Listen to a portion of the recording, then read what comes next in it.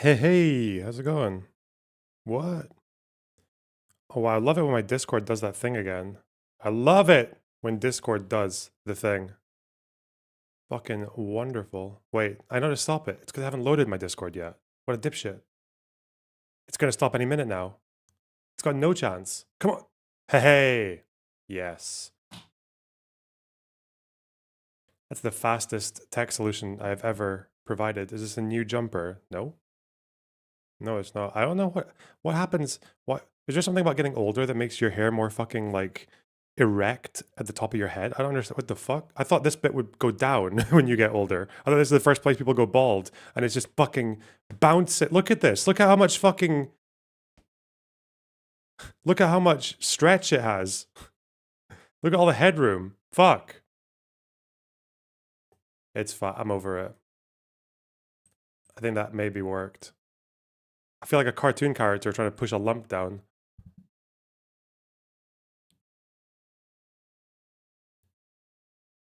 Yo.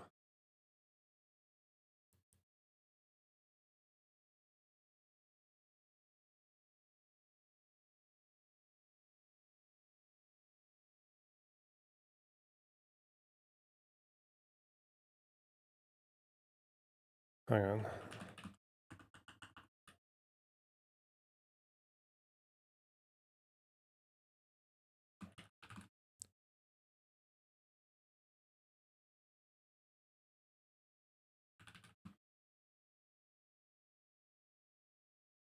Hmm.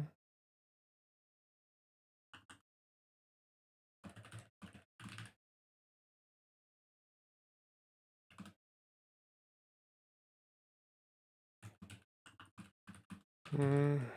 One sec. I'm just making an email. 1 second.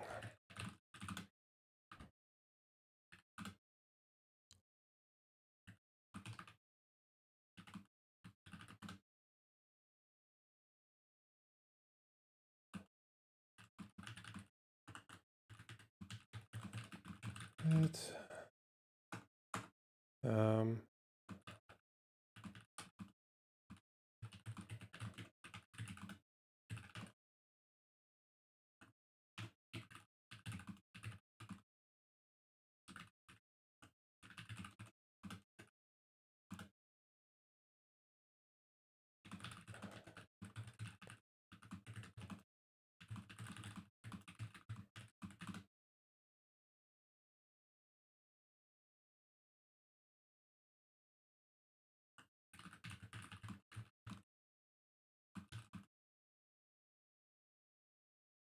Uh,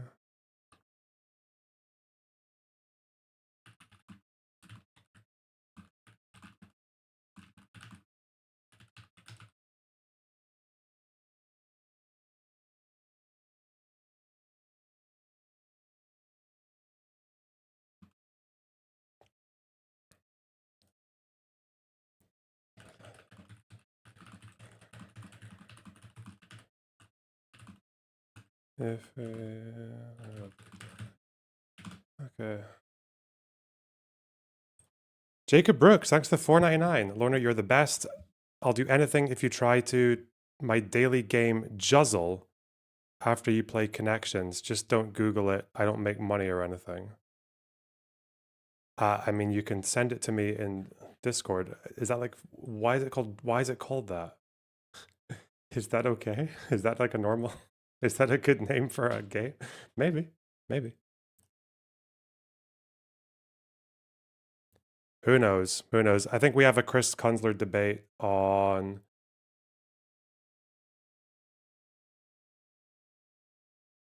Monday.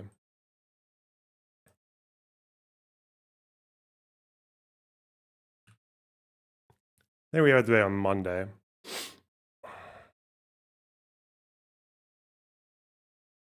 You just juzzled in your pants. I hope.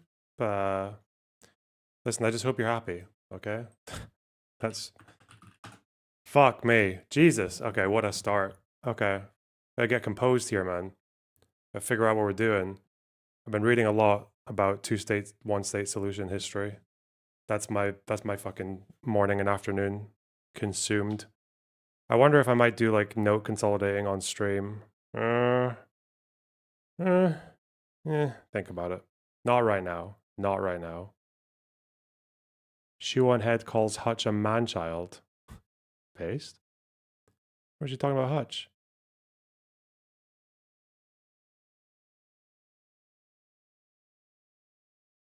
She ever called me a man-child on stream?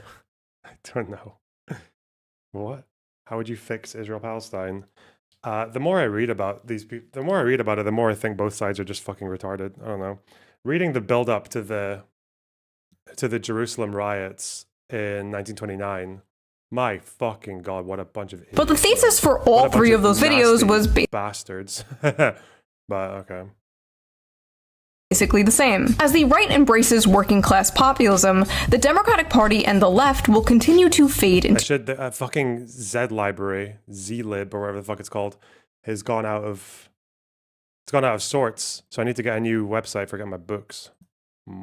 irrelevancy. But as I also predicted in those last videos, there might be an eventual pendulum swing. There's just so you didn't make a firm prediction. You made a prediction where you could claim victory no matter what the outcome is. And so now she's swinging back and saying, see, I was right. Hannah's archive is not working right now either, but I know what is, don't worry. I told you that the pendulum could swing. You gave yourself a way to claim victory no matter what. The title of the video is, How Did We Get Here? Ladies and gentlemen, I am here to inform you that the rumors are indeed true. The Democrats have struck back. In the New Jersey governor's race, the Democrat won. In the Virginia governor's race, the Democrat won. And in the New York City race, Democratic Socialist Zohran Mamdani defeated Andrew Cuomo to become the next mayor of America's largest city. But the question on everyone's mind is, was it just a fluke? Just easy wins in blue cities and states? Or is she going to try to give like actual political analysis in this video? I don't know if I've ever seen her do like political analysis. It's always cultural analysis, right? is there something more to this? Is this a sign of things to come? Is the Democratic Party finally turning their losing streak around? Are they actually listening to the people now? Did they finally learn their lesson? No. Thanks for watching. All right, on to the next video. Last three videos about electoral politics were warning the Democratic Party that young men were moving right because the party f***ing sucks and was becoming the young men eat and die movement, spanking the Democratic Party for losing because they elected one of the most unlikable shittiest candidates while offering absolutely nothing to voters, and Where's defending the Man-Child voters. Hutch? Oh, there he is. Wait, what a fucking combo here. Destiny, Hutch, Corn Jake, and Vosh. Huh.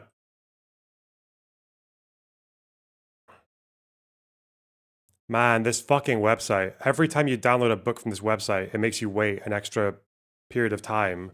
So first it's 60 seconds, then it's 100, now it's 108. Now it's like fucking 3 minutes I have to wait for this stupid fucking... I'm not doing that. No. What's this? Rupar. Let's go. Always the best clips. Do you work 18 hours a day? That's so quiet. More. And I have to, because President Trump serious. works 21 hours a day. I see you on TV all the time, always surrounded by hostile media people. Oh, yes. And your fellow, It's a really other fun Republicans job, that go Stuart. at you. No, look, we accept this duty humbly. It's an important time in American history. Are you enjoying it? I'm sorry to interrupt you, Mr. Speaker, but I've got to get to grips with the job you're doing. I mean, I'm a wartime speaker in a real sense, and so it's not the most enjoyable job in the Wartime. Because of Venice, because of the drug boats. What a pathetic fucking wretch, man. world. But I do love what we're doing. I love the team I work with. We have a unified Republican Party. If we didn't, Stuart, we would not have delivered on all the things that we have this year. There's much more ahead of us, and this team is excited about it. It is.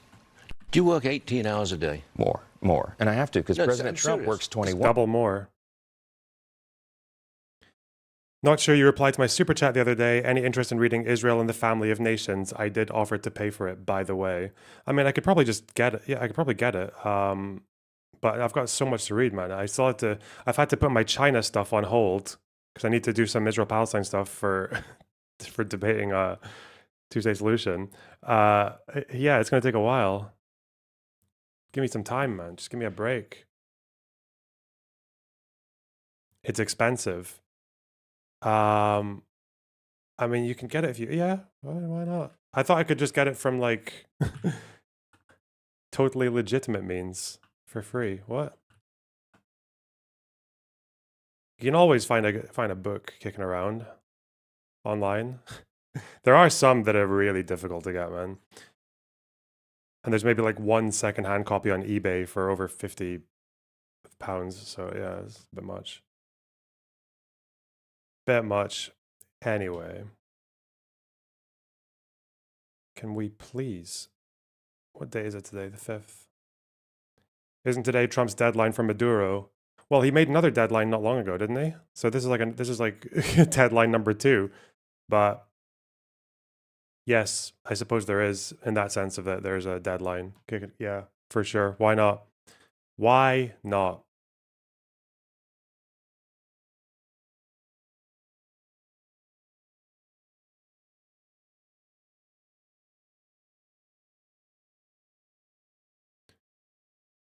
People love you, and Wait, what's this?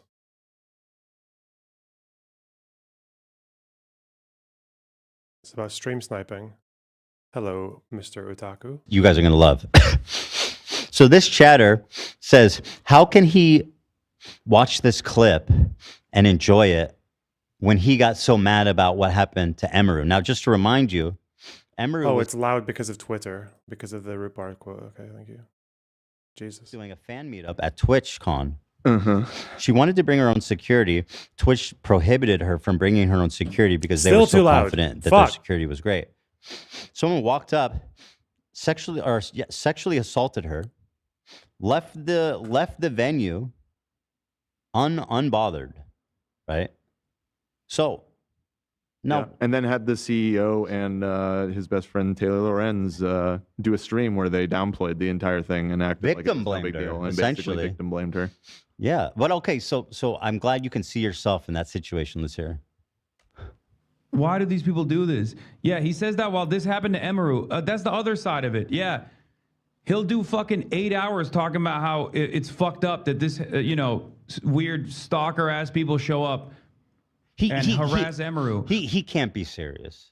He can't be serious right now.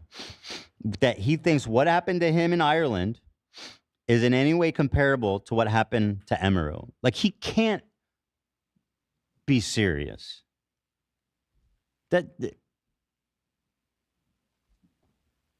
How are people watching this and not saying anything? This man just compared himself to someone who was sexually assaulted. While not even live. This, by the way, she wasn't like Streaming. what did they call IRL streaming? She was, you know what I mean? She wasn't streaming. It was a pre-planned fan meetup.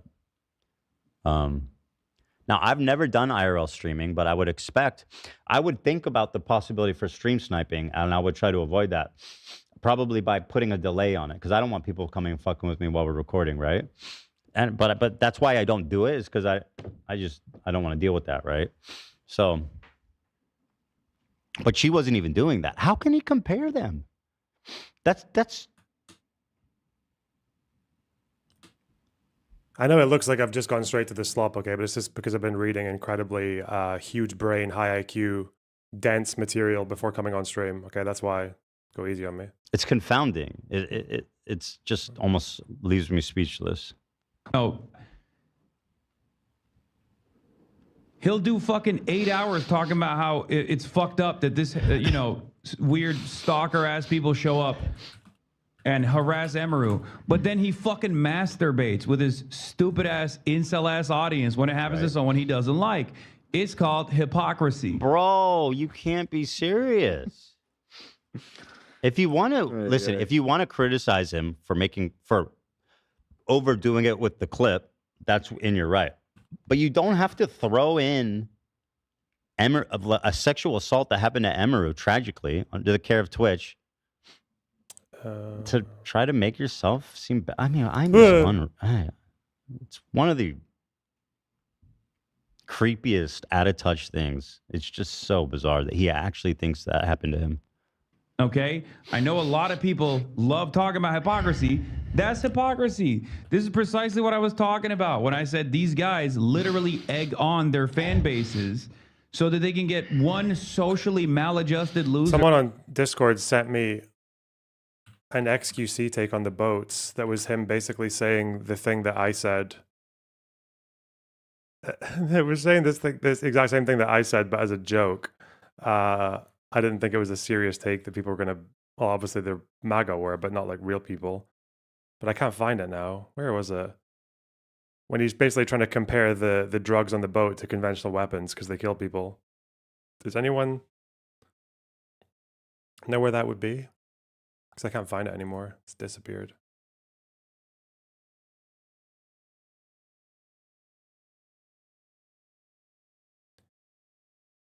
XQC thoughts on the behavior. 51 months on here. 30 months on Kick. Aware?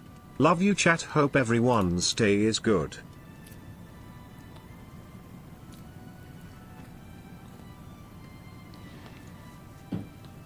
True. Guys. I mean, this is like 8% of the internet right now. I'm not gonna lie. Chat, give it a buck, guys. I'm not being weird about anything yet. I look at the internet. This is 80% of the internet, bro. You'll see any post that's like, oh, CEO does this. You click at the comments. First comment, what is it? It's, dude, pretty sure this guy is from Israel. Pretty sure this we all know where he's from. Like, okay, dude. The fuck does Israel have to do with this? I didn't know that happened, but surprising. Moving forward, I will do better. This is a 45-minute. I also want to apologize to the crew of the H3 podcast, particularly AB and Olivia. I apologize for calling them cowards for not quitting their jobs. That was a shameful attack on two people who deeply care about Palestine and Palestinian people. That's my question, because this is what it is, and the internet is going to react as it does. But I'm genuinely curious. Do you think this makes you look good?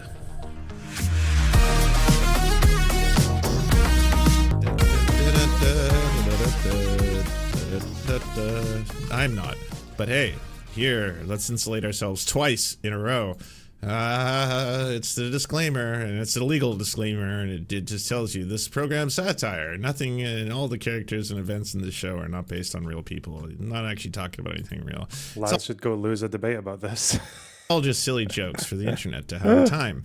That's what the show is, certainly. And let us get right to the main story. I'm just gonna put that at the very top for a little bit, just in case anyone thinks that I'm giving them legal advice. I'm not giving you legal advice because I'm not a lawyer and I can't give you legal advice. But I have said before that I actually used to work in the film industry back in, a long time ago, before I was working as an internet opinionated. The background lighting here is quite good. It's quite desirable. I don't know why the lighting on his face is so odd. Why is he so green?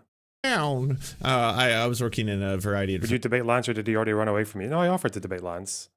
He just did the classic, oh, you're just going to nitpick over details and debate, bro, and brr, brr, brr, brr. I was like, okay, if I'm going to do that, then that would make you look good, right? Retard. Fuck me. Whatever. Nah, he won't. He's... he is much too soft. He had the confidence to debate Jesse Singal on trans issues, but not me on Palestine. Fucking mental. Absolutely mental.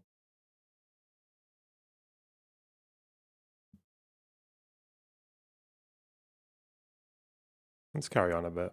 Different fields in the film and television industry, including digital distribution, which was becoming a very hot commodity. Back then, there was only a few streaming sites, and those streaming sites were really competing to get as many catalog TV shows as they could. And so I was working for a distribution company that was originally out of Saskatchewan, but moved to Vancouver, that had a large catalog of true crime shows. And I was trying to have to reach out to different companies and corporations to be able to source those true crime shows to find their way onto different streaming sites. And as a result, I had to deal a lot of the time with lawyers. I had to talk to a lot of lawyers, and lawyers that would explain and talk a lot about things like fair use. For you see, when you make a documentary of... I already had the fucking book. Wow, well done. So I need to wait another 5 minutes to download the next thing. Brilliant. Beautiful.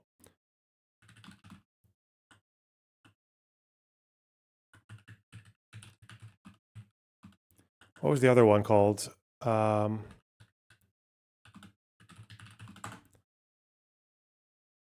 Yehoshua Porath, Emergence of the Palestinian Arab National Movement. Oh, there's a 2020 version. Cool. No, that's only EPUB. I want the...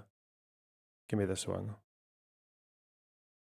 Download. I don't need to make an account to get fast downloads, do I? Maybe. 200 seconds. Ain't nothing. Okay. Yeah, man, I was reading this the other... Fuck me. This guy's like a British Jewish historian. I think he's one of the go-tos for the British Mandate period. He's quite well known for that. Bernard Wasserstein. Man, these riots. Where does it start again? I don't think it starts right on the chapter, does it? I think it starts maybe a bit before. Or no, it's after. It's moving into it. Okay. It's about them. It's about the Arab nationalist moderates who are basically trying to get some kind of like proto-government set up, but they're kind of scared to publish any information about it because they know that Remember the the Holodomor? more extreme members will just fucking wreck them and destroy the progress. Thanks for the sub, Admiral Bones. Really appreciate that. Just so you guys know, I'm not on Twitch streaming, but I do have a Twitch account. And if you got a Prime sub, you can absolutely fire that one my way. Just so you know. It doesn't cost you anything. Anyway. Yeah, here.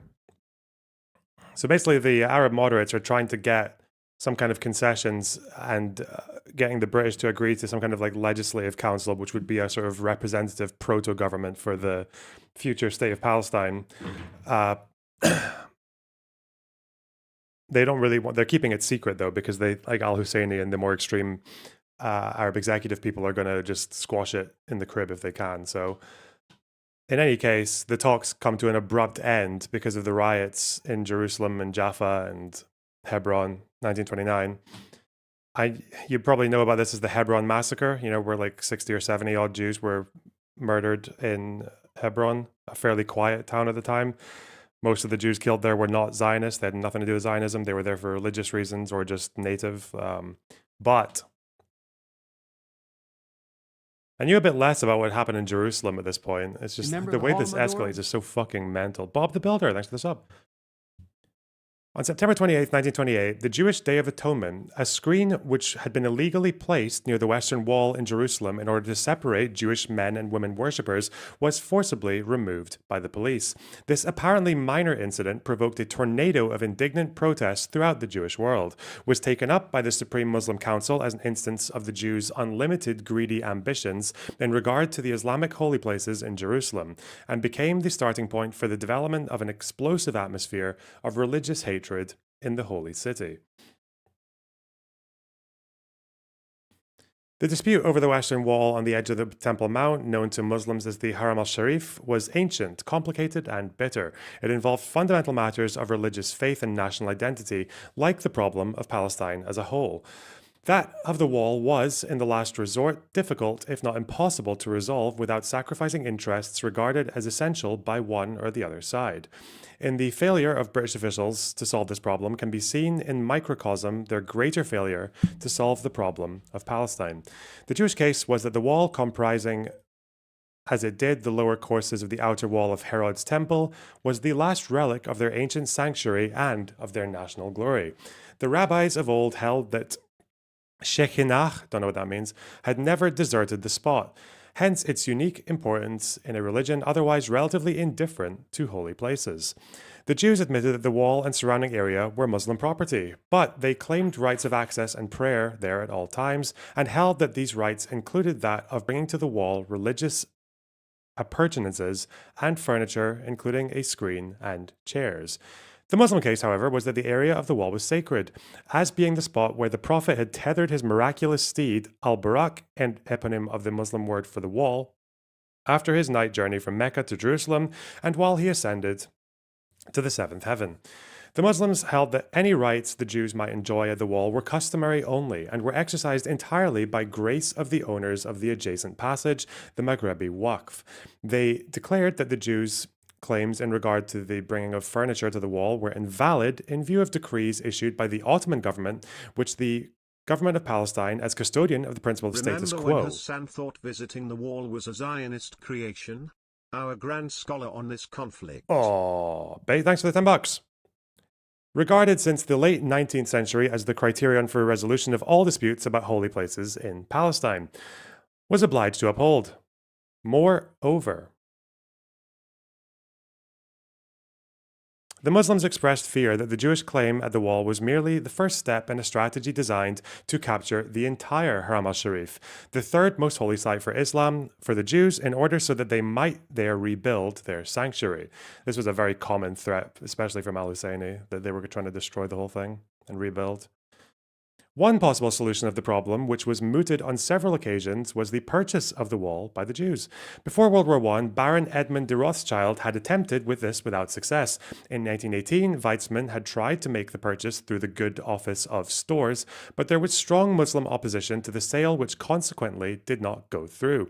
In 1926, the Palestine Zionist Executive, through the intermediation of Gad Frumkin, a Jewish judge who was on good terms with a number of Muslim notables, and with the financial support of Nathan Strauss, an American Jewish millionaire, began negotiations for the lease of the Maghrebi Waqf adjacent to the wall, with the object of eventually buying the Waqf.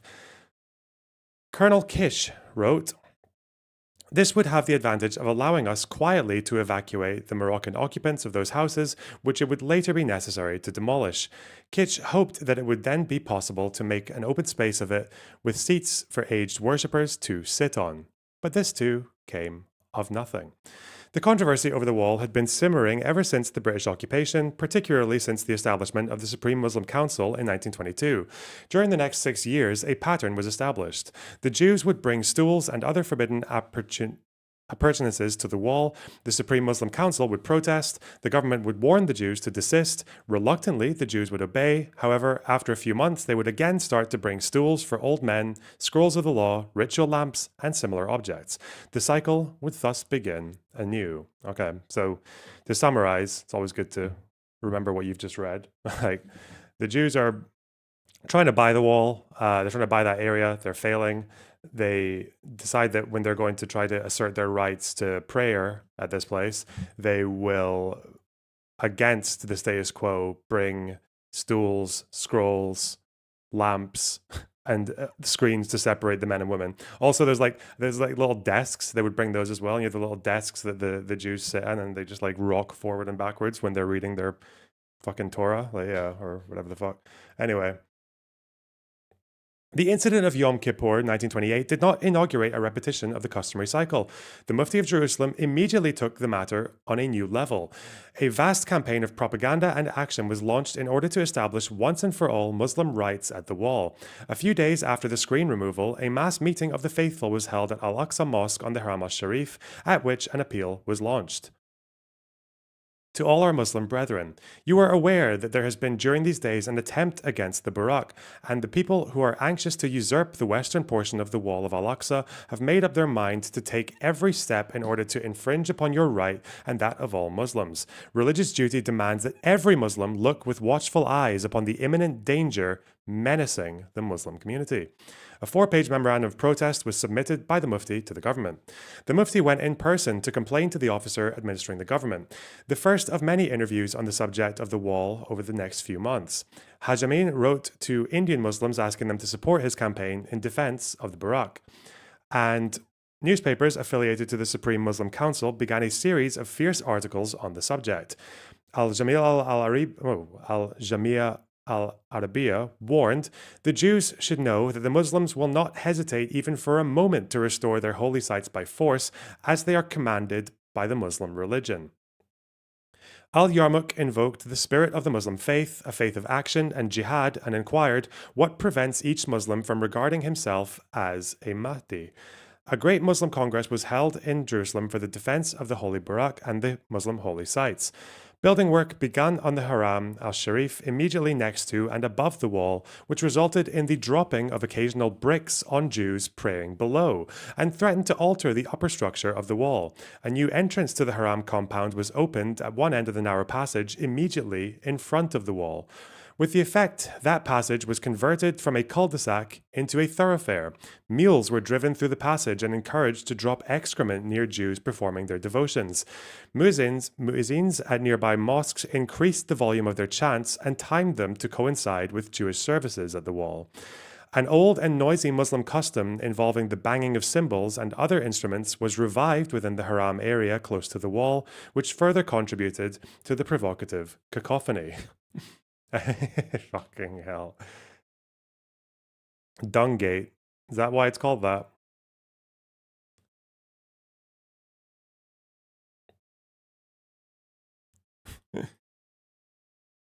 It's just, the back and forth. It's so fucking petty, man. Like all of it. The feelings of the Jews were now roused to a fever pitch. The degraded position of their faith at their one holy site, a humiliation characterized by the very name of the place in English official usage as Wailing Wall, the failure of the government to take energetic action to counter the Mufti's campaign, the sense of frustration which was at the time spreading cancerously through the Zionist movement, all this helped to make the issue of the wall one of symbolic importance for the Zionists, including those normally quite unmoved by spiritual sentiment.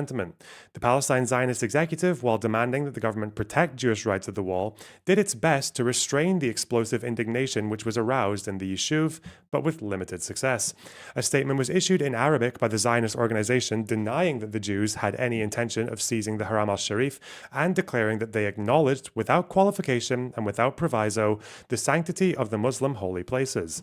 The only apparent Muslim response was the formation of a society for the defense of Al-Aqsa.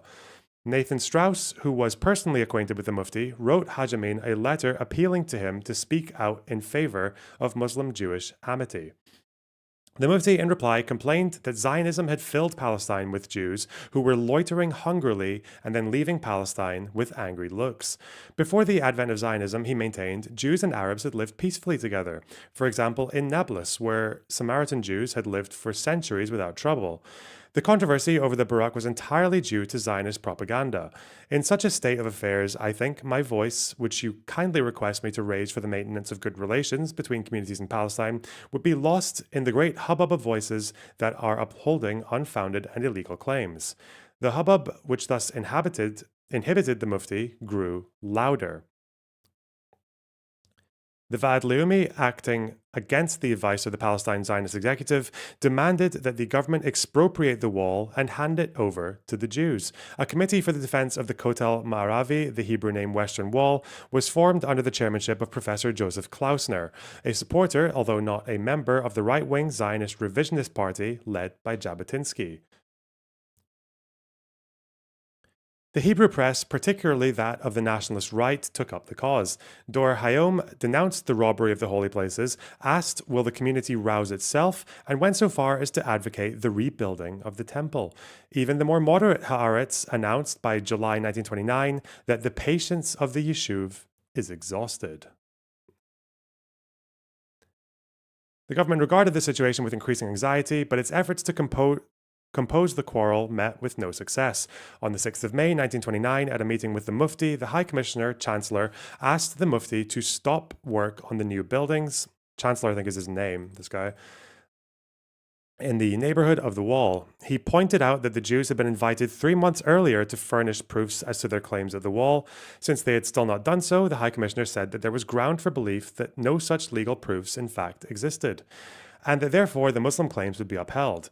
In those circumstances, he asked, if your eminence's legal position is assured, would you, out of sympathy and humanity, authorize the Jews to bring chairs to the wall as a grace and favor gesture, which would lower tension? The Mufti replied, the question has already been studied by our council. The decision was that we felt sure that anything might be done out of courtesy would in future be interpreted by the Jews as a right. Give them an inch and they'll take a mile, okay? The Mufti acceded to the Chancellor's request to halt building near the wall temporarily. However, upon the matter being referred for an opinion to the law officers of the Crown in London, the government of Palestine was informed that it had no authority to intervene in matters of this kind, which were within the jurisdiction of the Supreme Muslim Council. Accordingly, building, including the heightening of the wall itself, continued with the permission of the government, and subject only to the proviso that work must not cause any disturbance to Jews during their customary hours of prayer. This occasioned further Jewish protests, including a suggestion in Dor Hayom that the new buildings be torn down by main force. The problems facing the government was one which mere enforcement of the status quo formula could not solve. This because of the ambiguous nature of the status quo itself. It was not clear whether this should refer to existing practice or to existing law. If the former, then the case of the Jews was strengthened since they were able to produce photographs and other evidence showing that they had in fact brought stools and other appurtenances, even on occasion a screen, to the wall in the late Ottoman period. The roots of this fucking riot, like the triggering of this, is a dispute that's involving Jews bringing fucking photographs from the late 1800s and early 1900s before World War I, showing them Jews bringing fucking chairs to a wall. It's mad.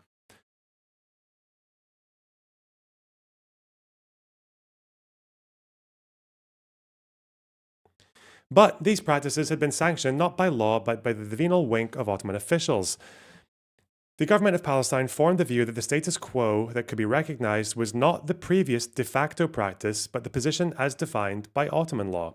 The High Commissioner, therefore, advised the Colonial Secretary in June 1929 that the dangerous agitation about the wall could be ended only by an authoritative pronouncement by the government of Palestine that the Jewish demand for completely free rights of access and worship at the wall was untenable. He suggested that the government should rule that the Jews might bring to the wall books, mats, lamps, and scrolls of the law, but that stools and a screen might be introduced only with the official consent of the Muslim authorities. A few days later, Chancellor left to go to England on leave, and the question of government action was therefore held over until after he had discussed the matter with the Colonial Office in London. Shortly afterwards, all the members of the Palestine Zionist Executive left Palestine for Zurich, where the biennial Zionist Congress opened on July 28th. Both the administration and the Yishuv were consequently left in... The fuck is this word, man? What? Download now. Hey. Fuck. Bah! What's this word? Acephalus. Acephalus. Acephalus. Okay. Towards the middle of August, the climax approached. In Tel Aviv, 6,000 Jews attended a demonstration followed by a march during which the cries were heard of "The wall is ours," "Shame to the government," "Shame to Keith Roach." Roach? Asmongold. The Jews they're protesting. The revisionists are especially uppity because they care a lot about the fucking wall and all the land, basically. There's a demonstration. 300 youths march to the wall, raising a Jewish flag, standing in silence for 2 minutes, singing the national anthem, shouting slogans, then marching off to various points around town. It's like one of those fucking... Yeah, this was like a nationalist youth group. I think they actually brought weapons, didn't they? Did they? Yeah, batons. The following day, 16th of August, was a Friday. The Supreme Muslim Council, whose semi-official organ contributed to the general enthusiasm by inveighing against the Zionist servile and agents and dogs, arranged a demonstration on the Haram al-Sharif after the Friday morning prayers. Thousands of Muslims went down to the wall, raised banners, and listened to sermons by preachers. Jewish prayer books were burnt, as were papers pushed to crevices between the stones of the wall by Jewish devotees. The Arab demonstration provoked a bitter Jewish reaction. Ashkenazi chief rabbi and the Va'ad Leumi protested to the government. There have been cases of burning Jewish holy books during the darkest periods of the Middle Ages, but who would have thought that such things could happen in these days? The days of British rule in the country, in Jerusalem, at the spot which is the holiest spot of the nation of Israel. In a conversation with the acting head of the Palestine Zionist Executive, Luke tried to calm matters by asserting that no prayer books had been burnt, but only pages of prayer books. Okay? So the British are joining the two groups in the fucking retard camp. Okay. Do you see why I'm like, man, everyone in this conference is a fucking retard. I don't understand how the fuck is a British administrator. Anyway, but such arguments could do little to mollify the popular indignation. The Zionist executives' acting leaders did their best to restrain feeling. The leading Hebrew newspapers, Haaretz and Davar, condemned Professor Klausner's committee and Dor Hayom for poisoning the atmosphere and urged the Yishuv to maintain unity and discipline and not to respond to provocation. The day after the Arab demonstration, Saturday the 17th of August, was the birthday of the Prophet. A minor brawl between Arabs and Jews in the Bukharan quarter of Jerusalem led to the death of one Jew and injuries to both sides.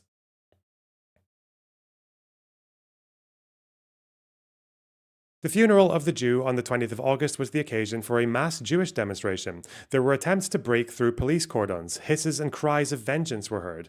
Meanwhile, the Society for the Defense of Al-Aqsa issued a public notice denouncing the Zionist incitement and sedition, stirring up the Muslims and Arabs by every means, and declaring, "We call upon the world to witness what the Jews have done in the way of aggression and greed for the Islamic holy places, to which they attempt by false propaganda and lying to prove that they have rights, an attempt which has no basis in reality. We attribute to the Jews alone all responsibility for what arises from the continuation of their aggressive acts and greed, in spite of the fact that the Muslims have done their best and continue to do their best to preserve public safety and tranquility. We ask our Muslim brethren in all lands of the earth to give to this matter the attention which by its importance it merits, and to stand as an impregnable barrier against the frightful ambitions of the Jews with regard to Muslim holy places." I'm going to the back. Doorbell. Fuck.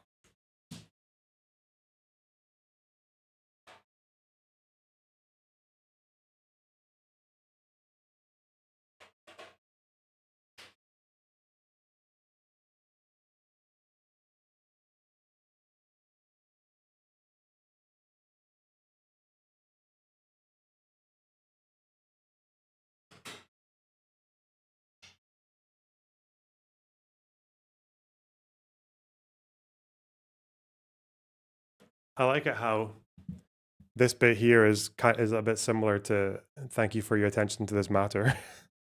I read this bit and I'm thinking Trump tweet. That's probably not good. We ask our Muslim brethren in all lands of the earth to give to this matter the attention. Anyway. With feeling on all sides now at a fever pitch, the government tried to lower the temperature. On the 21st of August, the day after the Jewish funeral demonstration, Luke met the Mufti and the chief rabbi separately and asked them to arrange for sermons to be preached, urging their congregations to be calm and orderly.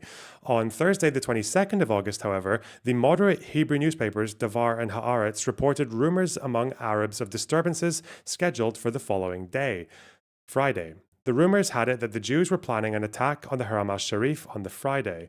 In the course of Thursday, Arabs from villages around Jerusalem were observed entering the city carrying bludgeons and moving in the direction of the Haram.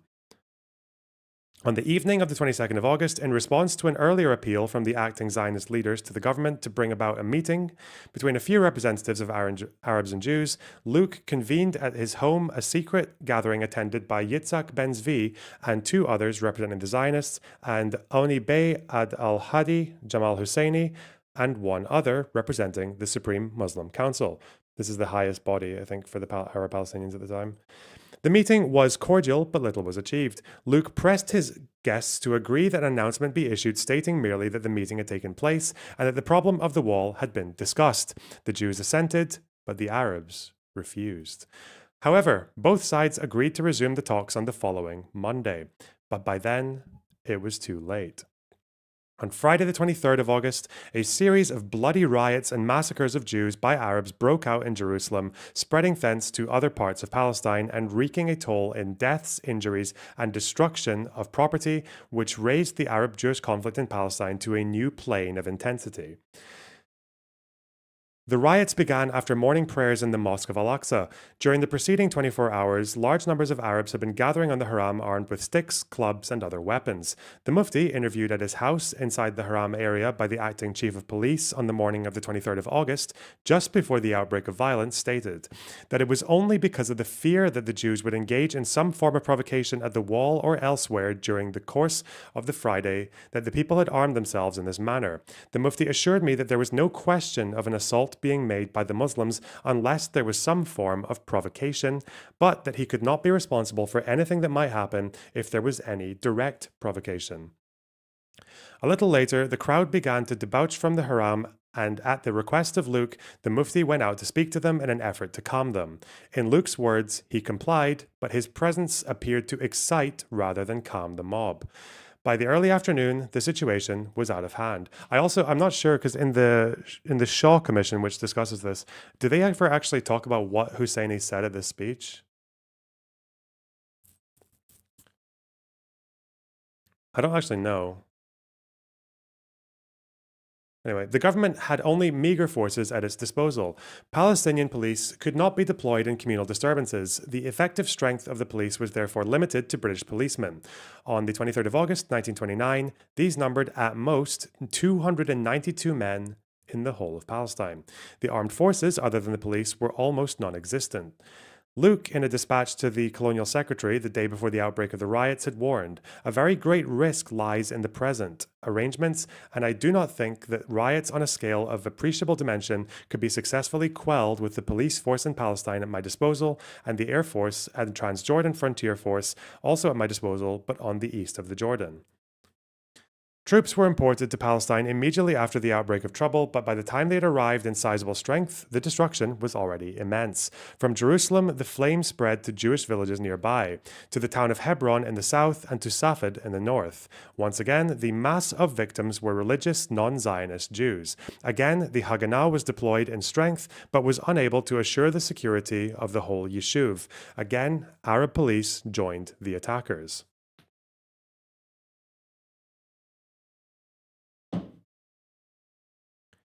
Luke refused to assent to a Zionist request for permission to arm 500 Jews to defend outlying colonies. However, at the outbreak of the riots, 70 British special constables, mainly government officials, had been enrolled hastily, and these included a number of Jews. The cry immediately went up that the government was arming the Jews. At the government's request, the Mufti, together with Raghib Nashashibi and other notables, issued a manifesto to our Arab brethren, saying that rumors that the government was arming the Jews were false and calling on the Arabs to avoid bloodshed and save life. The manifesto continued, "Be confident that we are making every possible effort to realize your demands and national aspirations by peaceful methods. Arm yourselves with mercy, wisdom, and patience, for verily God is with those who bear themselves in patience." However, violence fed by rumor continued, and on the 27th August, Luke decided to disarm all of the Jewish special constables. Damn. The Commission of Inquiry into the riots, which was appointed later to investigate the causes of the outbreak, concluded that they had taken the form from the beginning of an attack by Arabs on Jews. In all, 133 Jews and 116 Arabs were killed in the week of violence, and 339 Jews and 232 Arabs wounded. The worst of the bloodshed took place in the hitherto peaceful town of Hebron, where a pious community of non-Zionist Jews, descendants of generations of Jewish residents there, were slaughtered en masse. There was only one British policeman in the town, who struggled alone to defend the ghetto. He described what he saw there after fighting his way through to the area of the massacre. On hearing screams in a room, I went up a sort of tunnel passage and saw an Arab in the act of cutting off a child's head with a sword. He had already hit him and was having another cut, but on seeing me, he tried to aim the stroke at me, but missed. He was practically on the muzzle of my rifle. I shot him low in the groin. Behind him was a Jewish woman smothered in blood with a man I recognized as a police constable named Issa Sharif from Jaffa in Mufti. He was standing over the woman with a dagger in his hand. He saw me and bolted into a room close by and tried to shut me out, shouting, in Arabic, "Your Honor, I am a policeman." This man subsequently died. I got into the room and shot him. The Jews later charged the Mufti with direct responsibility for fomenting the violence, but neither the massive evidence produced before the Inquiry Commission nor the forensic skill of Sir Boyd Merriman, who appeared before the Commission on behalf of the Zionists, could substantiate this. With one dissenting voice, the Commission concluded that the Mufti of Jerusalem must stand acquitted on charges of complicity in or incitement to the disturbances. The Commission did, however, criticize the Mufti for failing to restrain his followers. In his own evidence to the Commission, Haj Amin presented an interpretation of the August events based on the assertion that the Jews had been the aggressors against the Arabs. in proof of which he adduced a copy of an Arabic version of the Protocols of the Elders of Zion, accompanied by the opinion that the book was genuine. The precise nature of the Mufti's role in the riots remains obscure and ambiguous, but whatever his motives or intentions, there can be little doubt that the key to what occurred in Palestine in August 1929 was the Mufti's year-long campaign rousing of the Arabs of Palestine to stand against the alleged threat to the Muslim holy places in Jerusalem. Might as well do the whole chapter. Violence, not for the first or last time in history of the Palestine conflict, was in 1929 the catalyst which produced a new political situation.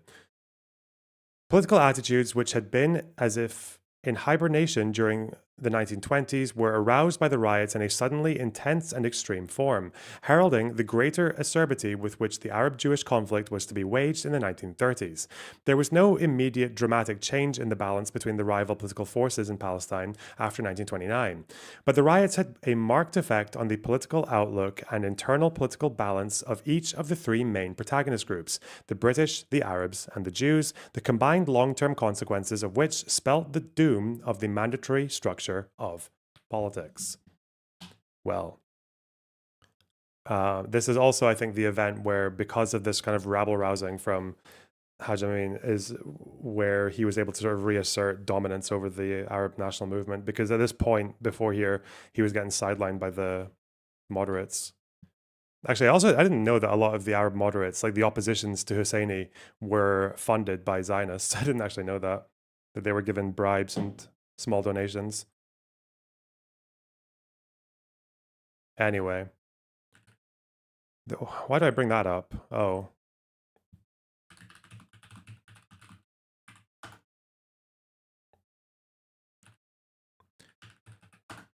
This is how Pape summarizes it. That whole thing we just did. As the Palestinians made up this, he's talking about the offer for the British trying to set up a single state legislature for the two groups. As the Palestinians made up the majority of between 80 and 90% of the total population, they understandably refused at first to accept the British suggestion of parity, let alone one that disadvantaged them in practice, a position that encouraged the Zionist leaders to endorse it. A pattern now emerges. When in 1928 the Palestinian leadership, apprehensive of the growing Jewish immigration into the country and the expansion of their settlements, agreed to accept the formula as a basis for negotiations, the Zionist leadership quickly rejected it. The Palestinian uprising in 1929 was the direct result of Britain's refusal to implement at least their promise of parity after the Palestinians had been willing to set aside the democratic principle of majoritarian politics, which Britain had championed as the basis for negotiations in all the other Arab states within its sphere of influence. So one, it seems that this leadership accepting the basis of a joint legislature the details of this are being discussed in a secret meeting to which the Al-Husseini and the Arab executive guys are not privy. And I don't know why he's saying the British refused to implement the promise, because they were still negotiating by the time the riots started. The riots are what stopped the negotiations. So I look at where the footnote is there, and it's to this guy contributing to a book by Pape, actually. So he's citing himself. It's a book from the 90s, but it's only in Hebrew, and I can't find it anywhere. So I looked at this one that he's citing for the bit just above it, the emergence of the Palestinian Arab National Movement, 19 to 29, about the Arab refusal of a legislative council. And I got that book. Do I have it here? Citing yourself is fine as long as the thing that you're citing has the proof in it. So I got this one instead because it was easier to find. The emergence of the palace. I just put this on read. And what's interesting about this book is that his telling of the 1929 riots is basically identical to this one. It's like identical. There's really no difference. It looks like he's just it looks like a copy paste, like, because obviously they're just drawing from a pretty limited pool of sources.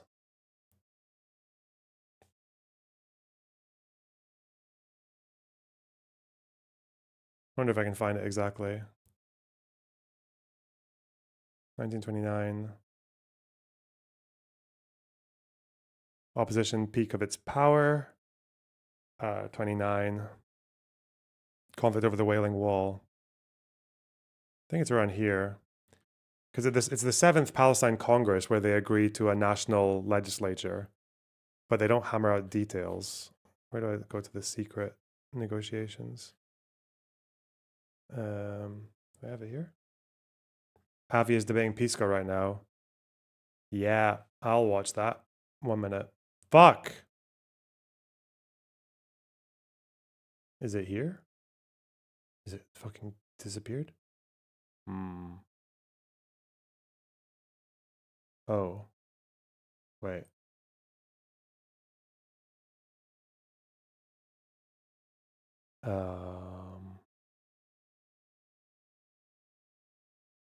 No, not there.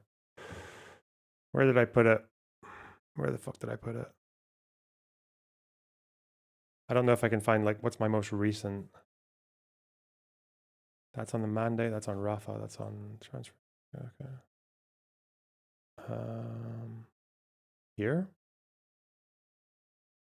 No. Oh, shit. Where did I put it? Which Avi? Dr. Avi. Bitterman.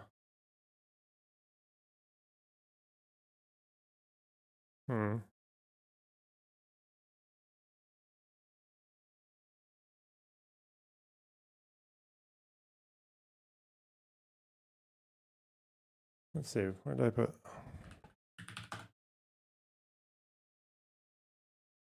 Shabbat has started in Israel. Wait, what? Shut up.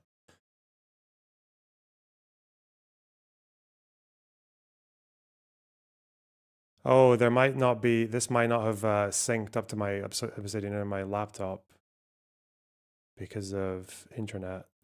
Oh no, it's here. It's here. That's where I put it.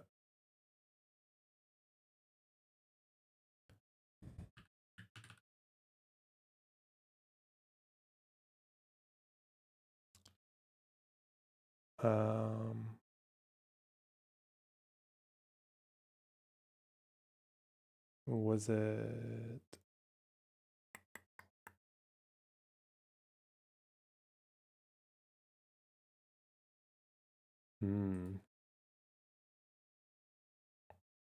Okay. I think it's going to be around here, or maybe a little bit earlier. Oh no, I didn't get to the bit about the wall. This was about the negotiations. Okay. Where are we?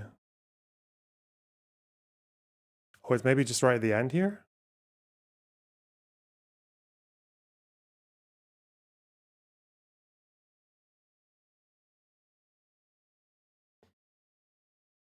Yeah, here. At first sight, it seemed that the path had been cleared for the establishment of representative institutions in the country, a path which had been blocked in 1923 by the boycott of the elections to the Legislative Council. However, Musa Kazim al-Husseini was not so sure that he would be able to persuade the camp of supporters of the Arab Executive and the Supreme Muslim Council to agree to this plan, since they had rejected it in 1922. In any case, he insisted that all the talks be kept secret, and if anything were to become known of them inopportunely, and the radicals showed any opposition to the proposal, however slight, he would, he declared, be forced to withdraw his consent. Therefore, the AE was not informed at all about these talks and the agreement. The Arab Executive's memorandum to the HC, signed by Musa Kazim al-Husseini and presented on the 17th of June 1929, near the date on which the secret negotiations were concluded, made no mention whatsoever of the talks or agreement. Instead, it continued to demand a representative government by means of which the inhabitants of Palestine would be able to take part in legislation and taxation and to diminish the seriousness of the present general crisis threatening the country. An obvious indication of Kazem al-Husseini's apprehension can be detected in the composition sketched out during the talks for the future council. With the exception of Musa Kazem al-Husseini himself, almost all of the proposed appointees to the council came from the ranks of the opposition, although not all of them had consistently supported it, and in general they had leaned previously towards a policy of cooperation with the government. This composition undoubtedly bears witness to the fact that Musa Kazem had known very well that even if the supporters of the SMC were to agree to the plan, they would still certainly refuse to admit in so clear and public a manner to the change that had occurred in their position. However, these doubts and fears remained purely theoretical since the outbreak of the August 29 riots connected to the question of the Jews' rights of worship at the Western Wall barred for some while any further discussion of the constitutional question of establishing a legislative council. So, that's who Mr. Pape cites for his earlier claim here. But then he goes on, just after using that one, to say that actually the 29 riots happened because the Arabs accepted a legislative council, all of them, or like as a decider, but then the British didn't implement it, and then the riots. That doesn't make any sense. It's just it's just a lie. It's like it's by the timeline, it's impossible, right? It's just impossible that that's what happened, unless Pape is suggesting that this person is wrong, even though he's just cited him here. But I can't find this anywhere, and there's no page number. So even if I do find it, I'd have to just guess where the fucking mention is. So if any of the Israelis in chat, actually, the Hebrew speakers, want to be able to find that for me, because I want to see where this book is. I don't know. I've never seen it. It's from the 90s. It's quite old, but. Yeah. Remember the Holodomor? What seems to have actually happened is that moderates were willing to negotiate secretly. They were scared to publicize their talks and their terms. And then before they could solve that problem, the riots happened and killed the talks. Find what? I just linked it in chat. What? Anyway, that's what I've been doing with that's been my afternoon well spent. Goal first. Okay. Fuck you, man. Let's just do a 5, shall we? Do a modest 5. New goal. Boom.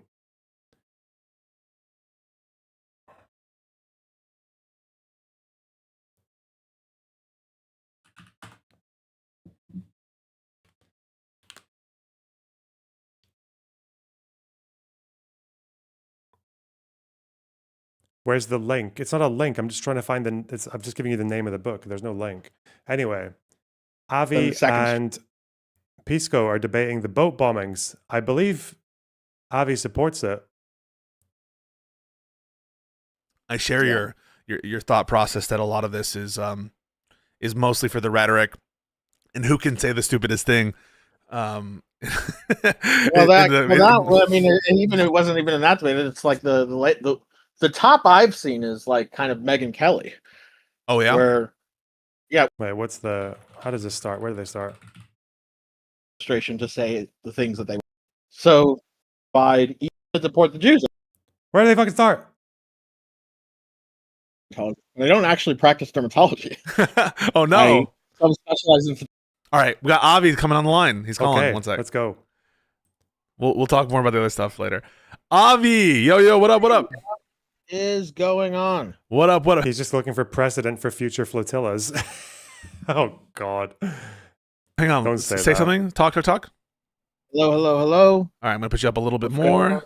Talk a little more.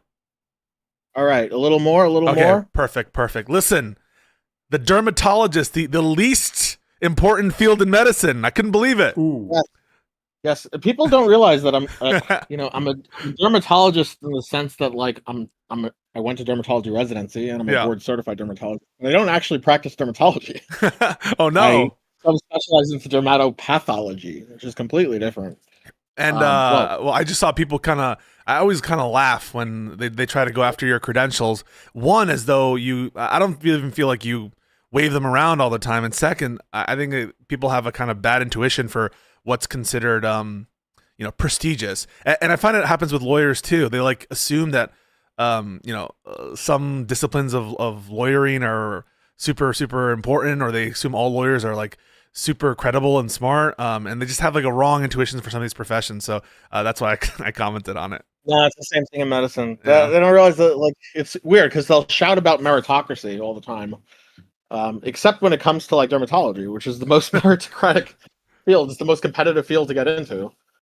Didn't know that. It switches off between that and plastic surgery every year. I'm glad to hear that you're high in demand, and also just poking fun. It's been some time since we last spoke. I don't know if the last time we spoke was about Mahmoud Khalil or it was the therapy session that I forget what you named the video.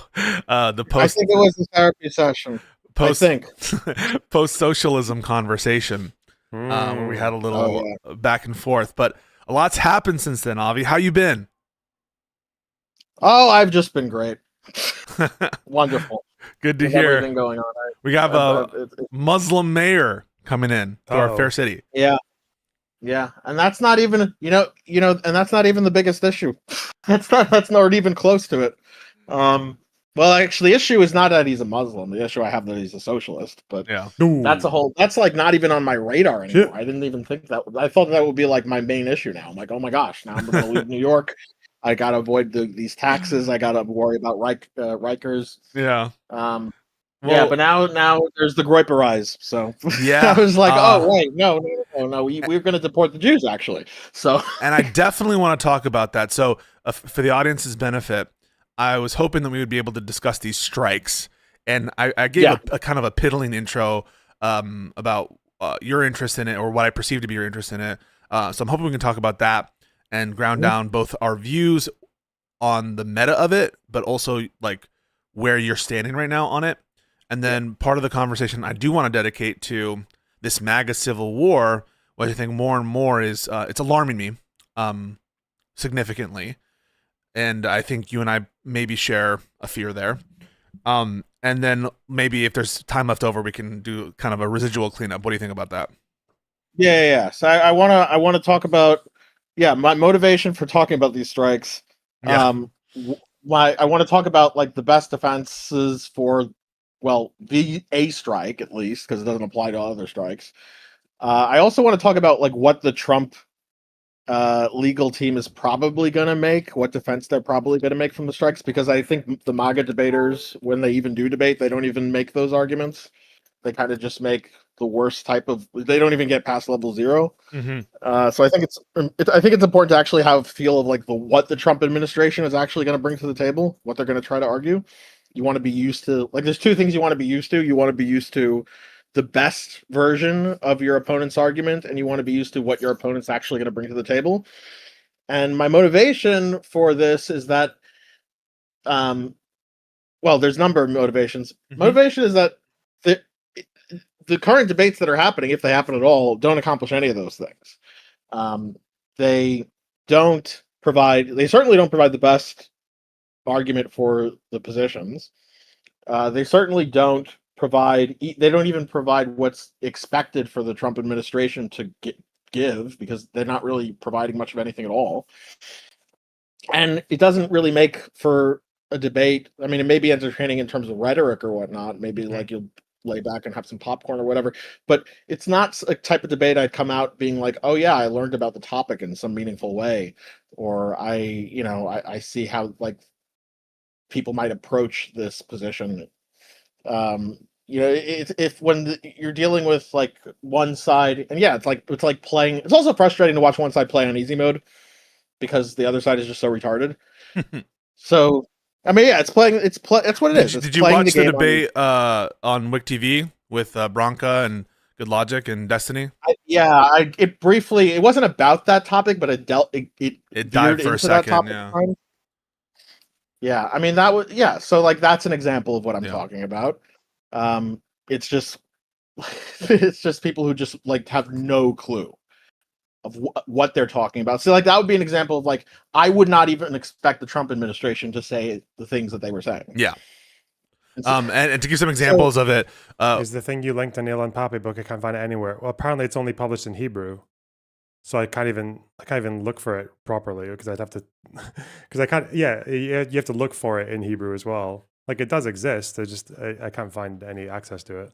we had some pretty out there definitions of shipwrecked, which seem to suggest that shipwreck is cannot be obtained through the bombing of a ship or the the malicious acts of someone else or something. I guess that was the theory, and then I followed up on.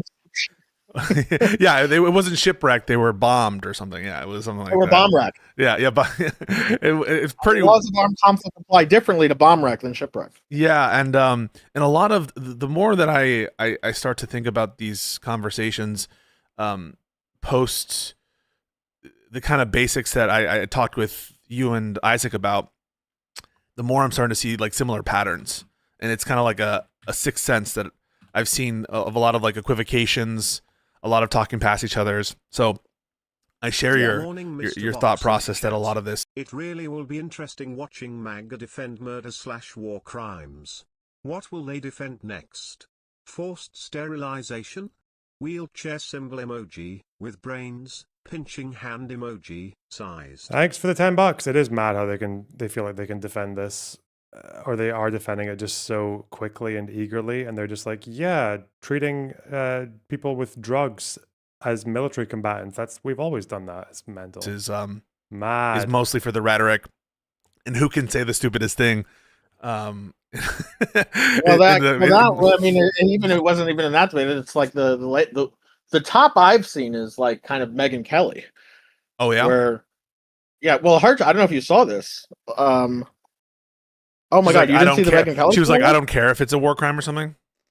No. She didn't stop there. She was way worse. In fact, you should probably play this for your audience. Oh yeah, why don't I? And by the way, I assume that you can't do video right now. That my audience is asking. That's the only reason I'm asking. You don't have to, by the way. Oh, I might be able to. Hold on. If you're able to, the audience would appreciate it because they like seeing your face. But they like seeing me. Yes. All right. Jeez. So hold on, I'm finding this video. Give me one moment. Yeah. Take your time for that. I'm finding this Megyn Kelly thing. I recall something vaguely. She said something unhinged. Yeah, it wasn't that. It was that more than just the. Oh, here it is. Look at this. I made a post about this. I'm sending it to you in Discord. Got it. On X. Yeah, no, Discord. I just sent it. Oh, but well, it's on X. Yeah, it's on. Yeah.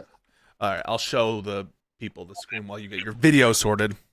Oh, nice. All right, I'll put you up in a second. Oh. No one can see you just yet. I'll let you know when you're visible. Okay. All right.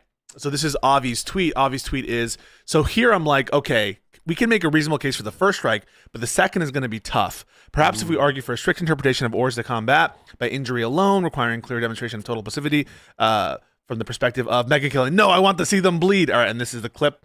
Oh, I remember this clip, but I don't remember exactly what was said. But I remember it was crazy, and I just put it out of my memory. So this is Megyn Kelly. You should play it. Yeah, I'm about to. I'm about to play it. Let's see. I really do kind of not only want to see them killed. I want to see them killed in the water, on the boat or in the whether water. they're on the boat or in the water. I'd like to see them suffer. I'd like to see them I would suffer. Like Trump and Hegseth to I want make Trump it last and Hegseth to make it long last time, a long time. Oh yeah. So that they lose a limb. He should be. If he's on Discord, can he not just share the screen or whatever? Lose a limb and bleed out a little. I'm really having a difficult time. I'm having a difficult time ginning up sympathy for these guys. That's a different thing. 10 seconds earlier. Almost got taken out by the initial bomb, but because they managed to get ejected, a little too soon. A little too soon. Had to be taken out in the I realize water. legally it may make a difference, but truly, legally it may make a difference. It's a tough case. So that's pretty unhinged. And hang on, I'm gonna pop you out so people can see you. That's some serious airstrikes. And I'll make it so you can see me as well. Why is he dubbing? Because I guess he didn't want to do the share screen with Avi. He was letting Avi know what he was listening to. Okay, one sec. Do this and do one of these, and then we do one of these. Couldn't that level of incitement be getting Megyn into trouble as well? This and do these. God. Share this. Boom, and you're about to be visible. Okay, Albie? All right, you got it. All right. You are now visible. So I'm guessing that your your view of that is probably not a legitimate motive to have that bloodlust as a rationale for the second strike. Fair? Yeah, I mean, if you look at the context of the tweet, it's just like, imagine someone like in good faith trying to make a defense of the position. Saying, all right, how do we approach this? If we can, we're up against we're up against some good opposition. It's tough to make this work, but maybe we could stretch this interpretation. And Megyn Kelly's just like, no, they need to bleed. No. No, the problem with the war crime is it didn't last long enough. They needed to last longer. They needed to suffer more. It didn't hurt enough. Do you ever listen to Richard Hanania? He's this conservative I've seen some of his guy stuff on Twitter. Yeah. Yeah, he has. I don't know if I listened to him. I don't know if he invented this concept, but he certainly was the one who introduced me of like vice signaling, where. Oh, I heard about this. Yeah, someone commented on this. Like they're just vice signaling, basically. Got him. Yeah. What is their version of virtue signaling is like how oftentimes like libs or lefties will do these like magnanimous displays to show how much how more pure they are, how virtuous they are in the context of some of the debates I have with, for example, this friend of mine, Prime Kai. He's a big like pro-Palestine guy, and he said something like, "I don't care if voting for Kamala would save 20,000 Palestinian lives or something." And I knew that it would do that. I would still vote against her because she supported the genocide. Because right? Correct, yeah. So, and that I don't even know if that would be like by my lights. That's not a virtue. What he just said there. But like this kind of performative thing, which seems disingenuous. And when the MAGA people do it, it's like, how fucked up can we be? How fucking ruthless can we be? Yeah, exactly. There's a lot of that going on, it feels like, these days. And even just more than that, you could take a view of immigration, for example, that we need maximalist, immigration, mass deportation, borders, all that shit. But they relish sometimes in the sort of sadness and misery that they're causing. And sometimes they'll try to squeak out a defense for that and say, well, the reason we're signaling this and the reason we're going so hard is so that people know that we mean business, and so they're disincentivized to come here. And so us being this like mean is actually nice in the long run. But after a certain while, it doesn't really feel like that's what's happening. It feels like they're genuinely having these emotions, or they're experiencing like psychosis or something. Right. And the thing is, in terms of debates, it shifts where the debates are at too. It's like when you have a background of all of this happening, you don't get good debates from it. You just get, just like virtue signaling makes its way into debates, vice signaling makes its way into debates too. And it's like, instead of making an argument by actually, reading into the laws of armed conflict, reading into rules of engagement, reading into, IHL, IHRL, any of that stuff, the incentive is just to say, they're terror, we need to blow them up. They're poisoning us with, all of that stuff. Yep. And and the result is basically just not people who just talk without understanding. And then I think at one point in the debate I watched, like this person who was saying things ended up saying, oh yeah, well, I actually haven't reviewed this. After they were saying, there was like a moment, it's like, well, I'll be honest with you, I wasn't prepared to go in this part of which is fine. You don't have to prepare for a debate that wasn't on topic, but then don't just be making statements. We get that a lot, actually, at least in the some of the recent MAGA debates. It's like they don't even know the cases. They like conveniently forget like core almost tropes or truisms that are like just a matter of common knowledge in these different debates. An example of this is whenever you do this kind of who does more political violence, who signals more, who incites more. They'll often, the comparison will be between what Trump says versus Democrats says, and everyone kind of knows that one of the things that Democrats will often bring up, Biden condemned the violence of BLM in the moment or something. And so they like conveniently will forget, wait, did he say that? Which year is the Pape book from? I found it from 1995. Yeah, it's from 1995. Yeah, I think it's got like multiple people contributing. That's why you've got different names in the different chapters. It's one of those books. But yes, it's from 95. Yeah. If you have it, if you actually have the thing, either in fucking Hebrew or English.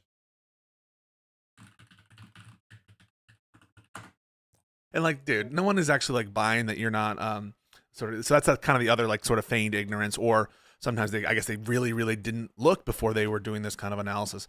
Okay, that's your meta. So as I understand it, and you tell me if I'm wrong, it seems like you have a starting more like a sympathy with hearing the case in favor of the strikes. That's what I'm hearing. And you have a disappointment in the nature of the debate, in the conversation. And okay, so that's how I understand your meta interest in this, as well as it's like, I also want to hear the best case against. Okay, to just round that out, I want to hear the best case against the strikes, which are not going to happen either.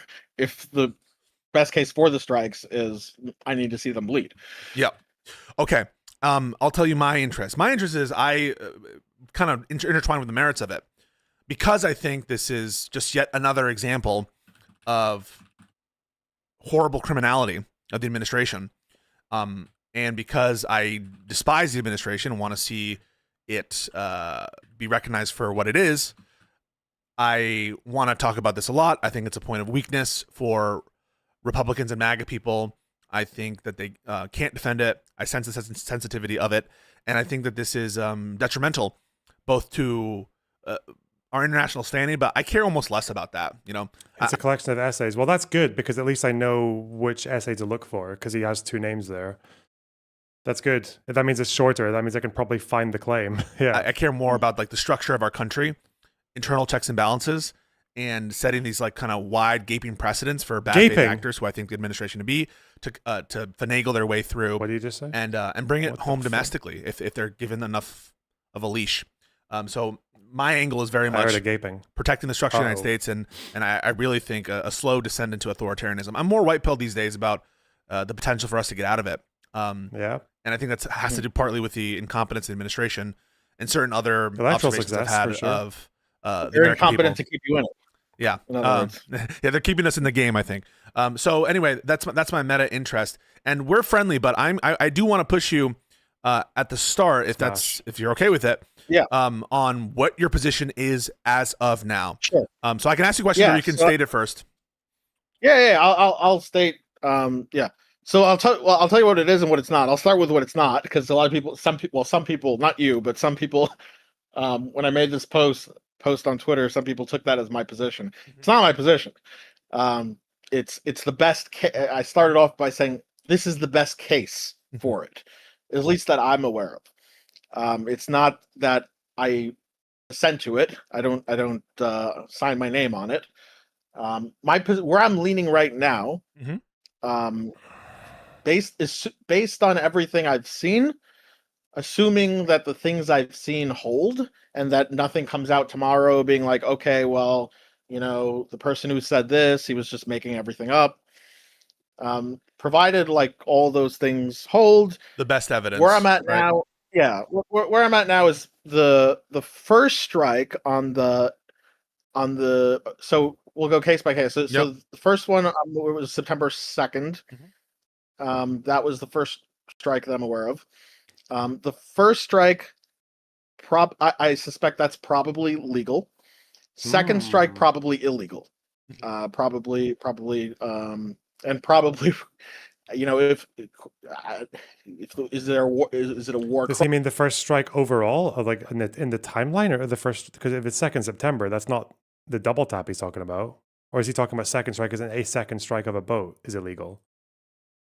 That's a unique claim to say. Well, so he's saying that the boats are targetable, but the second strike isn't because of shipwrecking, I'm guessing. But that would be obviously, because I would argue that there's no whatever casus belli at all, and also second strike is extra bad.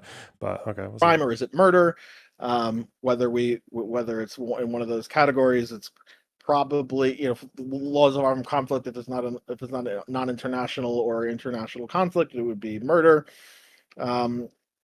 If it does apply, it would be some form of it would be we'd have to go into which war crime it would be. I think, but that's a whole other thing. So broadly speaking, there's better case for the first strike than the second strike. Second strike is a lot harder to defend than the first. The best case of defense probably would be from first strike, and I think you're probably going to have a way where you'll end up in somewhere where it's like, okay, well, it's not the really good case to do it. It's not ideal. It would be analogous to like a policeman who, used lethal force, and you probably saw ways in which he could have avoided that, like a no-knock warrant situation where you didn't have to go do this no-knock warrant. You were justified in using the force in that instance, but you were stupid for putting yourself in the situation. Is that what you're talking about? Right, something like that. It would the first strike would probably be something along those lines, where it's like, okay, if you did everything right, no one would be struck, and you didn't have to do it, but because of the situation, because of the certain circumstances, you probably could get out of it in a court.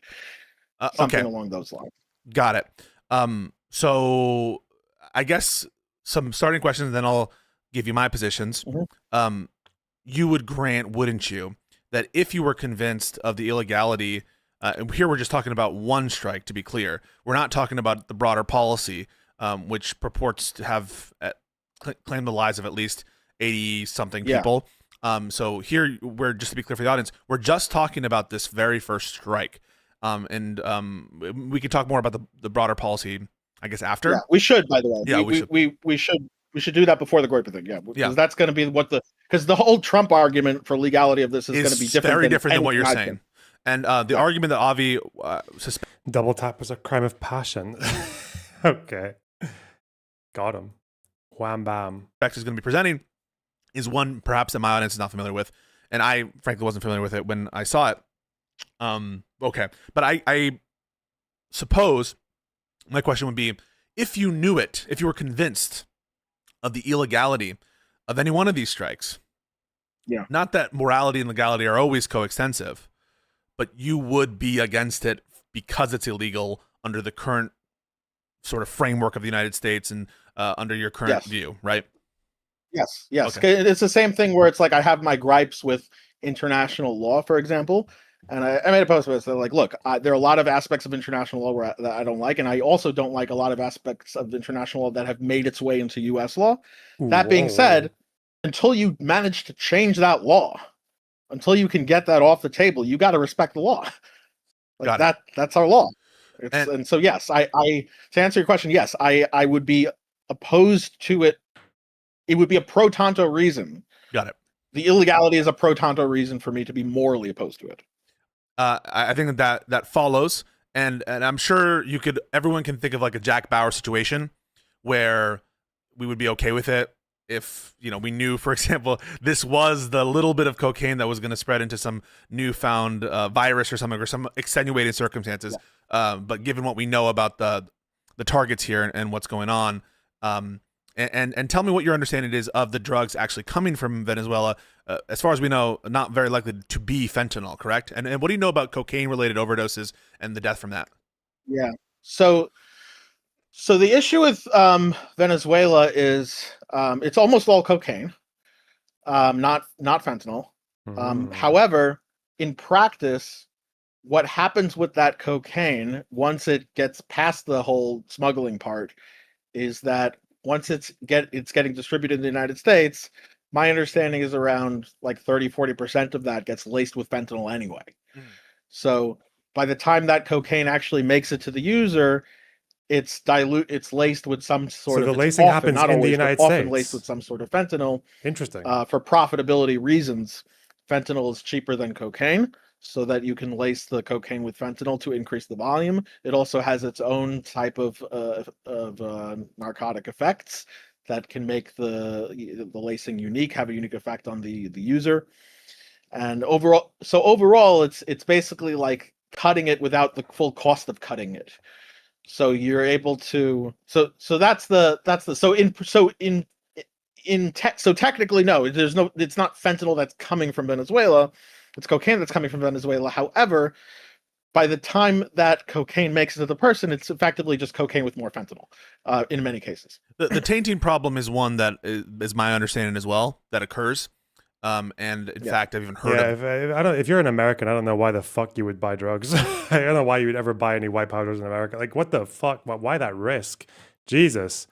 I think this is why a lot of Americans, when they take drugs, they have little fucking tools they buy stuff for checking their drugs, don't they, for testing, which is pretty extra effort. Damn. Deaths, not of people I know, but people who I know who've known people for whom that this occurred. Even I think in New York, I think that has happened before for certain people. That said, I'm not trying to say that I buy this theory of culpability or whatever. I don't think we're just assessing that. We're just getting the facts of what's occurring here and what a potential argument might be about, well, even if it's not fentanyl, it's contributing to the fentanyl crisis because people are, bad actors. You should test your drugs in Europe too. I don't fucking know, dude. Don't ask me for advice. I haven't taken drugs in like 10 years. Not properly anyway. And if I am ever taking them, it's usually because someone else has them. And they're like, don't worry, bro, it's fine. I'm like, yeah, okay. I trust you, big man. They're choosing to lace their cocaine for profit reasons and for margins with fentanyl, correct? Yeah, that's where I could see one of these things going, where it's there's other arguments that would have to be made, but like, yeah, that's one of the components that I could see the Trump administration doing. They could say, okay, well, they could say like, well, in practice, and this is all well known, that even if, at the end of the supply chain, this is the outcome. Even if you weren't the one who put it in there, it's going to end up being in there, and you're just playing your role, and it's legal anyway. And so, there's a certain amount of contribution effort that you're doing, and since you're doing, you're doing it for your own profit reasons, you're not trying to kill people, but if people are going to die, and it's illegal to do it, and they're going to die anyway. Right, it's not your conscious object for people to die, but you're practically certain that it'll result. Okay. Yeah. That's a distinction in the model penal code between a knowing state of mind and a purposeful state of mind. One in which you're practically certain that a result will occur versus where it is your conscious object to bring, to actual. Which one's which? So purposeful is one where it's your conscious object to actualize a result, to make a result happen. And knowledge is the state of mind in which you are practically certain that a result will follow regardless of whether or not it's your conscious object. They break it down into four, if you care, audience, if you care, model penal code breaks it down to four mens rea states, criminal states of mind. Right. It's a 4x4 matrix between those two variables. Yeah, right. Purposeful, knowing, reckless, where you're consciously disregarding substantial and unjustifiable risk, and negligence, where you are not consciously disregarding, but you have a substantial and unjustifiable risk. And so one is where you have a conscious disregard of that risk, and the other is where you are partaking in that risk without knowing about it. So those are the four the model penal goes about. A total divergence, but related perhaps to the states of minds of some of these cocaine traffickers. And final thing before I give you my position, the irony of Trump pardoning a major drug trafficker the week of this controversy. Yeah, what was that about? Yeah. What was the So that was a Honduran ex-president and one of major drug traffickers convicted in the U.S. court, extradited and set free. So I think we have a lot to say about the administration, regardless of whether or not you think in the narrow question here a crime was committed, and that is the main focus because we think it's both. The legal question is interesting in and of itself, but I think for both of us it resolves the ethical question here as well. Okay. My position is, I think on this specific strike, I think the best evidence shows that both strikes were criminal. Specifically, I think that the crime was murder, and I think even if it was a war crime, if it's not, I think it's murder no matter what. Even if there's an active conflict, and the rules of war apply, it's still murder because something being a war crime fulfills one of the elements of murder, that it be an unlawful killing causing the death of another human being with malice aforethought. In an unlawful manner. It's not redundant to say that because there's justification defenses that you can raise for murder, such as public authorization or self-defense. And so my position is both strikes are illegal, therefore unjustified. And let's get into it, should we? I think that's probably my position as well. So I guess I don't see what my issue would be with that. Yeah, unless Abby can convince me of one. Yeah, so the biggest thing for me was, so I think I was where you were when I first looked into this, and I was like, okay, well, it seems like that like everything should be legal. Applied some critical thinking. Shifted my view on this was, I saw this interview by Luis Quinones, and everything was like, okay, everything seemed normal at first. Like, okay, well, he's describing the. I want to ask how you got to this interview because, guys, this interview was conducted in Spanish. I don't think you speak Spanish, do you, Avi? Oh. No. And so I think I have a theory about how you got here, but it is an impressive find. But go for it. Explain the interview. Who is this person? And by the way, I saw this interview months ago. Oh, this did you? An interview. Yeah, it was shortly after the strike happened. Okay. So I can tell. Well, I'll hear your theory and I'll tell you how I got to it. We'll see if it's right. I think that you were. This is my bad faith theory. I think you were scrounging for some little way to do actually, because I think you're very critical of international law, and I think that you want to. He was like, "How do I fuck international law? It's a top first principle. International law bad? Okay." How far can we stretch this ambition? Your T's and dot your I's. And if anyone is alleging international law shenanigans, you're the guy there to be the first person to call out hypocrisy or whatever. And so you were looking for every single thing the administration said. You found this fucking random ass Spanish interview of someone who's part of the administration who said a word that no one else has said in the administration. And in fact, has not at all been on any communication from the administration. No single MAGA person has raised this at all. And because you just want to be that guy. That's my theory. How'd I do? Doesn't matter as long as the scrounged evidence is true. Doesn't matter unless it's a good argument. It's not a bad. It's not a bad theory. It's wrong, but it's not a bad. It's not bad. No, I like the theory. I'm in a way I'm flattered by it, even if it's bad faith. Yeah. No, I got to it. I actually I was looking into it, and it was on Wikipedia for a brief period of time when I was looking on it. Wow. There was a link. Yeah, it was actually there was. It's not on there anymore. Someone scrubbed it, but there was a brief period of time when shortly after the strike happened, like, you know how like there's a series of edits that happen once the event happens, there's like a little fight going on. Yeah.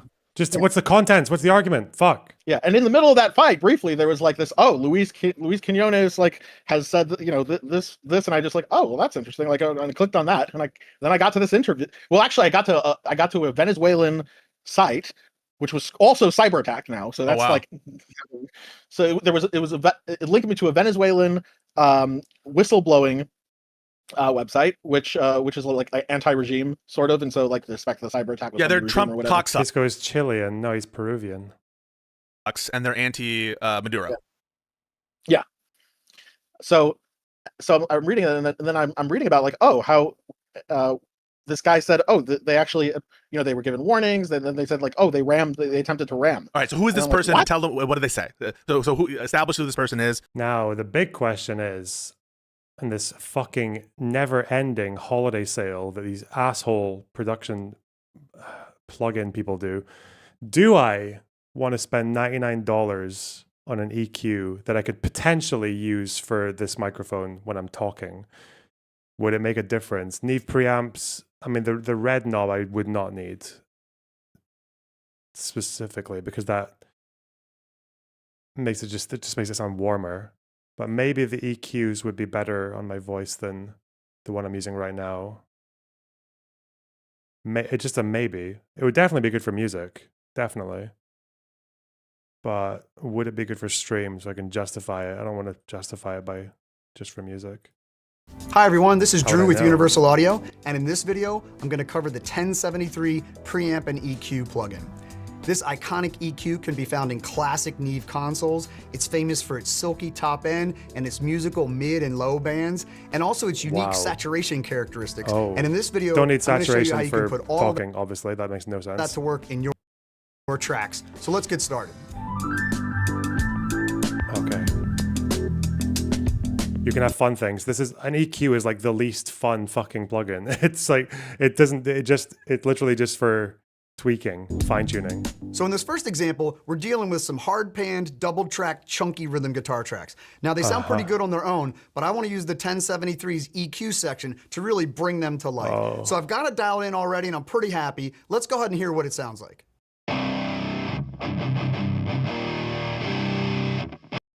But EQ I don't give a shit. This is not going to be helpful. I'm going to click on mic. This is going to switch me from the line amp to the mic preamp. Okay. Now, be sure to do this without music playing, because there's going to be running it through. It's going to be used on a drum track. Okay. Can really transform. It will provide negligible improvement to the stream. You have no idea if it would bring negligible improvement. It'll be negligible something. It'll make it negligibly better or worse. It might be worse. Maybe the EQ I've got is a lot more neutral, and that's better for speaking than a Neve preamp would be, because Neve is obviously a lot more analog sounding. Huh. A little bit. You don't have to go through everything, but like, who is this person who said a thing, and what is the thing he said? Yeah. So this person is Luis. I don't know if I'm Quinones or something. Quinones, yeah. And he was a Spanish advisor to the Trump administration during his first term, and he's currently in an advisory role, or at least I don't know if it's formally or informally, but he's in contact with the Trump administration during the second term. And he's involved in various areas, but particularly around like Venezuela, the Maduro topics about Maduro tend to come up a lot with Luis Quinones. So, advisor to Trump, and he frequently does these interviews in Spanish with these frequently anti-regime, anti-Maduro regime sorts of media, websites, TV interviews, and whatnot. And the thing he said, the notable thing he said a lot of things, but there was one thing he said that struck me when this and it struck me because I didn't hear anyone else say this. And what he said was that, so the first thing he said that some people have reported, but it hasn't been going around a lot, is that I don't actually like FabFilter. I think I just don't have the psychology for it. Like using parametric, is that what they're called? Parametric EQs? Just forces me to make very unmusical decisions. Like I would just get very obsessive with the fact that you can have such a tight cue and such a specific frequency and notching stuff out and all those stupid fucking varied curves. Like, nah, don't like it. Don't like it. Not made for it. They received, it wasn't the most important thing, but they received warnings in 3 different languages to stop. Yeah, that wasn't I think widely reported, but he did say that in Spanish, Portuguese, I think in English, or Spanish, Portuguese, and English. Yeah. Now that was reported, but not widely reported.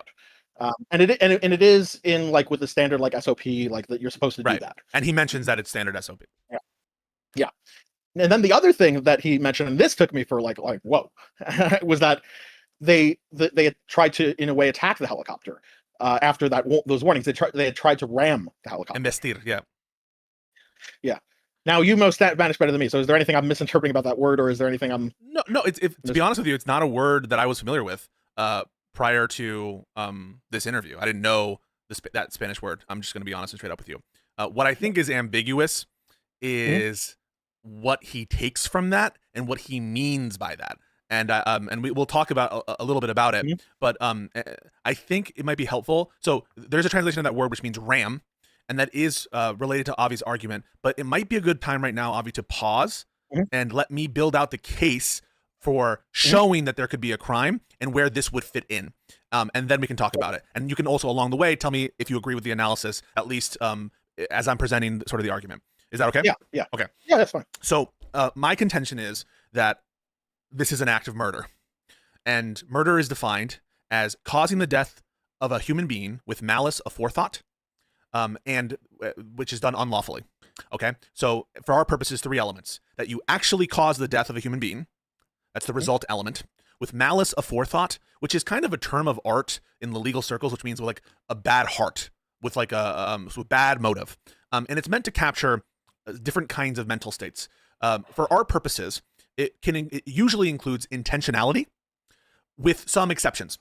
Intentionality, except for when you're intending to do something. Wordle is kicking your ass today. Remember I got that first try one? That was crazy. Only one vowel there. Okay.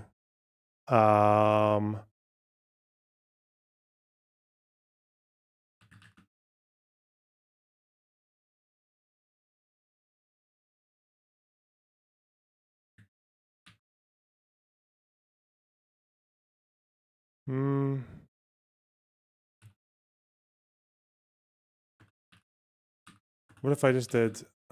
No, wait. Trying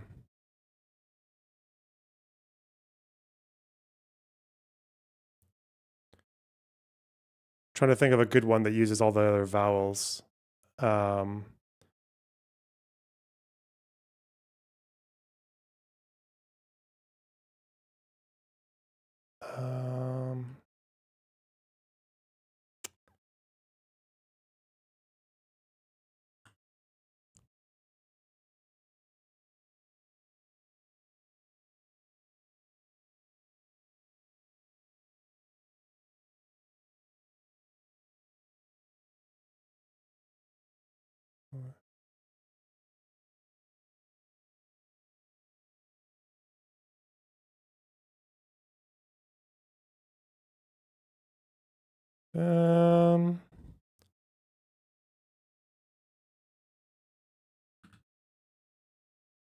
That'll do for these ones. Hey, okay.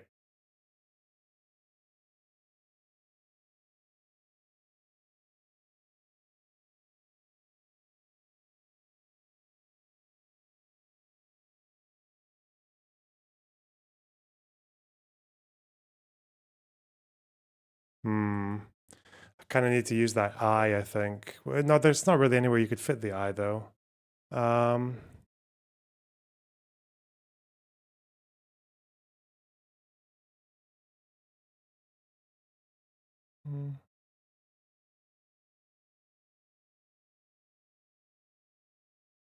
No.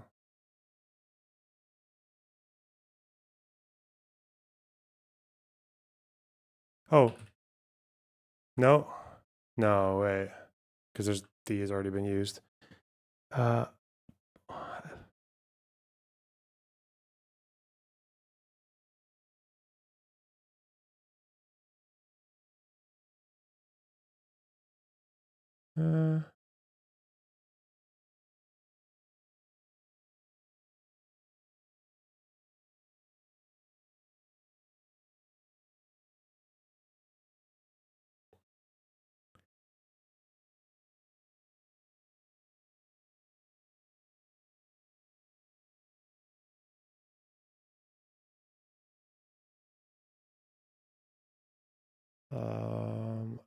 Avoy.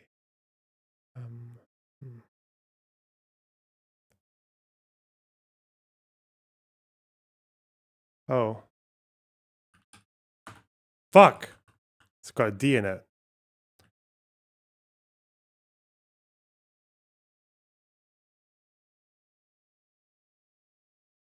Could be that. No, the E's taken. Fuck.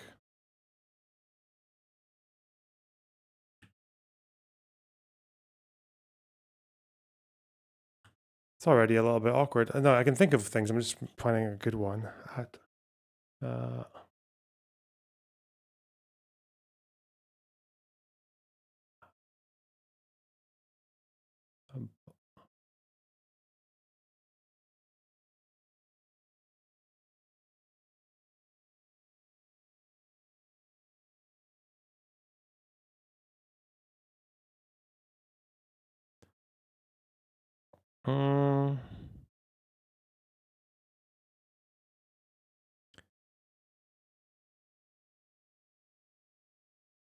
Is it going to be like... No. Oh, shit. Oh. Amogus. Hey, good one. Right. 98% rate. Okay. I wonder how my... for policy reasons, we categorically exclude from malicious. And so that's typically a heat of passion defense, where you say, I caught my, my husband. You should try the Daily Burgle. I don't know. Is Burgle a New York Times one? The fuck is Burgle? What is Burgle? Sleeping with another woman. I go into the door and the heat of passion, take out a gun and I shoot both of them. Now, you did so intentionally. Burgle. You took out the gun, you fired the bullet. But the law is going to say, for policy reasons, we understand that, and we're not going to say that that's malicious because of, we just think that that is just like a superseding cause that would eliminate this kind of like black heart or bad motive into it. So that's the common law, heat of passion defense. In other modern incarnations, it's called extreme emotional disturbance. And this is where the gay panic defense comes in, where people will say, for example, if I was motivated to kill this person because it turns out, they tricked me and it made me think something about my own sexuality, that there's a controversy about whether that should be considered a superseding motive to eliminate in an otherwise intentional killing this malice element. So that's one aspect of malice, is when you do something intentionally, but for those exceptions. And when you do something that's so reckless, even if you're not intending, right? So this is non-intentional, can be like you have non-intentional murder. That is, you can cause the death of a human being with conduct that is extreme. This is the Daily Burgle. Okay. Apparently it's fun. What am I doing? What's the purpose? There are 9 words. You must burgle the vault by searching for movies with plot descriptions that may contain the words. You have 7 attempts to burgle all 9 words. Try and burgle as many words as you can using as few movie plots as possible. All vaults have a heist movie where all 9 words can be burgled in a single attempt. So I need to think of films that have these as a theme and some of them that have all of them. Is that right? Why the different fucking connotations? Accepted variations. Oh, so if I can have a film that has a dog, a bite, a cabin, an experiment, a scientist, a nightmare, a janitor, there's a film that has all of these in it that completes the whole thing immediately. Is that right? There's a winning burgle, and you should probably try to think about the winning burgle. And it's a heist movie. All 9 words. Wait, no, it's not heist as in like an actual heist film, though. It doesn't have to be. Okay. I see. That would be crazy. All right. Well.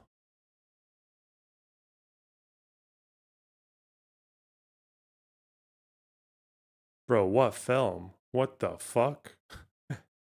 An experiment? An army? A scientist? A nightmare? Interesting.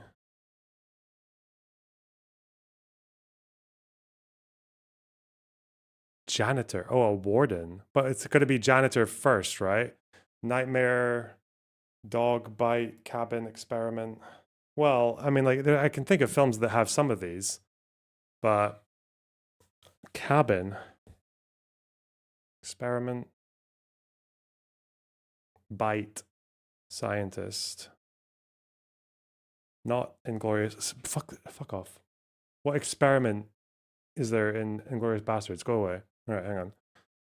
Janitor,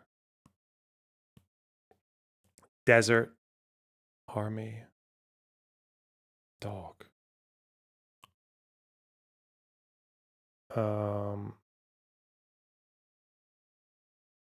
A few of these are the good, the bad, and the ugly, right? Like there's a cabin, there's an army, there's a desert, there's a nightmare. Scientist, experiment, janitor.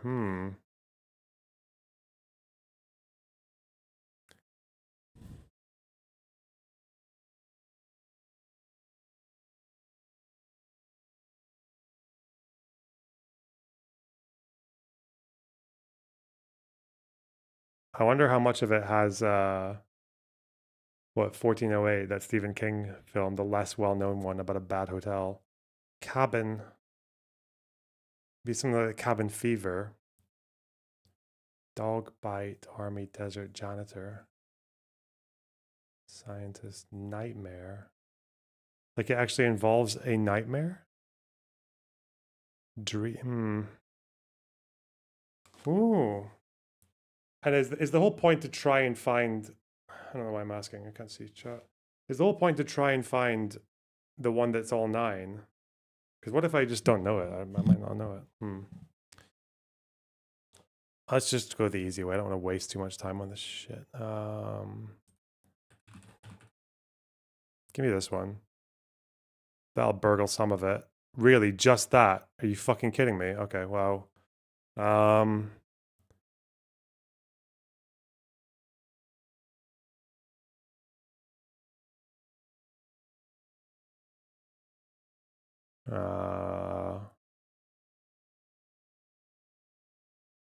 Dog nightmare. Experiment scientist cabin.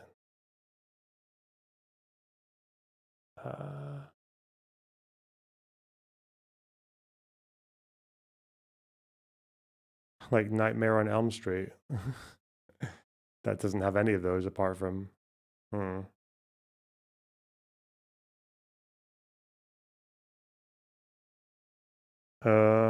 Janitor. Man. What is.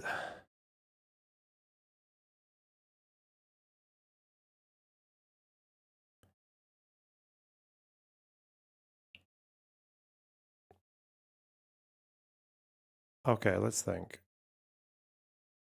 Reanimator is experiment and scientist.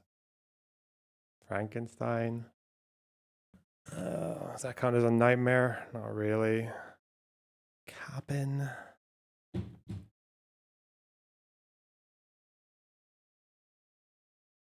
Oh.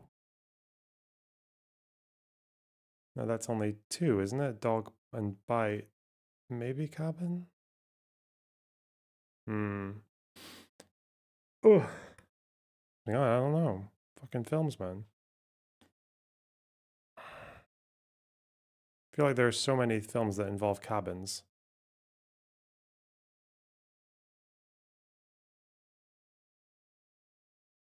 Hmm.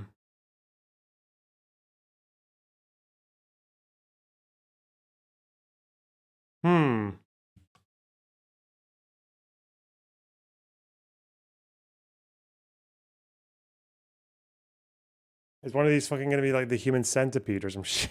God, I don't want to do that. No, thank you. Hell no. What films have dogs in them? I know, well, I Am Legend would have dog bite. Is there a scientist and experiment in that? I don't think so, but we'll try anyway. Fuck, I remember that film. Will Smith and shit. It's probably just these two. Oh, it's 4. Hey, hey! Cabin, Nightmare, and Janitor.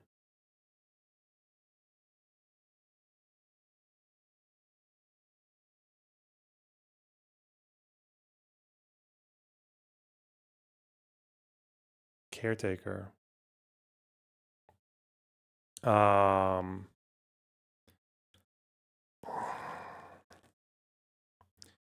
don't actually know that many films with janitors off the top of my head. Janitor. Johnny. Cabin. Nightmare. Breaking Bad. Yeah. Did they do? That's not a film. It's a fucking TV series. Because he's in a cabin there. I don't know if they're nightmares though. Nightmare.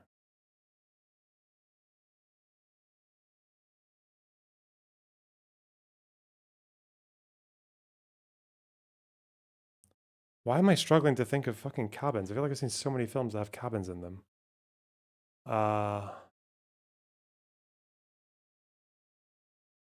It's Cabin in the Woods. It's just one though, isn't it? Cabin Fever. Which is one of these random ones. Okay. I mean, this is okay. I can just fucking speed run it now, can I? Like, wait. I don't think Nightmare on Elm Street actually would be because it's not really. It's just called that. Okay, fine. And a janitor, dude. Actually, wait. What would be a janitor one? Why am I struggling with that? It's like Janny. I mean, I guess like if it's custodian, cleaner, warden, that would be like The Shining. But fuck, is that really what we're going to now? Janitor. What's the film about the janitor who kills people?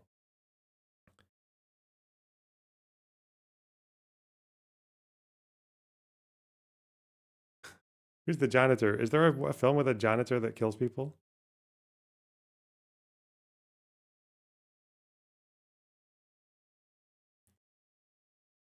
Ooh, if it's Warden, it'll be The Shining. Fuck, I don't care. Get me out of here. Get me out of here. I want to know what the 9 was.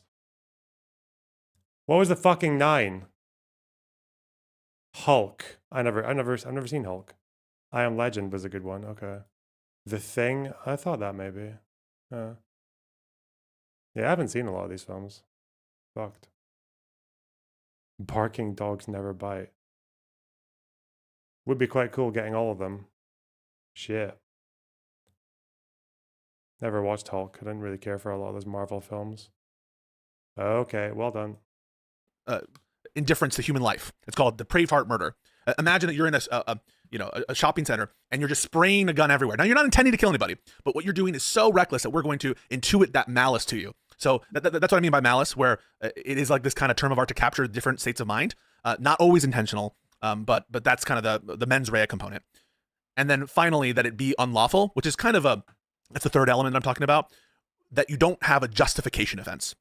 And so, for example, a human being using deadly self-defense that's a justification defense. You are killing them, right? You're killing them intentionally. You're not doing it in the heat of passion, but the law allows for you to do that, and so that you're authorized to do that. You're justified to do it. Another example might be cops are given public authorization to shoot and kill and apprehend like suspects that are have done certain qualifying crimes or who represent a danger to the public. That's another example of a justified shooting. Okay, with me so far on the framework for murder. Sure. Okay, that seems pretty sound. I don't think it's said anything controversial. Got it. So I don't think that we would doubt that these people, whoever they are, I don't think we need to specify for the moment, cause the death of human beings. Fair? And it's pretty trivial. Yeah, they caused it. And for purposes of for us, there are murder statutes that would cover this, both in terms of conspiracy, which to kill someone outside of the country, but also murder laws for the federal government specific to the special maritime and territorial jurisdiction of the United States, which includes the high seas. So there are qualifying federal statutes that will cover this kind of conduct and like in other circumstances. Okay, so the result element done. We think that they did that intentionally, right? And it's not a qualifying form of intention where it wouldn't be malicious if done in other circumstances. And so really, this is where Avi's evidence and this argument is going to come up. The only thing that's up for debate, I guess, two things. One, do the rules of war apply? And two, is there a justification for the killing? Those are the kinds of two potential confounding the factors. third element. This play will play most on that third element you mentioned. Right. Do they have the justification? Because one justification is public authorization or self-defense. Right. And self-defense would be applicable under the rules of war or under normal circumstances. Or even non-rules of war, yeah. Correct. Like so it's not. There's no way you can try to say it's self-defense, is it? The biggest thing you want to get off the table if you're going to be making an argument against this is you want to. So you want to get the self-defense thing off. You want to try to get that off the table because if the self-defense thing, if there's a case for self-defense, then you don't. Even if the war thing doesn't go through, just a police officer. Even if it's illegal, even if the stop itself was illegal. Even like a cop can illegally pull you over and be justified in shooting you if you pull out a gun to try to do something, or if they have the cause. Right. So the self-defense. Someone trying to finish the goal in 1 minute and 20 seconds. We still need two more, guys. That's going to be a tight one. It's going to be a tight goal because a lot of you guys contributed just before it started. Oh shit! This argument really is from a point of view of the administration. If they could marshal it, Avi's not incorrect that it would be the most robust defense because it would apply both in both the rules of war applying or not, and even if it were later found out that these kinds of stops and conduct more broad than the deadly use of force were illegal. Because if you could find that the people justified the use of force in self-defense, it would apply in all circumstances and even if there's other illegal conduct at issue. And so that I think is why, one of the reasons I think that you would think that this is such a robust defense. Yeah. And no one's really, sorry to interrupt you again, my bad. No one's really been talking about this argument from self-defense. They've only been talking about public authorization with this kinds of like weak appeals, in my opinion, to like Obama drone striking people, Biden drone striking people, Trump, and like no one's saying anything. Yeah. And the kind of like line drawing problem of, okay, when does public authorization end for this kind of thing? And because that really has been the only justification defense offered, our attention's been sort of captured on it, and they've been trying to convert all of these issues into war issues, or one in which it clearly would fall within the range of authorities granted to the military in warlike circumstances. Right. You still want to, so that's still something you have to address. You still want to get the public authorization thing. You want to address that. Yeah. The thing that this, and part of the reason we can go just to go into the meta bit, part of the reason is like one thing I ask myself is why is the Trump administration not using this defense? Why is this? And I have two things immediately came to my mind. Yeah. The first is because their policy is broader than this one instance. And if they just say self-defense, and it kind of, even if it doesn't like logically foreclose other arguments, they're sort of committed to using it again. Like, yeah, exactly. So the two things that came to my mind, and yes, we converged on the same thing. Yeah. So I'm looking at this like, oh my God, they have like this, like David Irving has entered the chat. What's he doing? 25 years after the trial, the media are still wheeling out Sir Richard Evans and Deborah Lipstadt on cue. Same script, new cycle. Watch how they... God.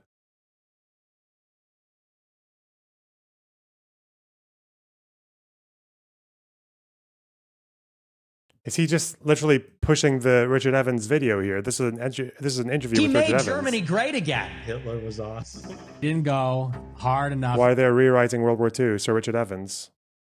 Okay. Against Poland. Let's just put it that way. In some ways, I think Churchill was the real villain. Jewish supremacy is the greatest threat to Americans. They claim they were burning bodies in 10 minutes. It takes 90 minutes to burn a body now. What a fucking unbelievable retard, man. Jesus Christ. Let's compare a fucking cremation by a professional for a family with them doing it on an industrial scale on people they consider to be fucking animals. Wow, that's so crazy. I can't believe that. Wow. Fuck me.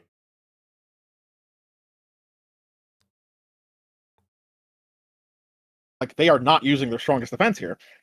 I mean, this isn't. They have to know about this. It's an advisor to Trump saying it. So, like, why are they not doing it? And the first thing that came to my mind is, well, maybe they're just retarded and they don't fully grasp this. They may not just realize like how this qualifies as self-defense. They may just think it's silly.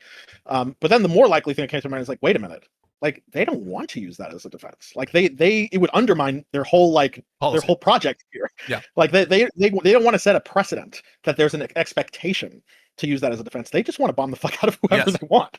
Right. Like, Which is why I think that we're eventually going to, I think we're going to converge that this policy has to be ended near the end. That's just the thing is, what's really annoying about this is like so much of this is going to come out as it's becoming so much more prevalent. But I'm thinking normally when a big movement becomes prevalent and takes over a discourse, you think like, oh, we're maybe going to have to do lots of like Holocaust denial debates now. But these people dodge debates like absolute motherfuckers. They dodge debates with pretty much anyone who. They dodge debates with pretty much anyone who they think might meaningfully challenge them. Wait, is this actually this is Richard Evans talking now, isn't it? I can't remember what he looks yeah. He just looks so much older. Like, obviously he would be. Yeah, okay, whatever. Huh. Anyway. That's my prediction. But there's a third thing that you didn't say, which is I think it's possible the facts don't meet it out. And right. I think that that's possible for multiple reasons. There's certainly possible. Yeah. Do you remember just the beginning? In the beginning, I conditioned everything on like because there's a lot of things that we're relying on, that may not be true. Like so like Washington Post, says that there was a no quarter order. Yep. It's possible that there's certain things that came out of the admiral, and maybe he's dying on the sword here, maybe he's not. But the admiral said that actually never happened. Like there was no quarter order. So. What I do until I get that information, until I get some information after the country, is just like if Washington Post like reports that they say their source, I'll take it because I'm not relying on anything ironclad here. I'm all just relying on all these secondhand sources, and so yeah, I condition this position on like assuming these things are true. So like I'm conditioning Trump's reasoning as like assuming these things are true, assuming the facts bear it out. Here's why they wouldn't do it. I of course grant that it's possible that the facts don't bear it out, and that's why they're not doing it. No, I totally accept that we're making assumptions here, both in terms of the reporting, which some has been conflicting, not just on this issue, on the issue of whether they were like radioing. There has been conflicts recently. There's been Congress people who have sat for hearings or watched it and said no radio equipment. Others who say they were definitely calling, or we thought that they were calling, or something like that. And so we are still in a fog of. I'm not going to be able to follow this debate right now. It's too long. I'll probably cover that after the weekend. I don't know. There's a few things I want to do today that are a bit more fucking pressing. Sorry, my attention is just getting fucking pounced on today. Fuck. Don't have much time. But I do have time to keep up the streak. Okay, the streak is very important. Not much takes precedent over the streak. Also, the new Super Chats goal. 5, 1 hour. New goal after. Boom. Smash. Right. Jesus, get my fucking head straight. All right. Sorry, sweet, mastermind complex. Tough, sticky, small status. Deal, pillow, delicate mousetrap. Baby story operation situation. Where's my camera? Okay. Well,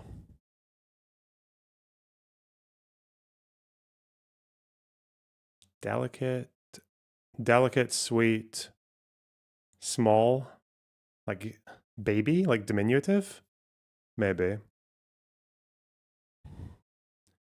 Mousetrap and mastermind operation are games. I'm not sure what is deal a game? Maybe.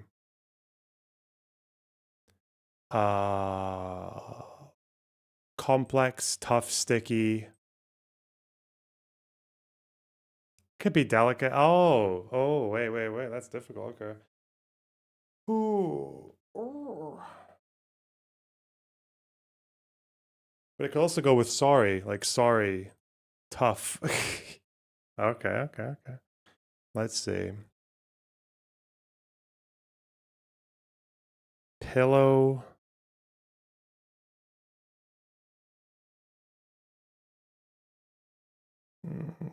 Status, situation, deal, story. Could be like, what's the story? What's the deal? What's the status? What's the situation? Man, there's so much overlap with these. What the fuck? Because this means that, wait, no, none of these would contradict any of the other ones, would they? Unless deal. So deal wouldn't be a game. There'd be a different game. Okay, come on. Come on. Come on. Yes. Boom!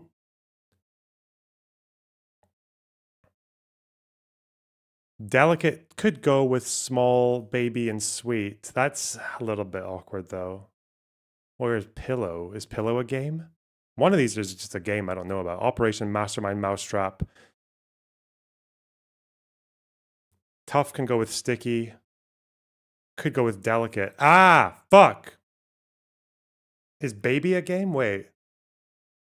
Baby, small. Complex. Oh, wait, it's sticky. It's complex. It's delicate and tough. I think it's these. Nice. Okay. Mastermind Mousetrap Operation. Dude. Sweet, small, sorry, baby, pillow.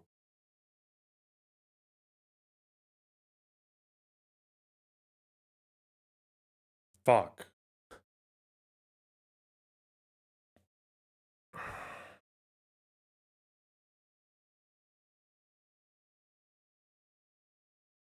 Huh. What would baby? Wait, sweet, small. It could be sorry because pillow, small, sweet. Sorry. What? Baby. Baby, sweet, and small seem right, but pillow is soft? Bro, what's the game? I'm gonna guess one. It'll be 3 out of 4. Oh, it's fine. Okay. Got him. Lucky. What is this? Talk. 12! We're on 12! Fuck yes.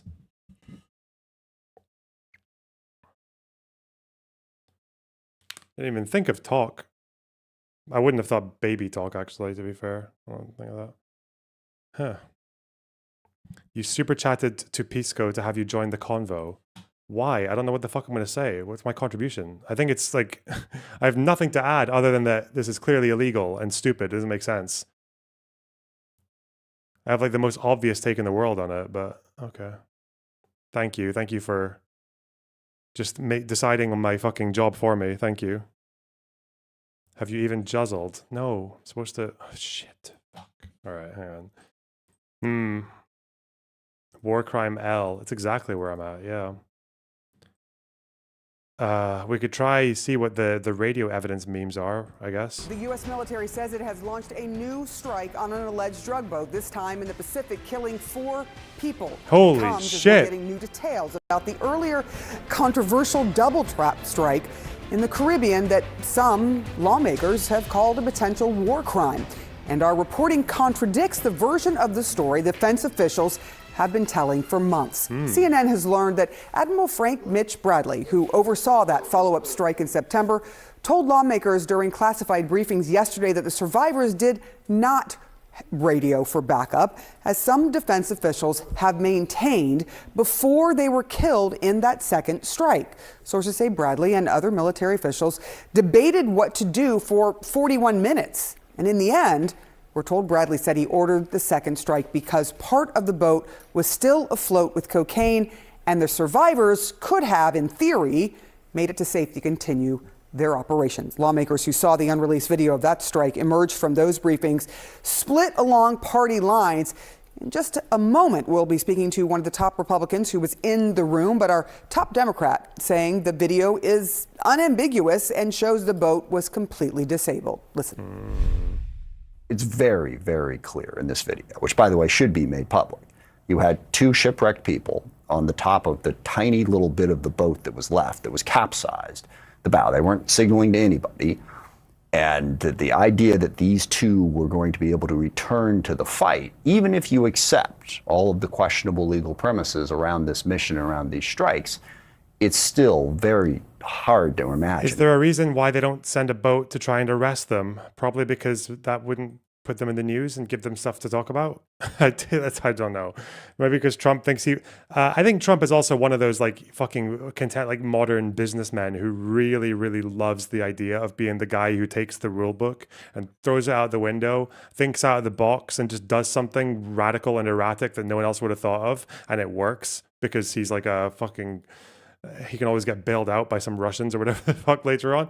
I think that's how he sees it. And he just sees, well, war on drugs, we arrest these people all the time. They just keep coming. Let's just bomb them. Yeah, I don't know.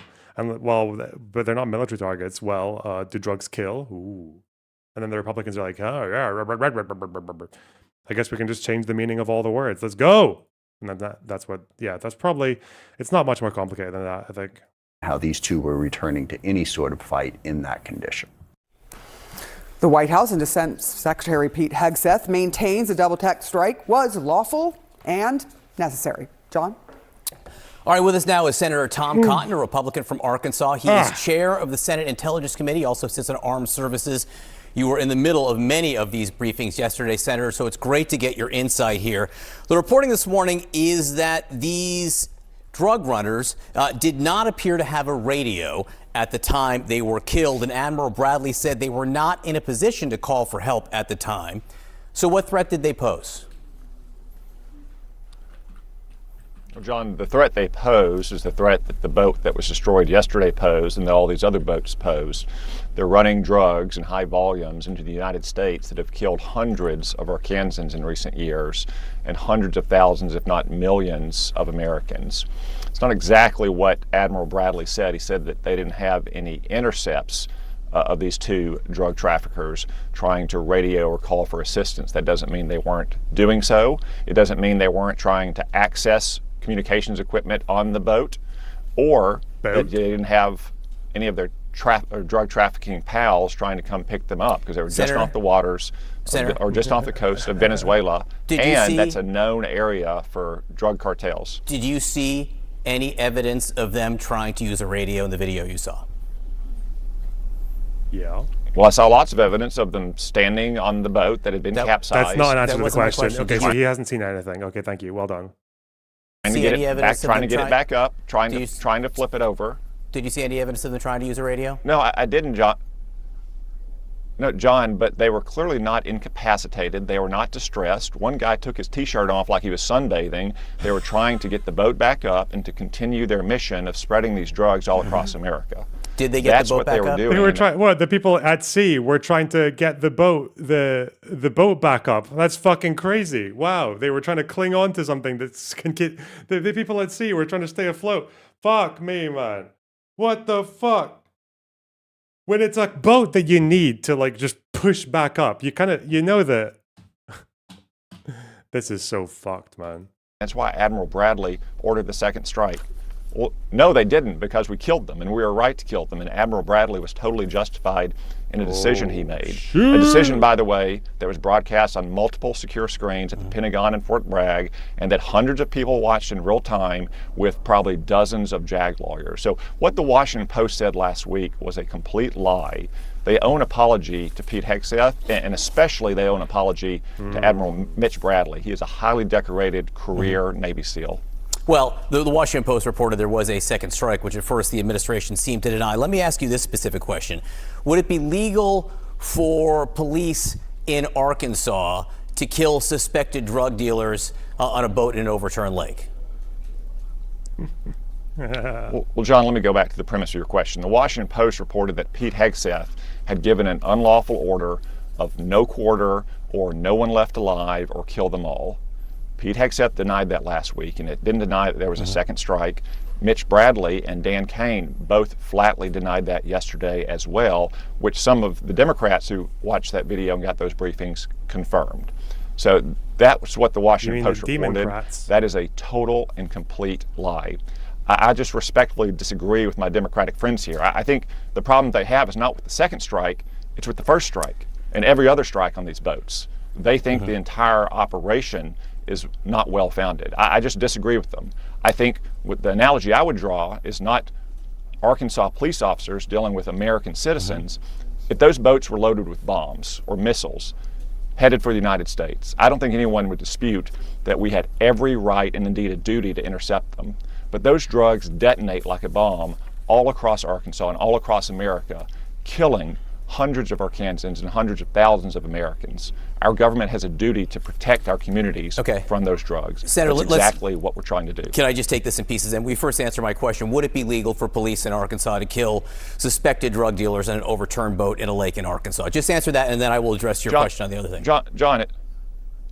John, the premise of your question is not well founded. Criminals in Arkansas are not foreign nationals who are affiliates of a foreign terrorist designated. The answer is no, it would not be legal. It's like saying hang on, Senator. The answer is no, it would not be legal to kill them in a lake. But let me ask a follow-up question. If they are terrorists, when did Congress pass the authorized use of force to attack them? Executive branch. The reason why your question is not well founded is like saying, would Barack Obama be okay droning an American citizen when he was president, like he did to Anwar al-Awlaki over in the Middle East? Over a theater of war. Oh, that's crazy. Totally different categories. Involving actual terrorist groups, not like people that we just decided are terrorists because they're selling drugs. Or we've just decided that drugs are terrorism now. Fuck, mate. Ew, thanks for the 1999. My feeling when my fentanyl explodes when I try to use it. True.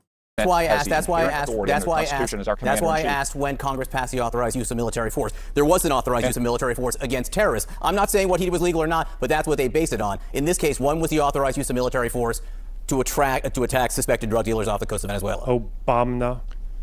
John, the president has inherent authority as the commander-in-chief under the Constitution to protect America using our armed forces against a foreign terrorist organization. Congress has passed laws that allows the president to designate foreign terrorist organizations. That's what he's done with these cartels in Venezuela, who are deeply intertwined with the illegitimate Maduro regime. The president is they call them non-state actors. I will say the latest explanation. Excuse me, Senator. You know the latest explanation from the administration is they are non-state actors in this case. That is important for them to designate. They are non-state actors here. They are not, for purposes of attacking them off the coast of Venezuela, connected to the Maduro regime. They're non-state actors there. And Andrew McCarthy and other conservative writers will say that they don't qualify by the statutory definition of what a terrorist is in U.S. code.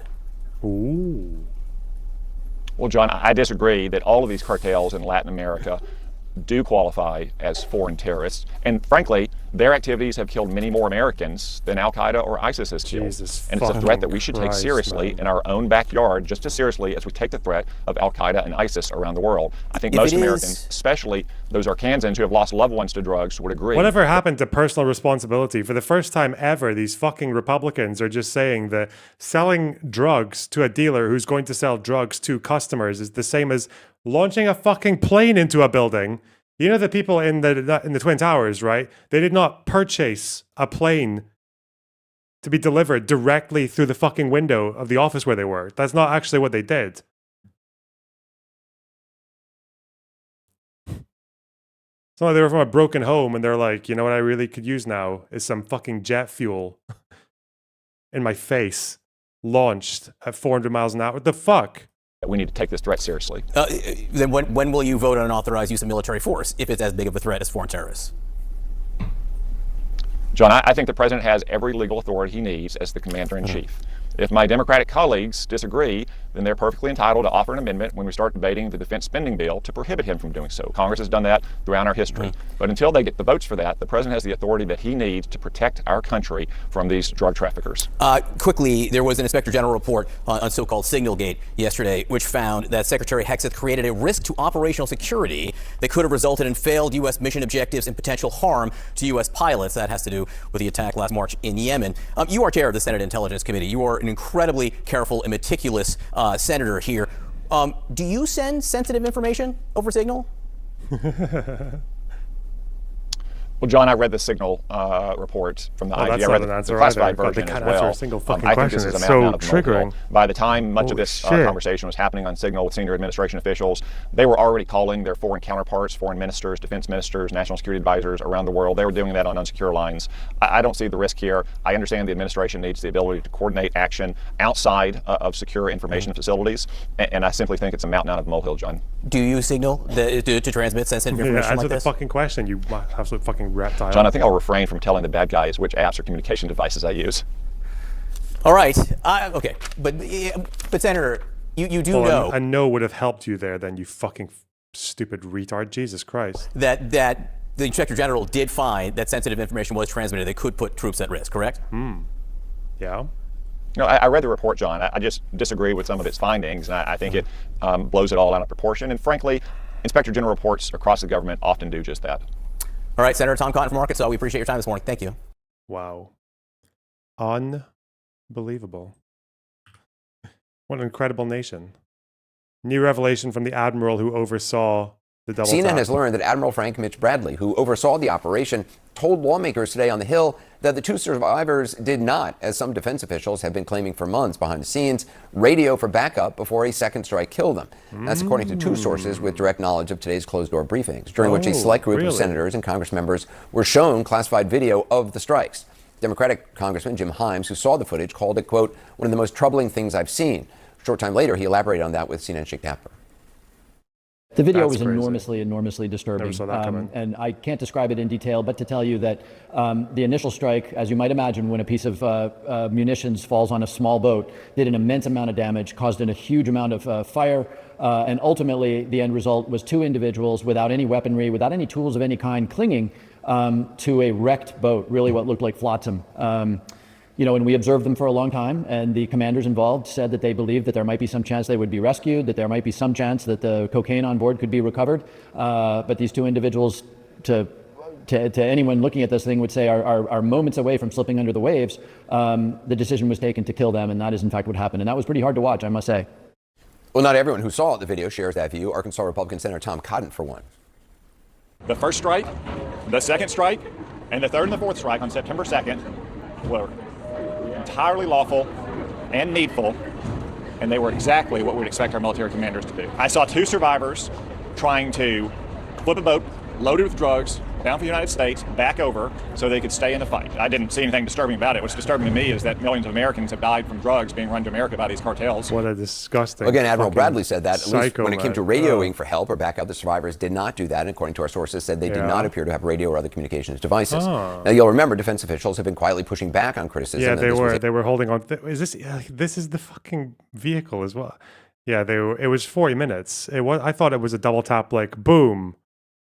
Okay, boom. I thought it was like one after the other, like even within a split second. Like, so yeah, we're gonna need 2 rounds for this vehicle.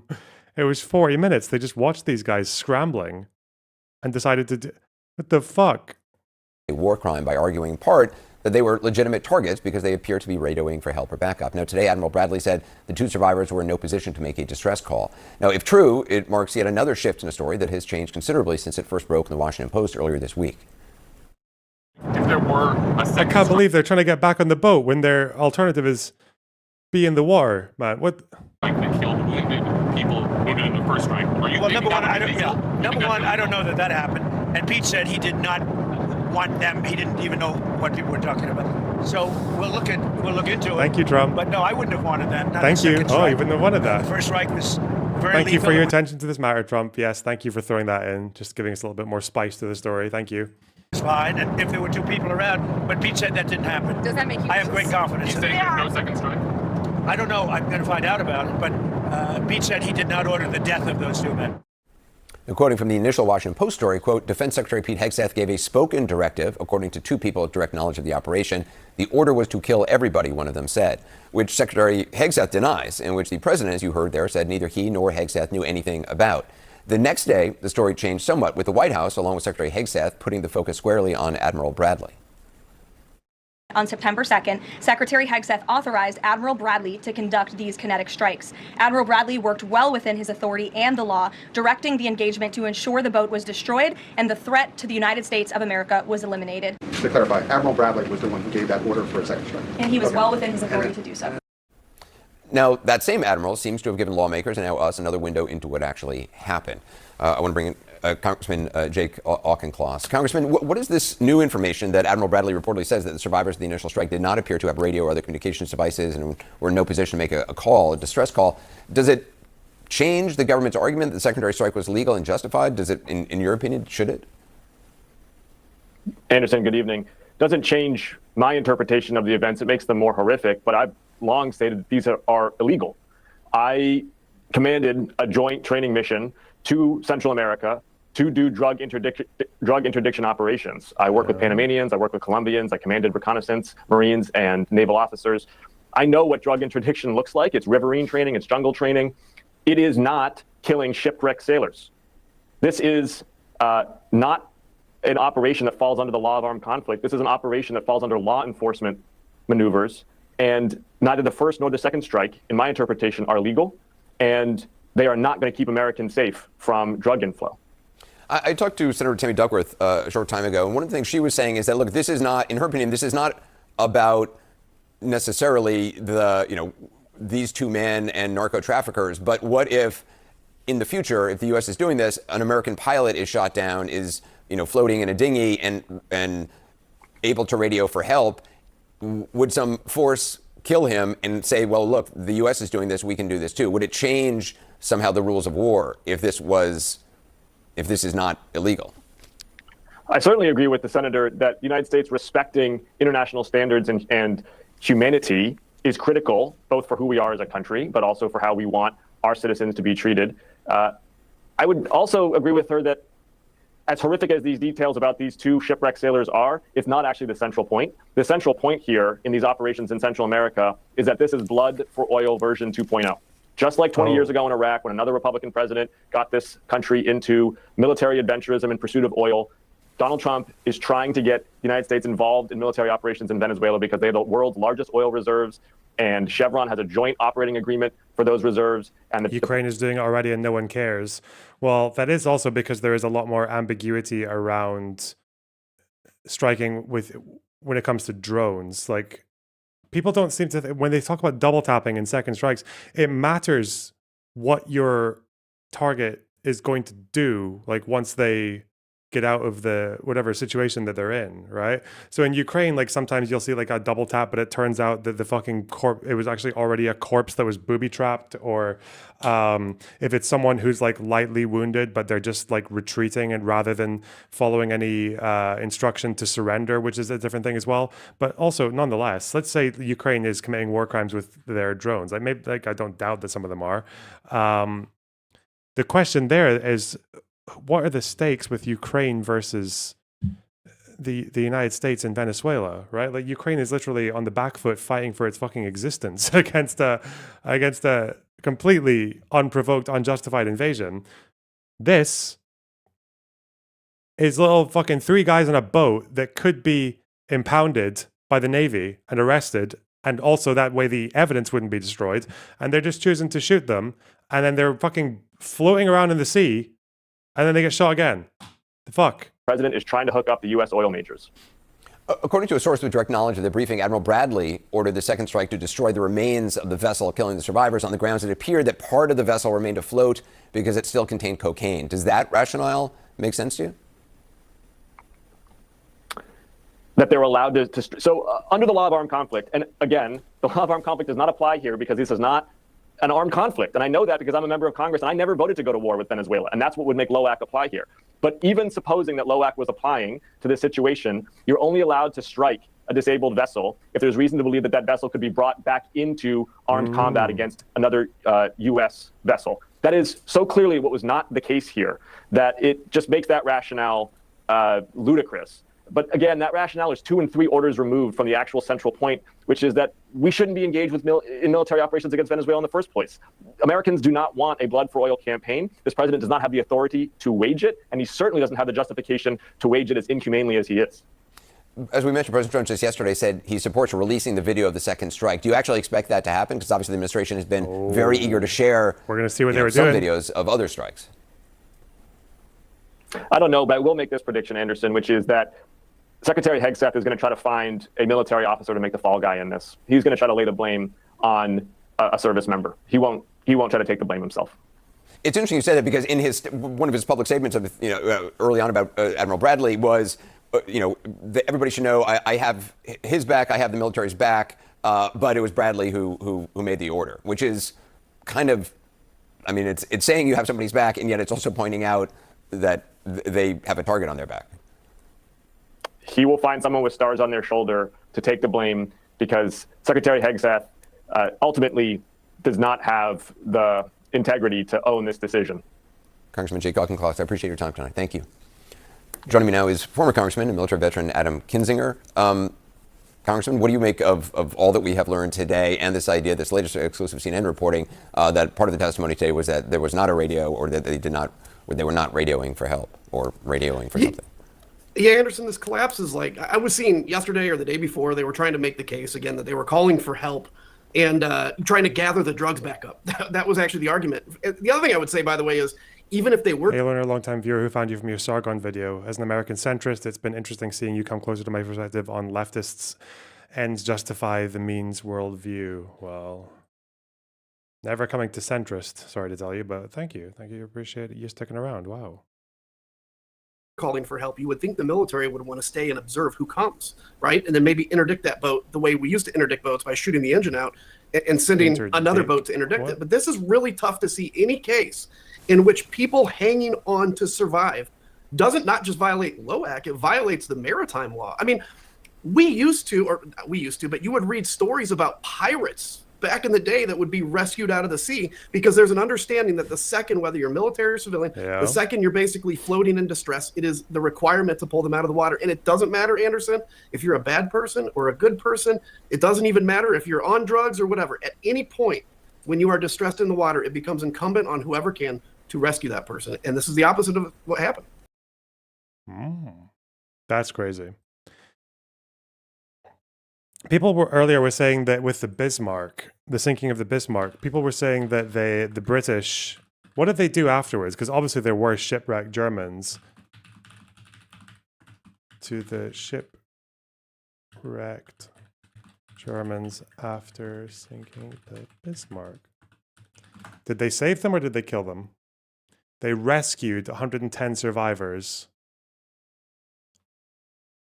To do what? To take them as POWs, I'm guessing. POWs.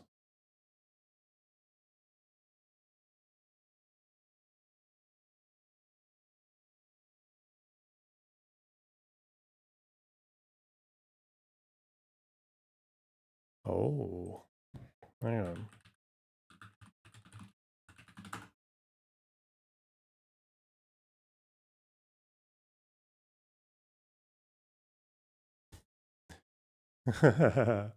Damn, I need to get my fucking... What am I streaming for? Scotland are facing Brazil. We've had the World Cup draw. Scotland are going to face Brazil in the World Cup. Hell yeah. Let's take them down. Destroy those fucks. What group are we in? Where's our group? Give us a group.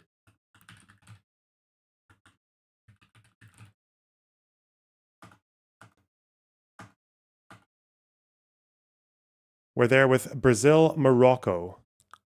All right. Y'all are losing. Sorry, Loner. Excuse me. We defeated France in 2014 or 2012 or some shit. Shut up. Beat the shit out of France. Smack them up. Morocco has a strong team. Well, have you find Scotland seems to have a strong team as well. We qualified. Fuck you. Fuck you. You guys have no faith with our fucking 8-0 this time. What an upset. I'm waiting for it. Okay, hang on. Go over the World Cup groups. We just did. It's over. Shut up.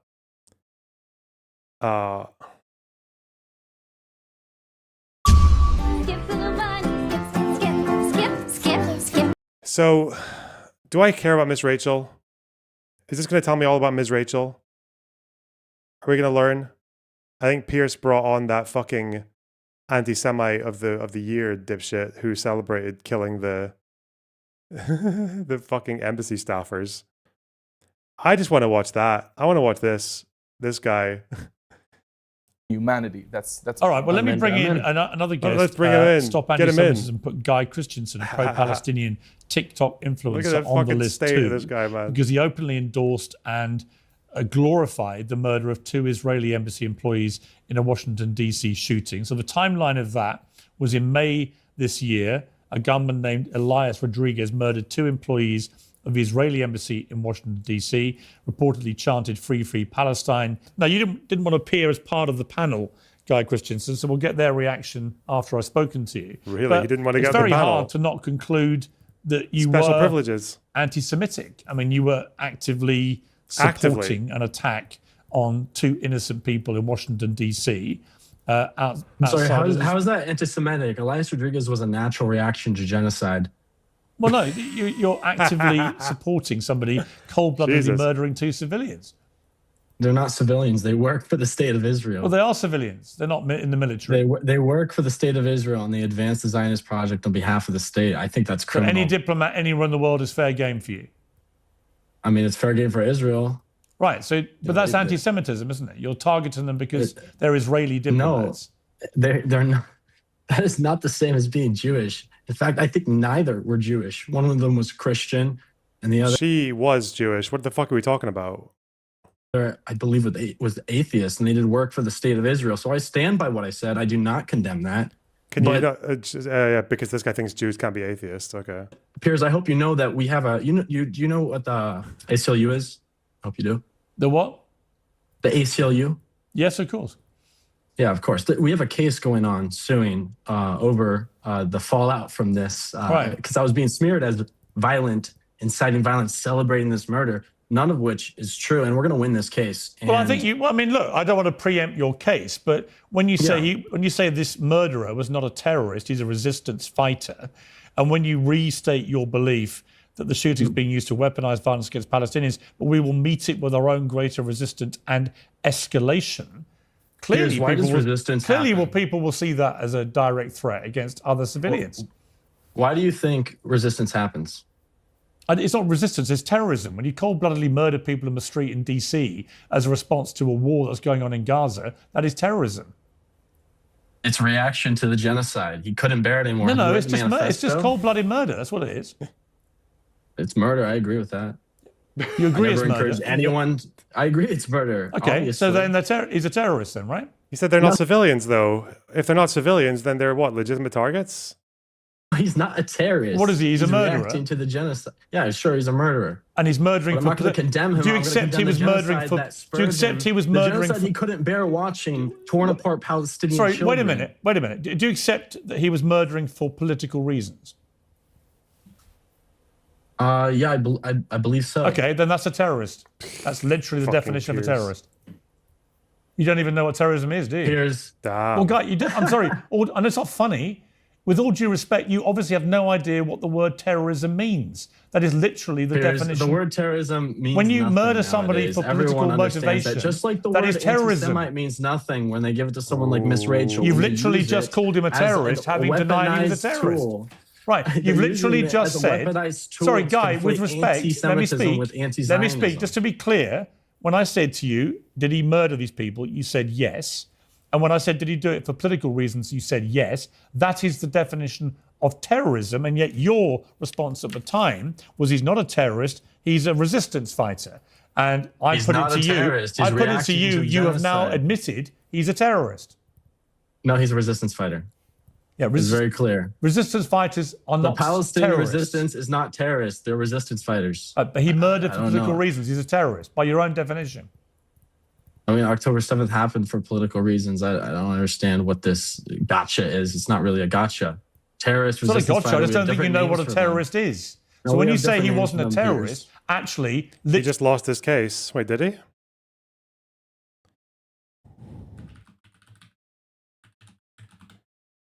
Guy Christensen.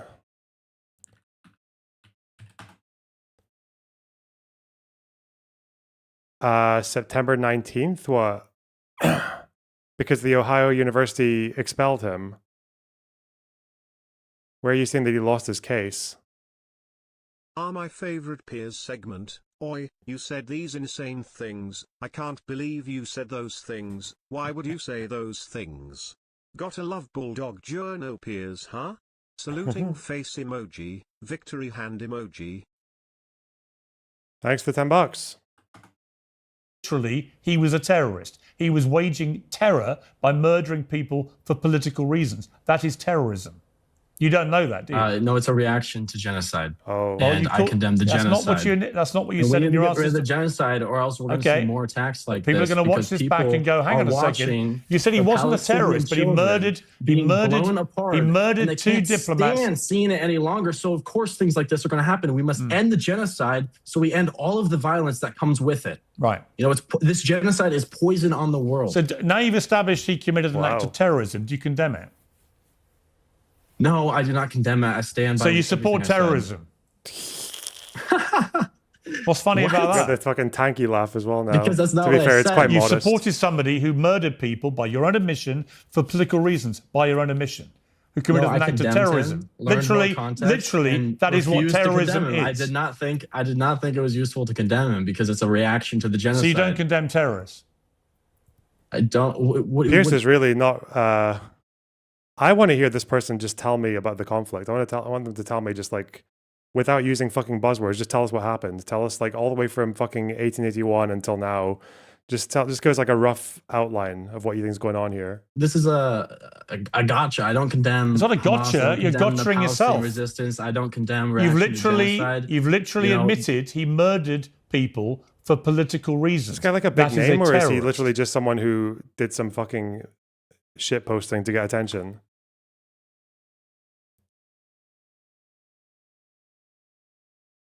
Because if I look this person up, all I see is people talking about him. Huh. Get this man on stream. And so, no, I'm kind of fucking fed up of dealing with people like that. Like, oh god, maybe. Let's see. I mean, they would take anyone, wouldn't they?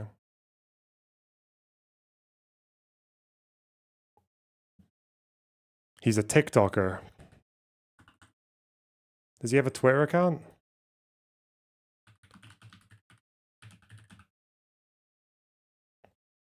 Guy Christensen. He's not on Twitter. But yeah, I remember with the fucking Kafia talking about this shit. I remember all this. I take it back. I do not condemn the elimination of those two Zionist officials who worked at the Israeli embassy last night, and here's why. Israel has... He got like a Jesus was Palestinian. This is such an unserious person. I don't know why. Oh god.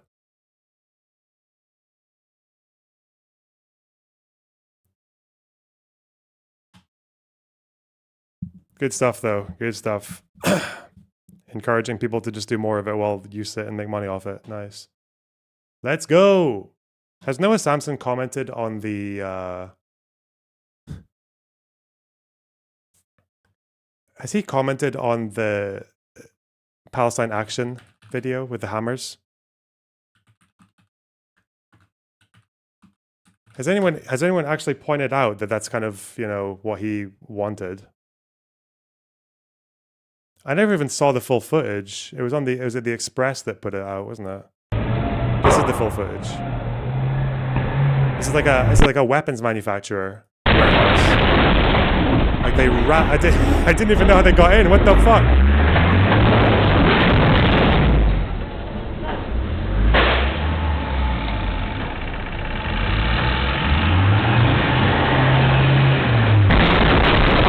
From both of us.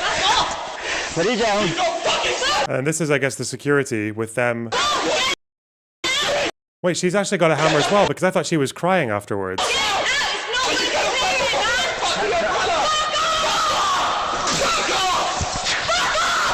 Fuck off. Jesus. I'm wondering, do we know who's behind this? I find it very difficult to believe that people like this would do this of their own accord, right? Like, is there like any fucking foreign influence going on here, or besides TikTok? I mean,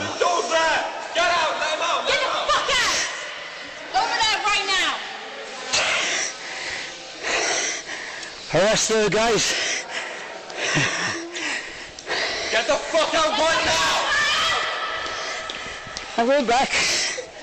Not fast enough, mate. I'm fucking a little bit concussed. Oh, if this was in the US, well, she'd be shot, right? Definitely go. Are you gonna leave or not? I'm leaving. Okay, leave that. Man. The CIA, maybe. Oh, it could be CIA. I never thought about that. Novara's fucking comments on this were very interesting because they kept on publishing clips of this, but none of the Hammer clips. They kept on publishing like little bits where she's resisting arrest and crying. It's so fucking disgusting. Like. Get back! He fell over. Come, small units, small units!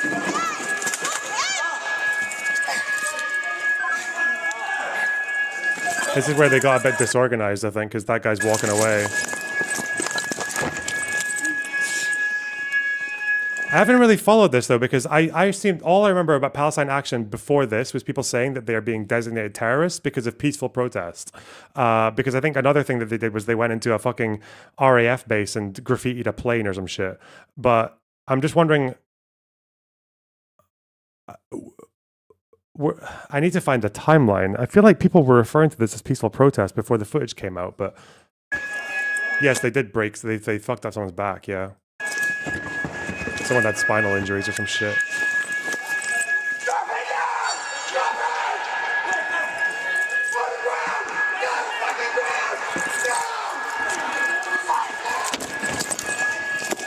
Look at that! There's a fucking hammer swing coming by this guy. It's this guy here. It was weapons for Ukraine. Linker, I don't believe you. I thought this particular warehouse was exporting to both Israel and Ukraine, but okay.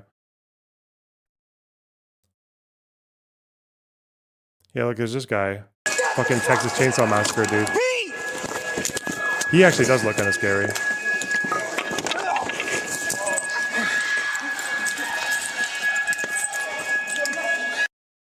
The RAF base. Drop that now! Fucking drop that fucking thing now! Drop that! Taser! Oh god. Stay where you are! Right, get your Taser. That does not sound nice. fucking hands out now! Get your hands out now! Oh yeah, I only saw this bit because that's what Novara was posting, and the other clips were only showing that. I thought she was like one of the unarmed people who had come to vandalize, and she was just like crying about. But she had a hammer. She was waving a hammer at people. Like, fuck. Right, Now she's gonna be an innocent fucking protester, right? Damage and a fray. Okay. Can you please No. do it? Get your arms to your back. No, you don't have to do that legally. You don't have to do that. Get your arms. I've got. Human rights. Human rights. You're fucking I have no. I lost my hammer. I need my human rights back. I've never heard this rule that she's talking about. What, you can't put someone's hands behind their back to cuff them? Like, what the fuck are you talking about? What is this? Right. Can you just please stop? Messing around. That really fucking hurt. Yes, you're messing. Get your fucking. Oh yeah, this is the guy swinging a hammer. Taser, taser. Was that it? Messing around. That really fucking hurt. Yes, you're messing. Get your fucking. Yeah, the guy picked up his hammer again to take a blow. Look at that. He swung his fucking hammer. Taser, taser. Jesus. We need more. We've had 2 tasers. We've been Fucking blood. Is that blood? No, it's not. You're literally standing on me. Right. Right. No, it's not blood.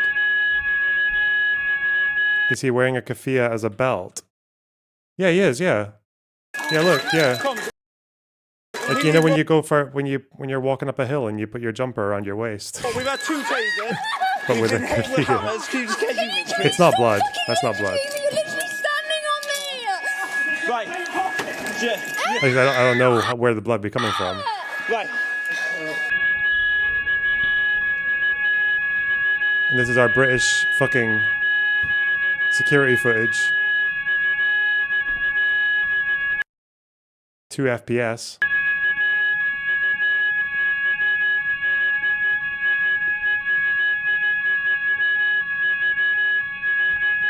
That has to be blood. I don't fucking...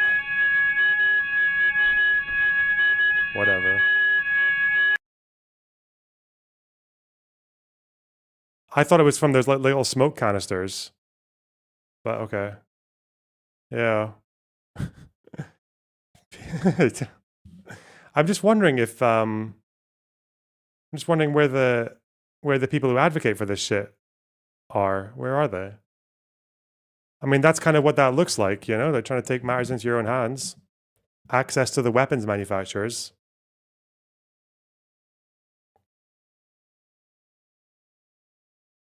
They gone now. Has he even tweeted since then? Will I do a call out? Israel's genocide is a national project. Those are some words, okay? October 7th tweet. Okay, resisting genocide is not the same, so that's a pro October 7th tweet that he's reposting. Nice one.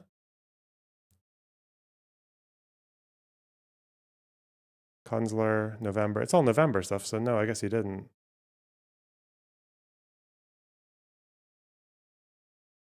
Huh. Yeah, well. No, nothing. What a mad group. Unbelievable. Were they calling it genocide before October 7th? Some people were, yeah. Some of the real nutcases were.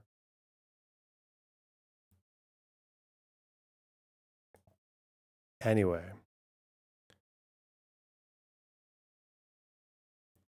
Coleman, Hughes,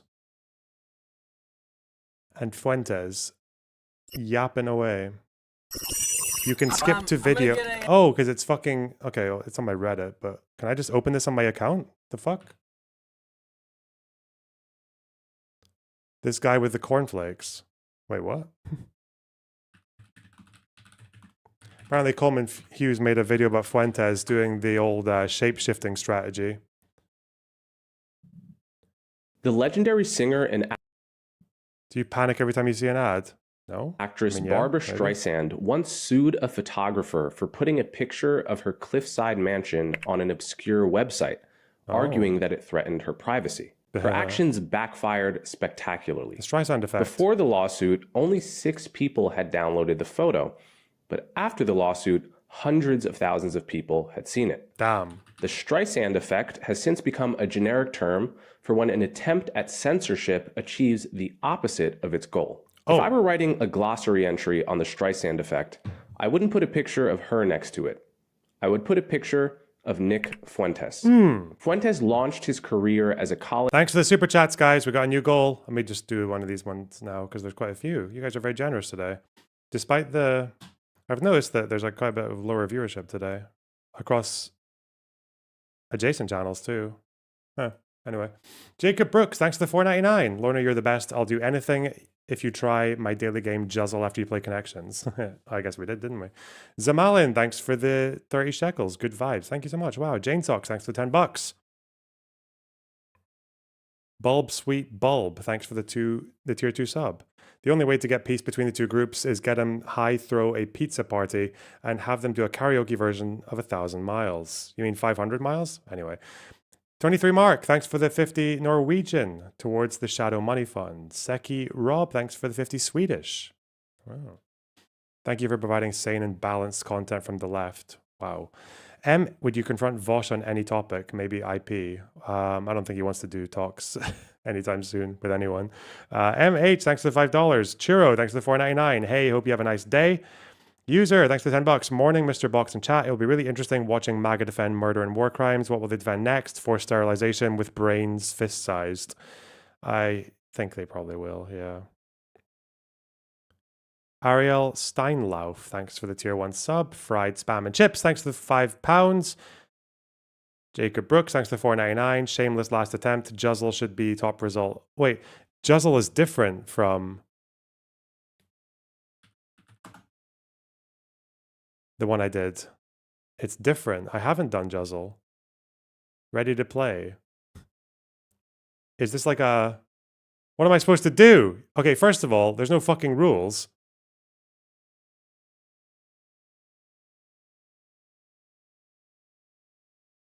What am I supposed to do with this? You didn't do a clickbait title. Yeah, I guess so. Oh, it's timed. Oh, shit. Where's the eye? Okay. 6 randomly chosen words. Sup, bro, what are the current odds Farage becomes your next PM and how bad would that be? Thanks for the 1999 pondering. I guess you'll hear about it on Live and Learn. No, wait, you're not there anymore. It's the odds are quite high. He looks like he's doing very well. He's doing superbly well in the polls. But thanks for the dono. I really appreciate it. And it will be bad. A word's letters are in order across the board, but is scrambled up and down. Wait, what? If you find a word, it's added to the solution list. Wait. They're in order across, but scrambled up. Oh, okay. That's just, okay. Like this. Baffle. Wait, no?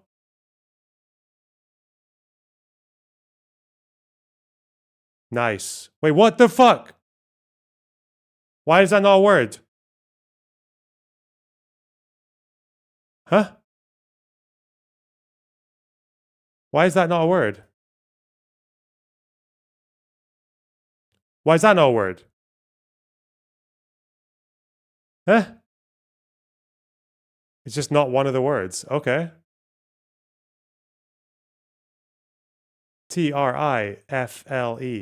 Can it not be, it can't be 2 in a row. Is that the problem?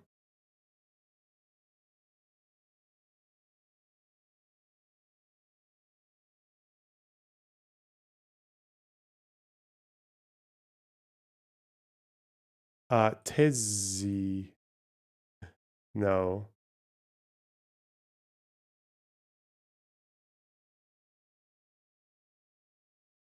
Cuffed. What? There are 6 what? Why would you just add in a bunch of words that are not 6 specific words? Okay. Okay. Fine. Watch me.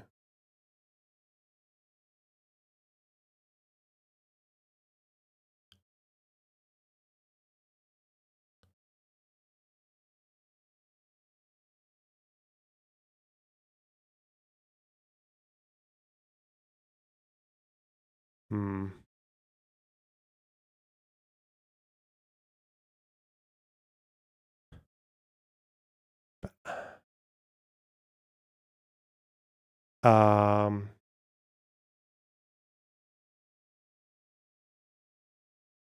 What?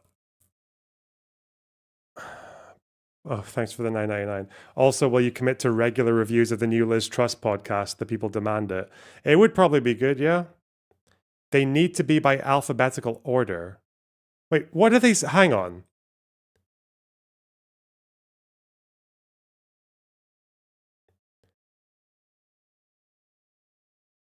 It's not saying anything about it being alphabetical. What?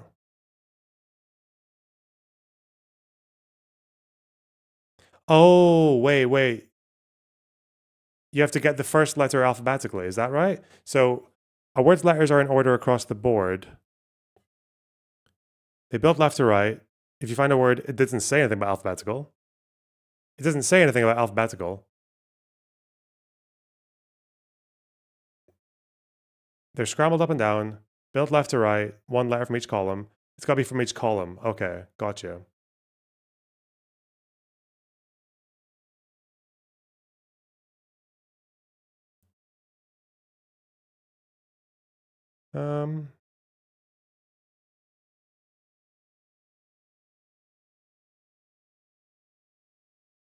Oh, wait. Oh, I see.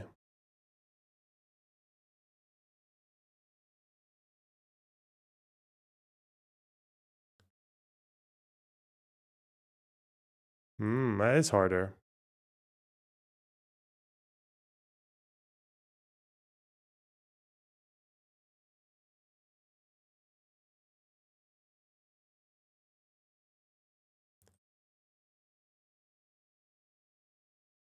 Nope.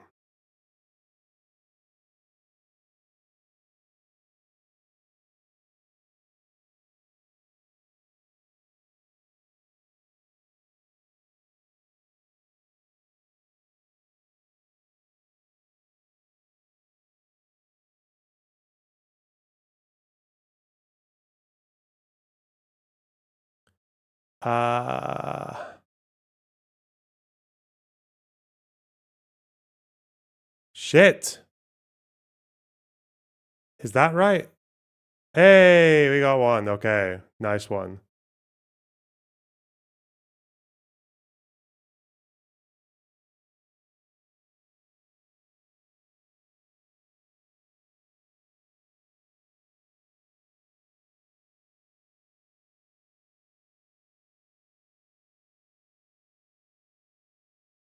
Okay.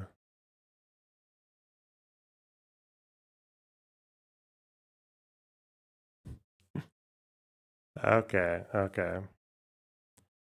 Okay. Where's the developer to explain the rules? No, the rules are fine. I understand now. AFF. Um.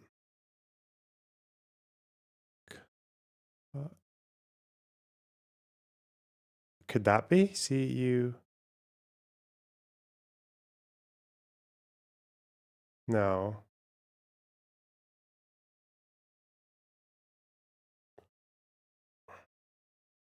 That Z should be more informative. Oh, wait. I see something Izzy or something. Azzy. It has to be this, right?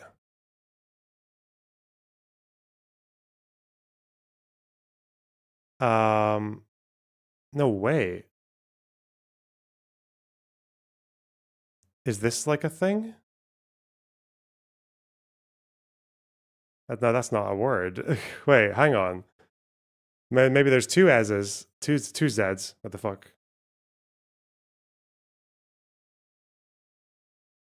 It can't be sizzle because there's I and Z there together. See that? What if it was like Z, Z, L, even E you can't do? It would have to be ED, which could be... Oh, wait. No, wait. Once you've used one, though, it would be S or...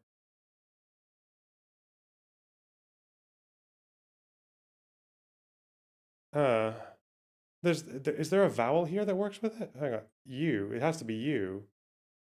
And then what else would go with it apart from the top one? Huh.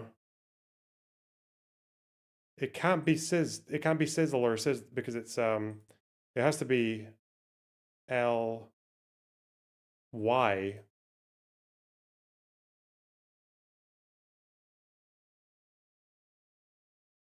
Buzzly. It's not even gonna be fuck that. It's not buzzed because the D is not there.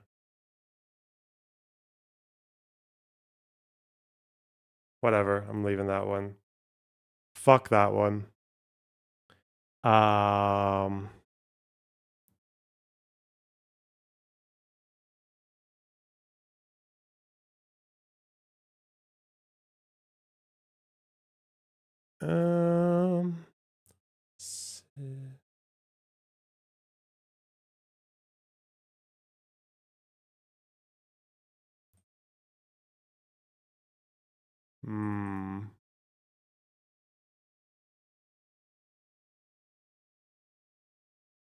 So it's D going with A, U, or I, or R, not F. That doesn't work because it can't be any of those. I. Oh, wait. I think I see one here, maybe, but there's no F and E. Could be diffuse, no. Be ditto, no.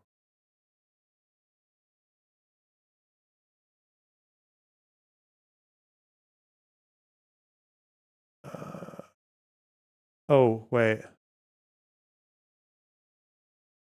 No, can't get the L that way for duffel.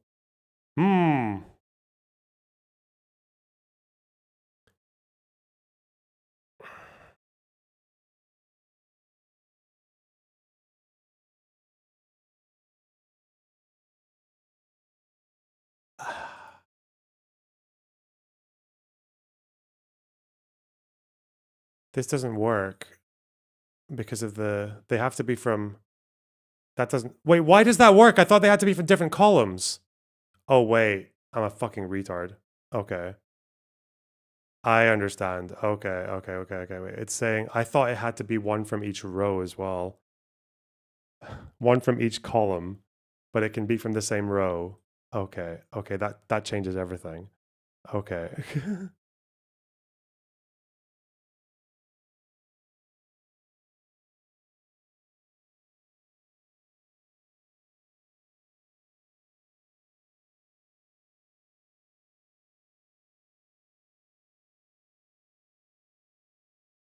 Wow.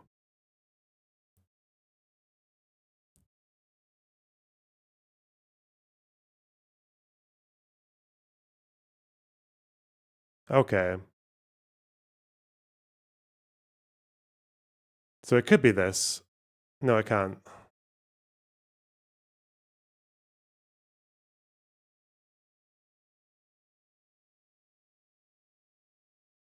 Hmm.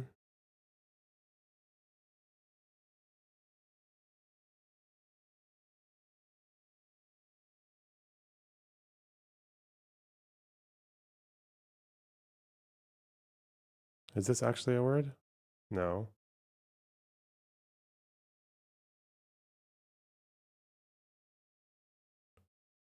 Oh.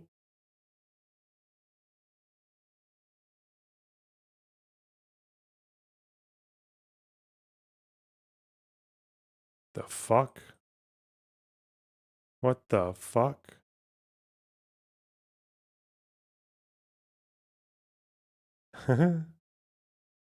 No, that doesn't work.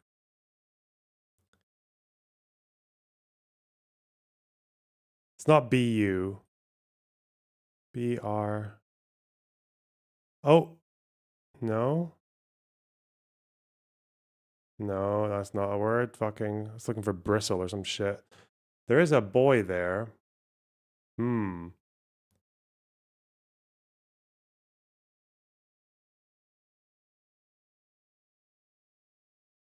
Full spy? Spee? Oh, wait. There we go. Crispy. Okay.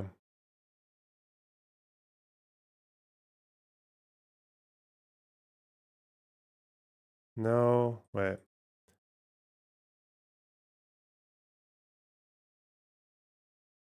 The BU, but boy. It's not fucking but, shut up. That boy. No way.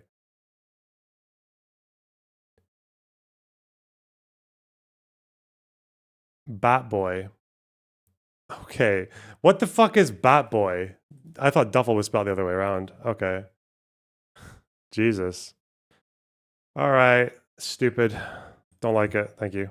College freshman in 2017 with a barely watched show called America First. In Fuentes' telling, he was a mainstream Republican in high school. Then Donald Trump's rise radicalized him against immigration, and the experience of being ostracized by fellow Republicans for questioning Israel radicalized him against Jews as a whole. Whatever the truth of this origin story, it didn't take much for Fuentes to transform himself from a mainstream conservative into a lover of... Oh, wait, I didn't even finish all the things. We got more donos. We need 3 more. 3 more. Where are they? Barbas, thanks for the tier 1 sub. Ew, thanks for the $9.99. Juliana Schiff, thanks for the $27.90 Brazilian. Some Brazilian real, though our coin is weak, our football is strong. We'll see. Specky Twat, thanks for the tier 1 sub.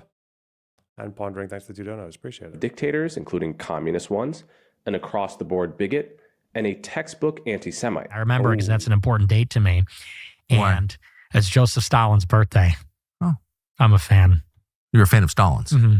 Always an admirer. As he became more extreme, Fuentes began to experience what would become one of the most complete cancellations ever consummated in American culture.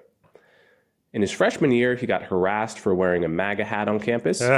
After participating in the 2017 Unite the Right rally in Charlottesville, Virginia, his network dropped his show, and a deluge of death threats prompted him to drop out of Boston University. By early 2020, he had been banned from Twitch, Reddit, and YouTube. After he appeared at the January 6, 2021 riot, and there was no evidence that he actually entered the Capitol, Fuentes was banned from streaming on DLive, and his bank account was temporarily frozen by the Department of Justice as part of what it said was an investigation, though charges were never brought and his accounts were unfrozen months later. By the end of 2021, he had been placed on the TSA no-fly list, which is generally reserved for terrorists, as well as banned from Twitter, PayPal, Venmo, Patreon, Shopify, Stripe, Coinbase, and even Airbnb. Now, as a classical liberal, it's not hard for me to hold two thoughts in my head at once. The first is that Nick Fuentes is an American citizen with the right to free speech and should not be targeted by the authorities for his views. And while social media and payment platforms are well within their rights... Wasn't that for trying to fight an air hostess? Well, there was something about wearing a mask where apparently he was like throwing his toys out the pram on a plane. But yeah, I guess it's like word of mouth. You don't know. To drop him if he violates their terms of service, it seems to me that the ham-fisted attempt to erase him from public life only drew more attention to his ideas in the long run. Wow, just we need more as free the speech, Streisand effect more free press would predict. However, the second thought is just as crucial. Just because he got viciously canceled doesn't mean that people should listen to what he has to say now. Nick Fuentes is a force for evil in American politics. He hates minorities, he hates women, and most important of all, he hates the version of America envisioned by the founding fathers and actually wants to... I'll be Fuentes watching this. Yeah, I mean, yeah, based. Replace it with a religious dictatorship.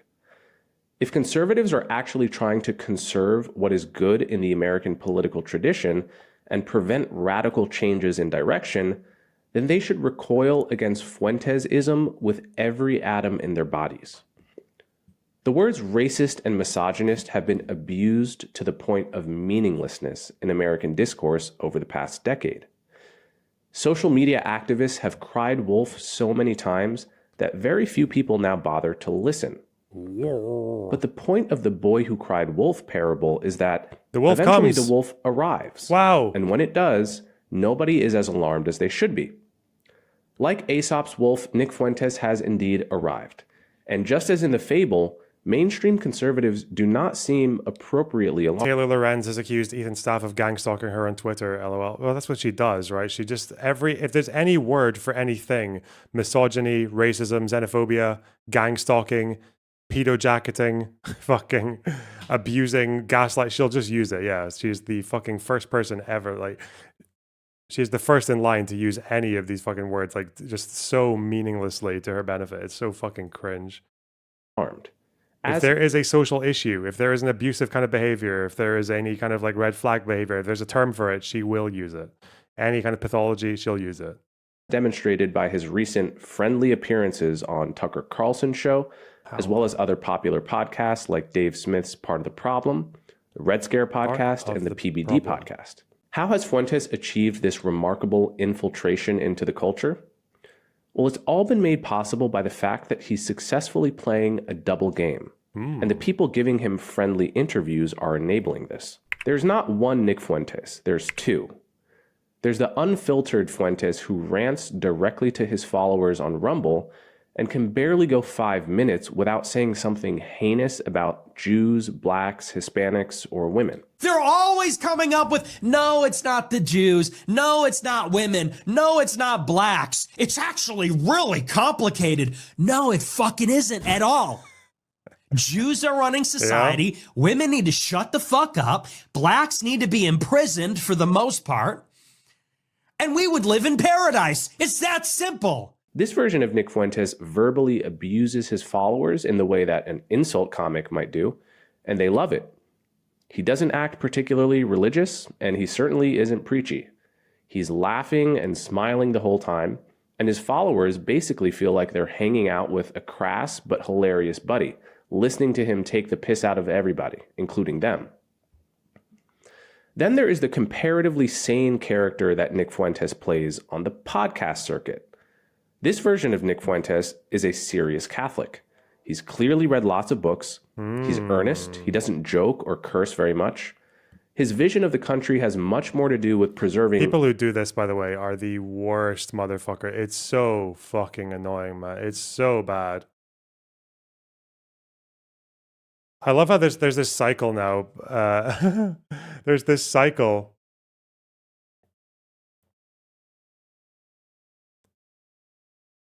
Where Sargon keeps saying, where are all the left content creators? Where are all the lefties? Where are the lefties? I can't find any lefties to debate. And then there's like fucking Short Fat Otaku who keeps on saying like, yeah, Dev keeps saying, yeah, you're in an echo chamber.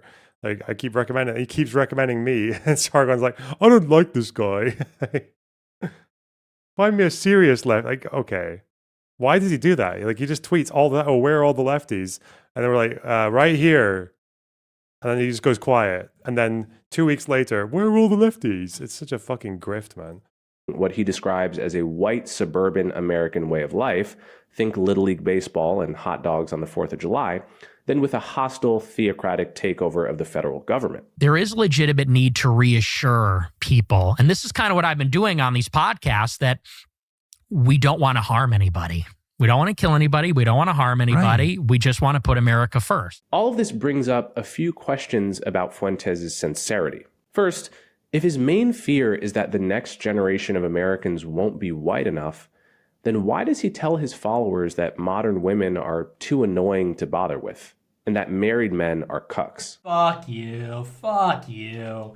Pussy whip bitch. Yeah, all these people posting this like wife and husband content. It's so funny when my wife tells me to do stuff. I'm such a pussy. Ugh. Imagine such a pathetic existence. Shouldn't he be encouraging his followers to get along with women, marry, be fruitful, and multiply?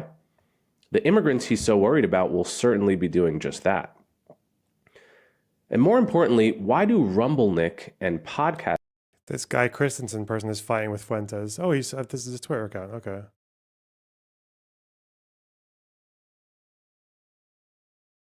What do you think of this pro-Palestine guy calling you out on TikTok? He has 3.4 meters followers. He says you are a fraud and sold out. Is it this liberal guy? Well, I think he looks like a liberal pussy. That's in the first place. Oh, no. You just look at his face, and he's got this very, like, soft... And I know I'm not an ultra masculine guy. I'm not a giant macho guy. Yeah. But he's just got this like liberal pussy demeanor, and he's a leftist. So he's going out there saying, has he ever supported BDS? Has he ever told people ways that they could support anti-Zionist politicians? It's like, look, douchebag, you can't even acknowledge the problem. Uh-oh. This guy's out there bitching about racism and anti-Semitism. You can't even talk about the problem. The problem is that there is a transnational Jewish nation, not Zionist. I'll work on a response, but it's clear Fuentes doesn't know the first thing about my work. He claims his solutions are political, yet never rallies for anti-Israel candidates. Takes a fool to ignore how almost every billionaire is a Zionist fleecing hundreds of billions off this. Okay. You fucking communist. Wow. All these communists, they have a problem with Zionism. Why? Because they think that Zionism is an ideology that serves capitalism. This guy hates Israel and Zionism because he sees the problem as capitalism. The problem is the bourgeoisie. And in their quest for profits, in the bourgeoisie's quest for profits, they need constantly expanding markets for their goods. They need constant markets to sell their products. And so what do the capitalist countries do? The bourgeoisie, which uses liberalism to control the government and the military, they use the military to conquer foreign lands through imperialism, to create markets for their goods. That's the left-wing perspective. They say the capitalist class, the wealthy, those that own the capital, the capitalists that own private capital. Why do you keep sending me this fucking person? This person is always the most cringe I'm a leftist. fucking... Oh, that's so cool. I'm a leftist too. Oh, awesome. What kind of leftist are you? I'm a socialist. Cool. I'm a socialist also. I'm a communist. I'm a Marxist-Leninist. What type of socialist are you? You know, just like a socialist. Just like generally. Oh, like what? Like a democratic socialist? Yes, that's the one. That sounds good. Anything that doesn't make me, A tanky. Uh-huh. Okay. Just for fun, what do you think makes someone a tanky? Well, you know, just like supporting authoritarian government structures. Okay. Aren't like all government structures inherently authoritarian? Like I can't stop. Why is her strawman voice the same as her serious voice? I don't understand. Okay, what? Fuck. Back on it. Seem to be two totally different people. While it's normal to come across a bit differently in different contexts, the two versions of Nick Fuentes seem to have different beliefs altogether. Podcast Nick, for example, insists that he's a patriotic American who just wants to put our country first.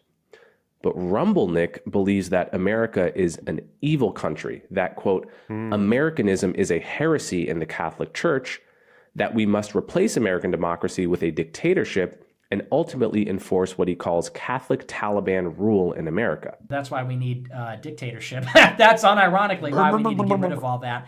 We need to take control of the media or take control of the government and force the people to believe what we believe or force them to play by our rules and reshape the society. Podcast Nick will tell you that he's celibate because, like a good Catholic, he is waiting until marriage. But Rumble Nick will make it crystal clear that his celibacy has nothing to do with religion and everything to do with the fact that he finds women to be, quote, fucking annoying. Guys get to a certain age and they're like, you know what? Women suck. Like, they're talking too much. They're not hot anymore. Like, you're fat, you're chubby, you're not as hot as you think you are. You fucking talk too much, you're a bitch. Podcast Nick will argue that Christians cannot sanction racism and will approvingly cite Galatians 3:28. There is neither Jew nor Greek. 30 minutes left on the goal, you guys. 30 minutes left. There is neither bond nor Three free. more. There is neither male Chop, chop. nor female, for ye are all one in Christ Jesus. Rumble Nick will viciously mock liberal Christians for citing this exact same Bible quote and explain that he would rather Christians didn't read the Bible at all than use that specific passage against him. This is where we get like liberals saying, but the Bible says neither Jew nor Greek, but the Bible says, this is where you get liberals using it against us. Podcast Nick will roll his eyes at the accusation that he's a Nazi. Like the character Mark Ravenhead from Succession, he'll make you seem ridiculous for even asking the question. But Rumble Nick thinks that Hitler was, quote, really fucking cool. He believes that probably only 200,000 or 300,000 Jews were killed by the Nazis. Definitely not. not. The Nazi scene in Succession? Okay, so this is embarrassing, but just for the record and just so we have it, you are not and have never been a member of the Nazi Party of the United States, have you? Come on, Tom, are you serious? Nope. Thank you. Sorry to have to even ask. And, oh yes, the Hitler dog thing. Okay, the dog thing's bullshit. Great, I thought so. Different spelling. Okay, different spelling? Yeah. Okay, and this other one that came up, just to fend this off, have you ever read Mein Kampf? Yeah, a couple times, I guess. A couple of times? Are there Easter eggs in there you didn't get the first time? Look, I'm interested in that period of history, Tom, okay? I've skimmed it. Skimmed, yeah, thank you. And what specifically do you find interesting about that period of history? The scale, the tragedy. Hell yeah. Yeah, and which tragedies specifically? Europe decimated. 7 million Germans, 20 million Russians, 5 million Poles. Yeah. Just checking the till here, Mark, and it seems you're short a few million. Okay, so this is embarrassing, but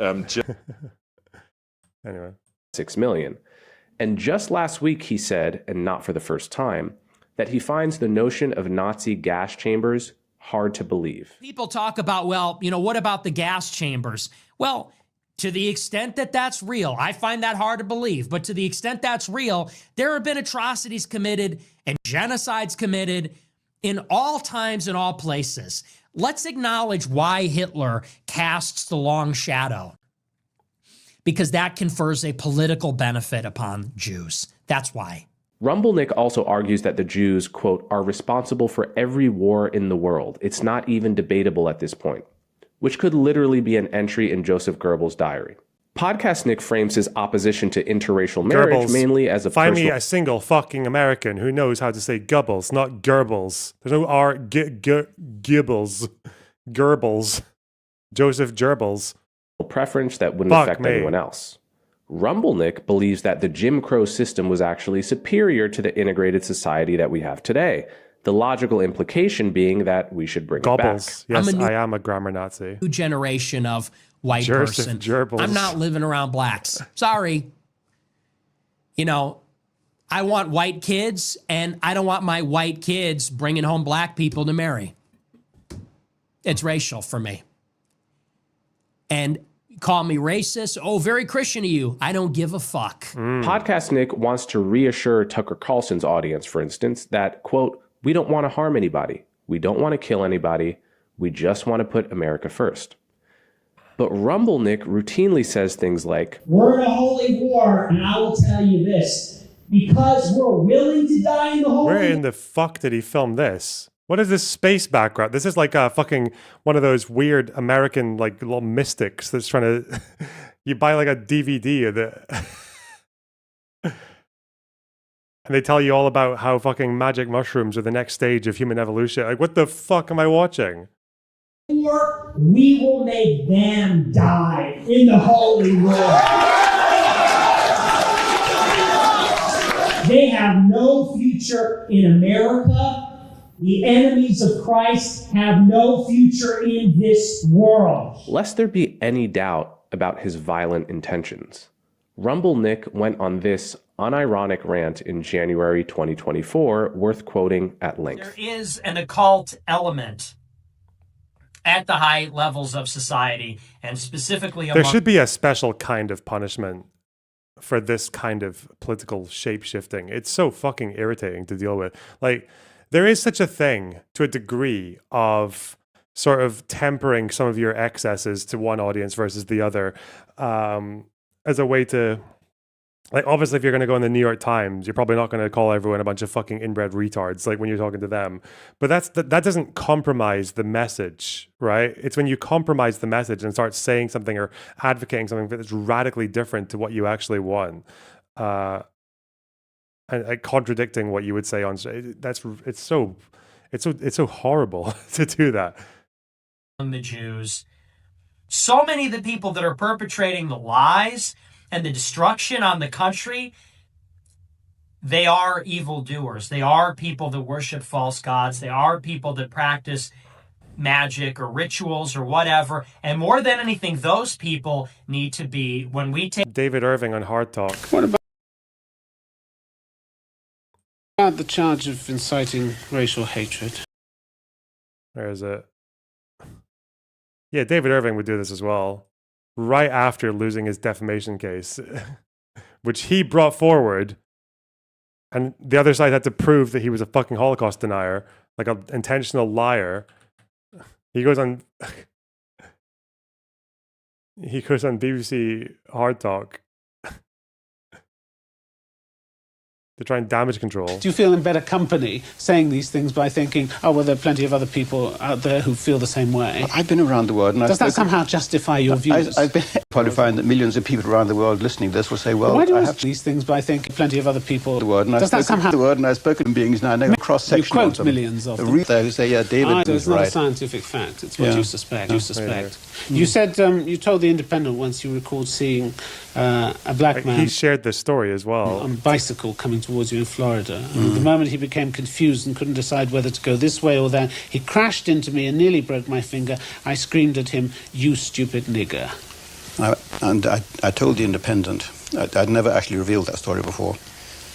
I told The Independent that I was so ashamed of that having happened that when I went home to my little cottage on the island where I stay in America, where no one could see, I went down on my knees and I pleaded to God for forgiveness. And it's just totally unforgivable. I've never used that word before. I've never used it since. I would find it difficult to say it even now. It was pretty close to hand when you wanted it, wasn't it? I mean... Those BBC interviewers are so fucking good, man. It was pretty close to hand when you want it, yeah. Wow.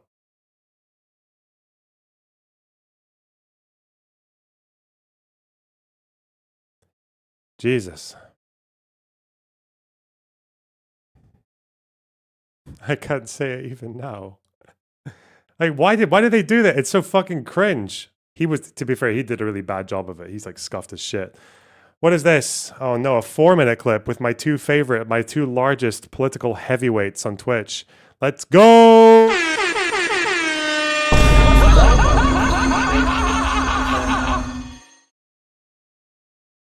Fine. Criticism of Islam.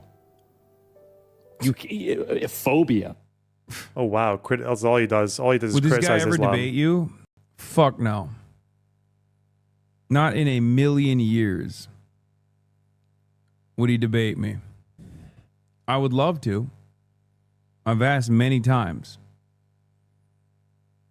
Of course not. Is he going to call out people who are too afraid to have a conversation? Because if this is the level of argumentation he's bringing to the table, it's not really going to hold up. Oh. Get the fuck out of here. We know that he called African nations a shithole. Because they are. They are shitholes. What are you talking about? Jesus.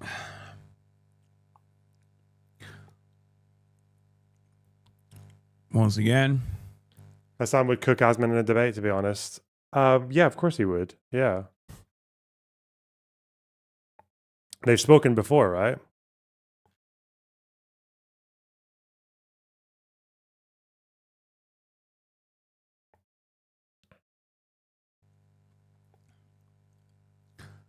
living in a completely destroyed home, when you have the financial opportunity to at least fix up your house, you literally live in a shithole. Says you. Says you. Person is actually stupid.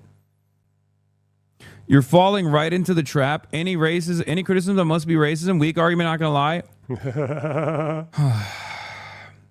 If Asmongold was making a coherent argument in this circumstance, and I just went, wow, you're just being racist, then sure, that would be a weak argument.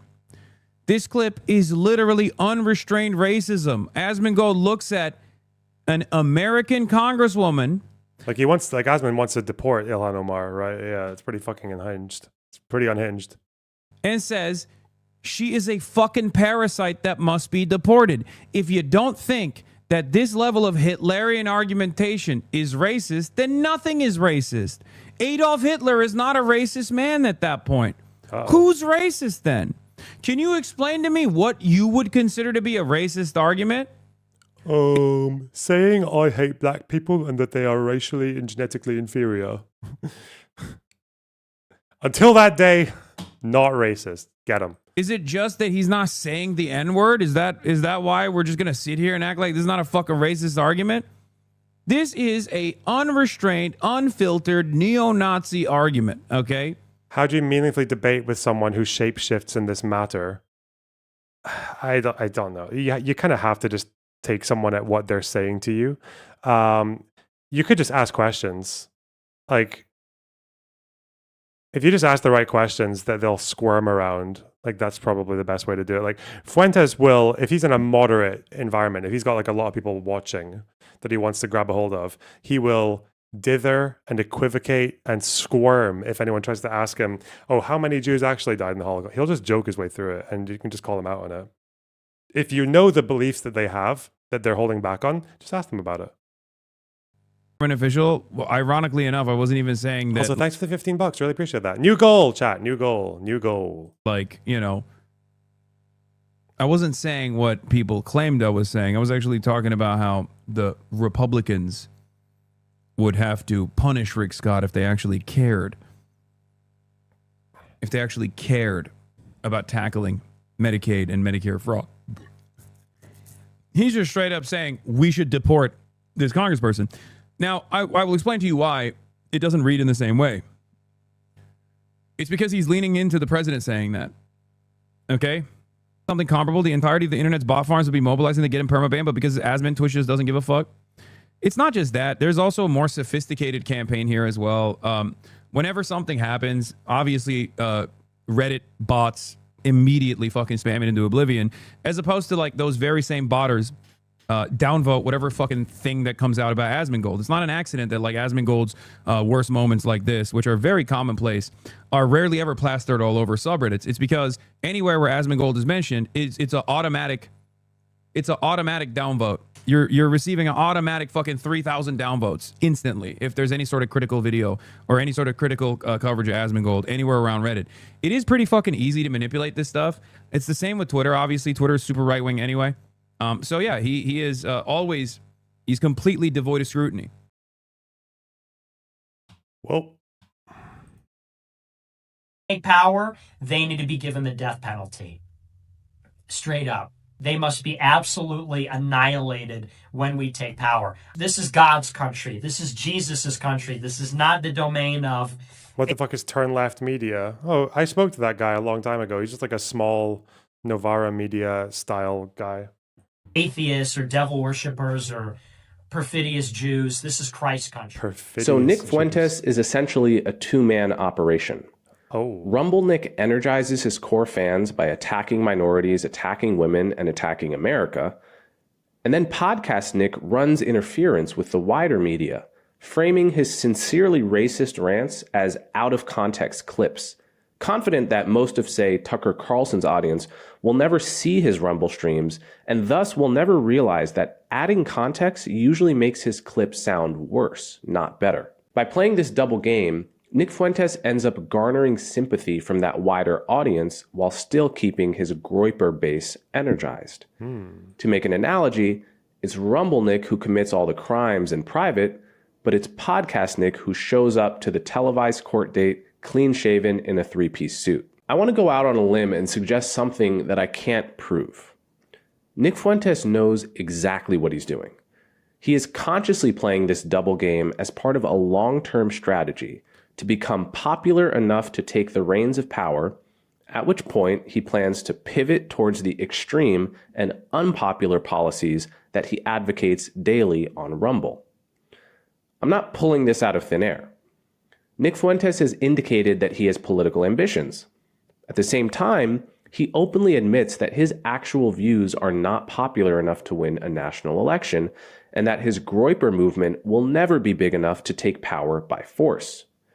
His implied plan, in other words, is to soft pedal his extreme views just enough to build a large following, large enough to actually win an election, and then remove the mask and begin implementing his extreme ideas at the first available opportunity. We've seen this playbook before. When the history buff Daryl Cooper first sprang into the mainstream on Tucker Carlson's show, where he claimed that Winston Churchill was the chief villain of the Second World War, it immediately touched off an argument about whether Cooper was really a Nazi sympathizer. His critics believe that he obviously was. I mean, why else would he be regurgitating long debunked Nazi talking points? But his defender claimed that he was just a good faith history buff given to occasional hyperbole. And they had a point. There was plenty of smoke, but no fire. Then, sure enough, the proof came. Mother Jones unearthed a comment that Cooper had allegedly made years earlier under an anonymous username on the white nationalist website Countercurrents. Quote, "A movement like this needs to operate at various levels, from the intellectual core that remains terrifying and offensive to the general population right up until the big shift, on up to covert supporters slipping occasional language and subversive information into conversation and normie media," Juggernaut Nihilism wrote. Think of how most people you know got Nihilism. here. It wasn't from basic American ideology to reading Mein Kampf and then boom, they're on board. It's a process, and you have to initiate people without scaring them off and without blaming them for being scared off. The human mind works the way it works, and the enemy studies it carefully, controls the education system, and dominates the media. In other words, everyone who suspected that Cooper's contrarianism was really meant to be a gateway drug to Nazism was spot on. It's rare in the world of public intellectuals that we get such a perfect confirmation that a bad faith actor is indeed acting in bad faith. With Nick Fuentes, we don't need to wait for the smoking gun. He says what he believes every day on Rumble, if only we would listen. All we have to do is clear away the various smokescreens that he's thrown up to blind us to the sincerity of his dark ambitions. Cancel culture doesn't work, but it's not a choice between cancellation on the one end and giving friendly interviews to Nazi sympathizers on the other. What podcast hosts need to do is confront Nick Fuentes with the malevolent viewpoints that he has repeatedly and recently expressed and arm themselves with the facts required to rebut him in real time. Or to put it differently, they need to be journalists. It's not impish contrarianism. It's not clips taken out of context. It's not irony or hyperbole, at least not in any sense that's actually exculpatory. It's a calculated and radical attempt to take over first the conservative movement and then the country. The only question now is, will the real conservatives, wherever they are, let it happen? Why are you guys the legendary singer posting the Dean face? Okay, that's cool. A lot of people tell me to watch that, although I think a lot of it's fairly obvious, but yeah, good video. Fine. Yeah. Why not? Why the hell not? Counterpoint's where you at? I thought Counterpoint said that he watches Fuentes on Rumble, though. Doesn't he?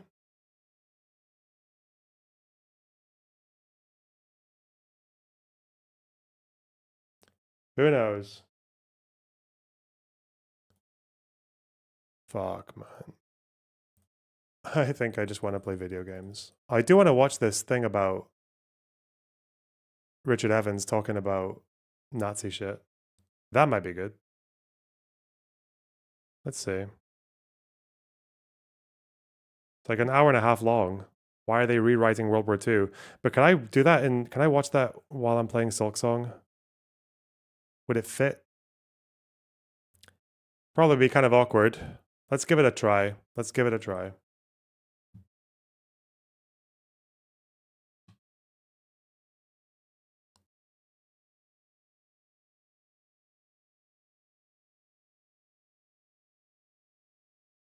It's so much easier to do this with a game that's like big old fucking screen and world, but if it's especially like a keyboard and mouse game, not a controller game. But we'll see.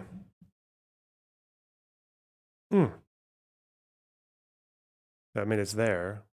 He made Germany great again. Hitler was awesome. Didn't go hard enough against Poland. Let's just put it that way. In some ways, I think Churchill was the real villain. Jewish supremacy is the greatest threat to America. They claim they were burning bodies in 10 minutes. It takes 90 minutes to burn a body now. Sure, you can't even speak. What the fuck is wrong with you? Weren't attacked. Britain got into the war voluntarily. These ideas, though they might sound new to a lot of people, are not in fact new. Who better to talk them through than Britain's preeminent historian of Nazi Germany and World War II, Sir Richard Evans. Okay. Thank you so much for taking the time to speak with me. Who is David Irving? There is not a single mention of gas chambers. What do you think of Hitler? Do you admire him? David Irving, as a writer, he was accused by an American historian, Deborah Lipster, of being a Holocaust denier and a falsifier of history. You cannot trust a word he says. This is just all intro. So that's where the music's coming from. Okay. Of Dresden. Either Goebbels or one of his minions had the bright idea of adding a naught in the hope of getting neutral opinion to be so shocked that they would intervene. Irving knew that. He knew it was manipulated. All the way through his life, he has always thought of Hitler as a benign authority figure. But Irving's mistakes were not random. Well, David Irving was a very good historian. I don't care what Richard Evans says. Pat Buchanan, his I love it that they put that in. The British Finkelstein. declared war on Germany, and the man who was driving hardest for war with Germany was Winston Churchill.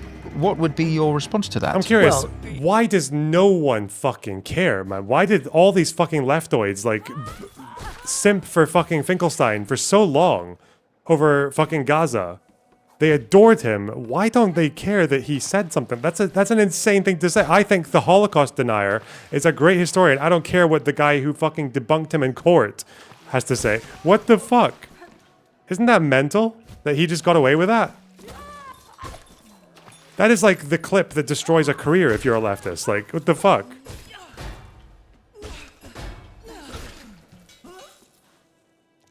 Yes, I know he was an expert witness in the Irving case. Yes, I know that's what Evan was, yeah.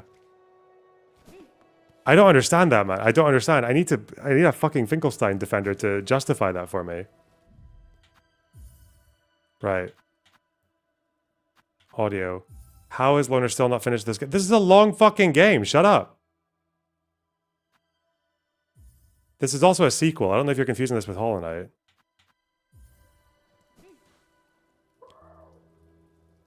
Do you think leftists know Irving? I mean, I guess not. I guess You they have don't. to start by asking, what did Hitler want? This is part of a resurgence of the extreme right. Cooper or these other people really need to... They need to what? What was he going to say? Kill themselves. Before we get into this interview, I just Say it, wanted to Richard. say that we have noticed that more than half of our regular viewers are not subscribed. If you want to support Unbelievable. the Winston Marshall Show, Pathetic. all you have to do is press subscribe. If you do that, we can have more phenomenal guests It's a little exploring the loud. issues you want to I'm hear gonna have about to do the this a mainstream billion media. fucking times, won't don't I? touch. But without further ado, on with the interview.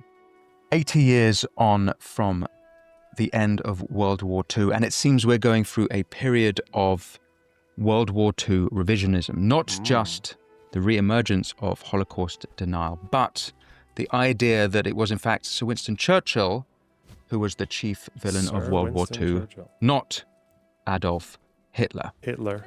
But these ideas, though they might sound new to a lot of people, are not in fact new. Whoa. And who better to talk them through and take a closer look at them than Britain's preeminent historian of can't see. Nazi Germany and World War II, Wait. I bet and the here? man who sat face to face. He made Germany great Oh, again. for fuck's sake. But the idea that it was in fact Sir Winston, a period of who was the chief, not in fact new. And who better That way? to There? talk them through Fine. and take a closer look at them than Britain's preeminent historian of Nazi Germany and World War II, and the man who sat face to face in the High Court against the most famous of all Holocaust deniers, David Irving. Richard Evans, Sir Richard, I should say, thank you so much for True, taking the Sir time Richard, to speak indeed. with me. Thanks Who for you're told. inviting me on. Delighted to be here. Who is David Irving?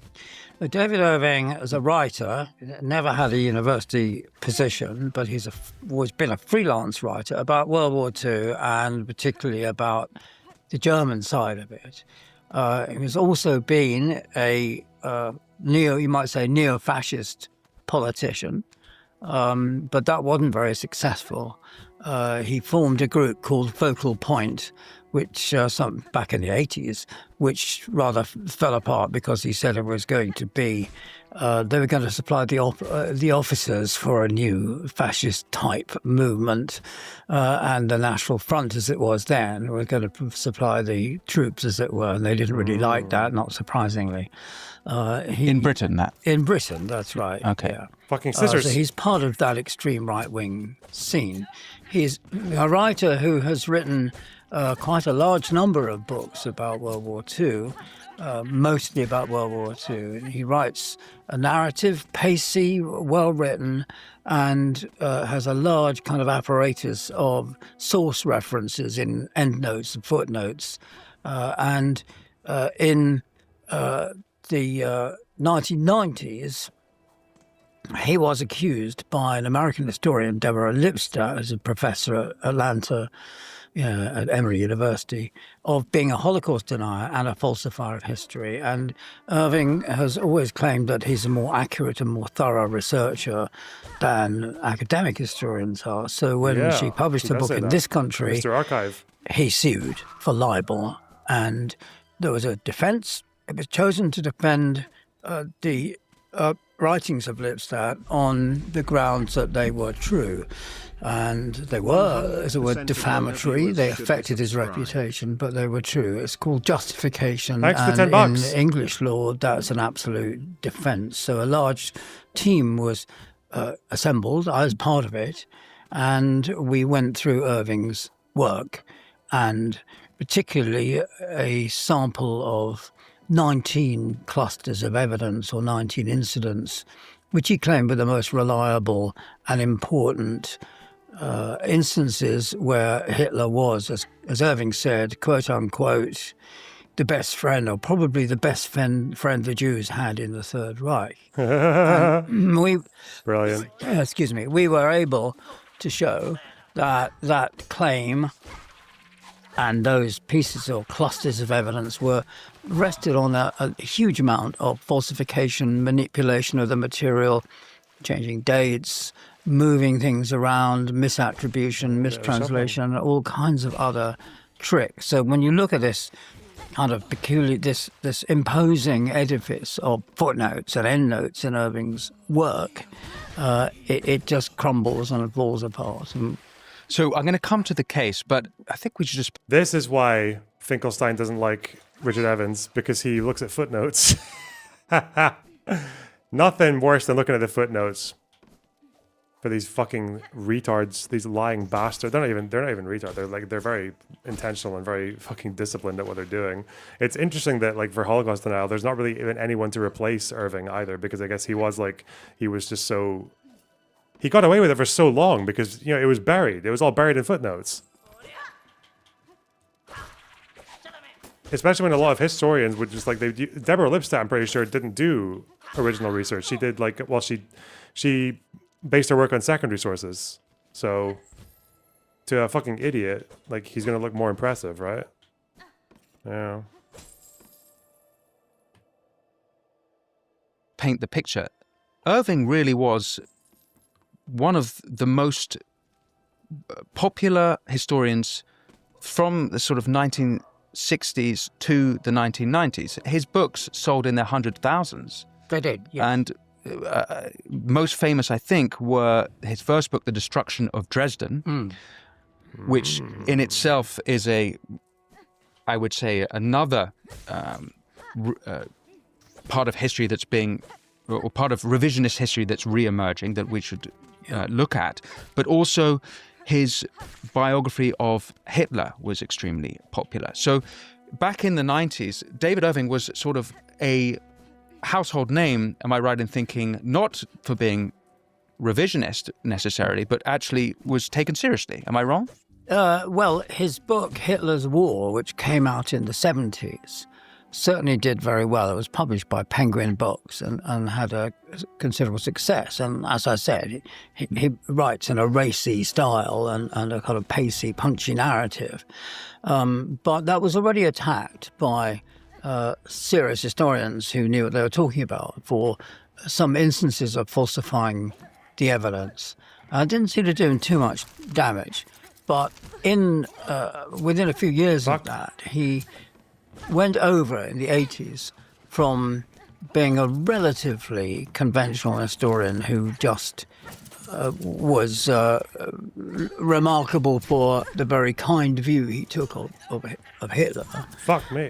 To a fully blown Holocaust denier. Now that we actually all agreed in the case that came before the High Court in the year 2000 that Holocaust denial is first of all a denial that 6 million Jews were killed deliberately on Hitler's orders in World War II, not just in gas chambers, but in shootings, starvation, and many other means of murder, but it was a deliberate one. There was a plan, a program of killing them.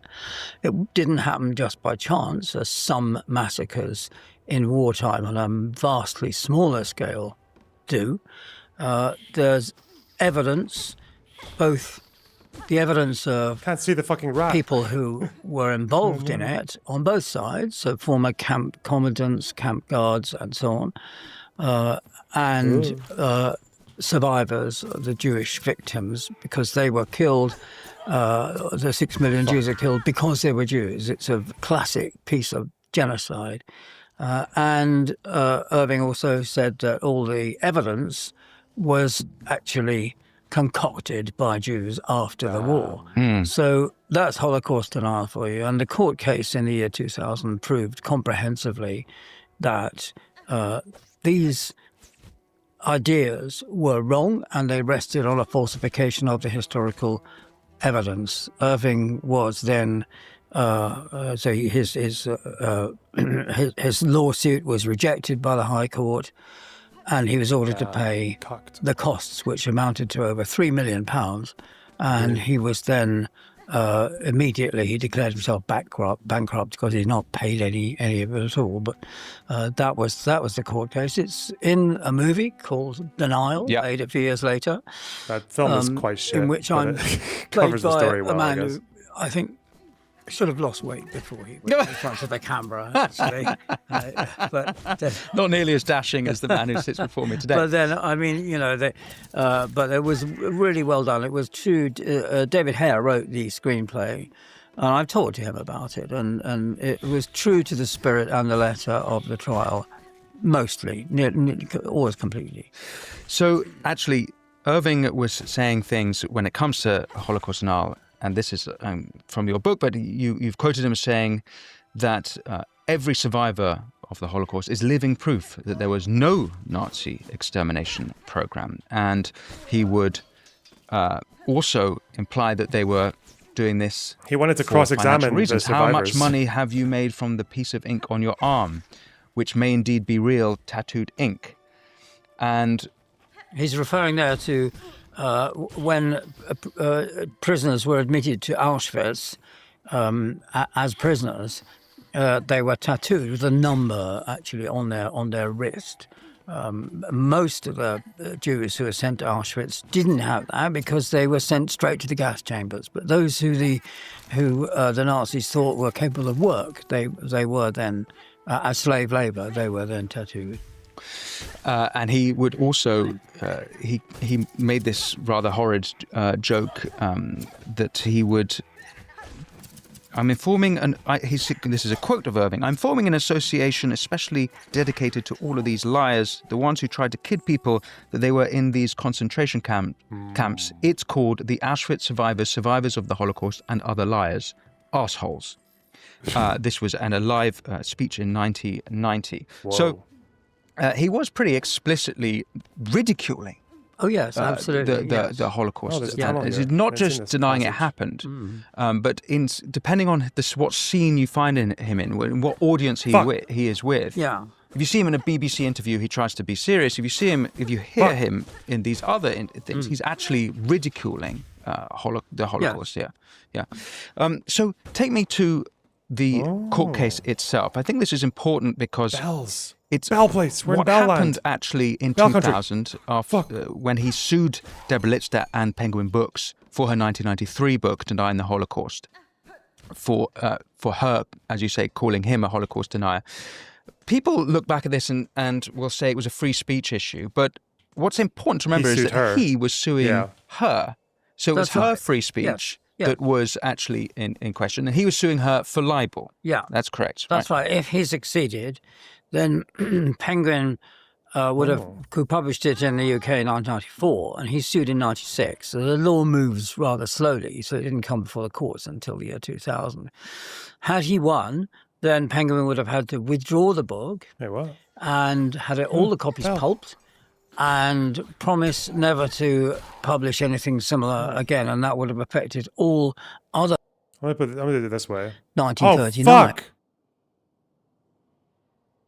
This new YouTube player is disgusting. What the fuck did it do? The source material that he was quoting, trying to find the originals, the mistranslations by him of the originals. This was a momentous task, and eventually ended with you presenting a 740-page report before you were the chief, I should note, expert witness in this. And so this is quite interesting to me because in the age of conspiracy, Penguin would have moved rather slowly, so it didn't come before the I courts. wanted to move there. That's all I wanted to 2000. do. I can move myself down Had here. he won, then Penguin would have had to withdraw so I can see the the book game. Thank you. and had all the copies pulped and promise never to publish anything similar again, and that would have affected all other publishers as well. So you could not have, in effect, called somebody a Holocaust denier after that. So Irving was trying to suppress free speech. And indeed, so nervous were the publishers that my own book, based on my court submission as an expert witness, lying about Hitler, it's called about lying about Hitler in the US, telling lies about Hitler in the UK, but they 6 publishers rejected it because Irving was writing to them all, threatening to sue them for libel if they published my book. And in the end, my book was published in the UK by a small left-wing publisher called Verso. Oh yeah, I know Verso. And it was said to be the only book that my literary agent had negotiated a contract for that did not have an advance on royalties. It was just, in fact, Verso were so, and it sold about 5,000 copies in just a few months, and then after that, really the interest died down. Well, it's an interesting, because one of the accusations against you that Irving made against everyone is that the establishment was out to get him. But here you it seems quite the contrary, which is the establishment was absolutely not letting you publish. The result of it wasn't the establishment; it was just publishers who exist on quite small margins of profit, and were just terrified of having to fork out. Even though the Mishcon de Rea and Anthony Julius, who ran Lipstaut's defence, offered to represent any publisher for free, as they call it, pro bono, if Irving sued. Pro bono. But it still might involve a few, a bit of expense, because you have to hire a barrister and so on. And if they did all that for free, there was still a danger that Irving might win, even though the action was what they call a strikeout. So the issues had all been decided at the main trial. So Irving couldn't then have an appeal and so on on legal grounds, and he couldn't refight it all with pretty foregone conclusion. I'm going to say I'm not part of the establishment. Nobody tells me what to think or what to write. And what happened in the trial was that the lines of free speech were kept open. Nobody was telling Irving what to write or what to publish.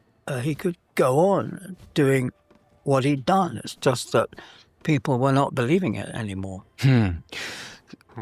Before the trial, as you explain in your book, it took you and two researchers 18 months to go through the dozens of publications of Irving, including the reissues, the different translations, getting to exploring all the footnotes, going to the source material that he was quoting, trying to find the originals, the mistranslations by him of the originals.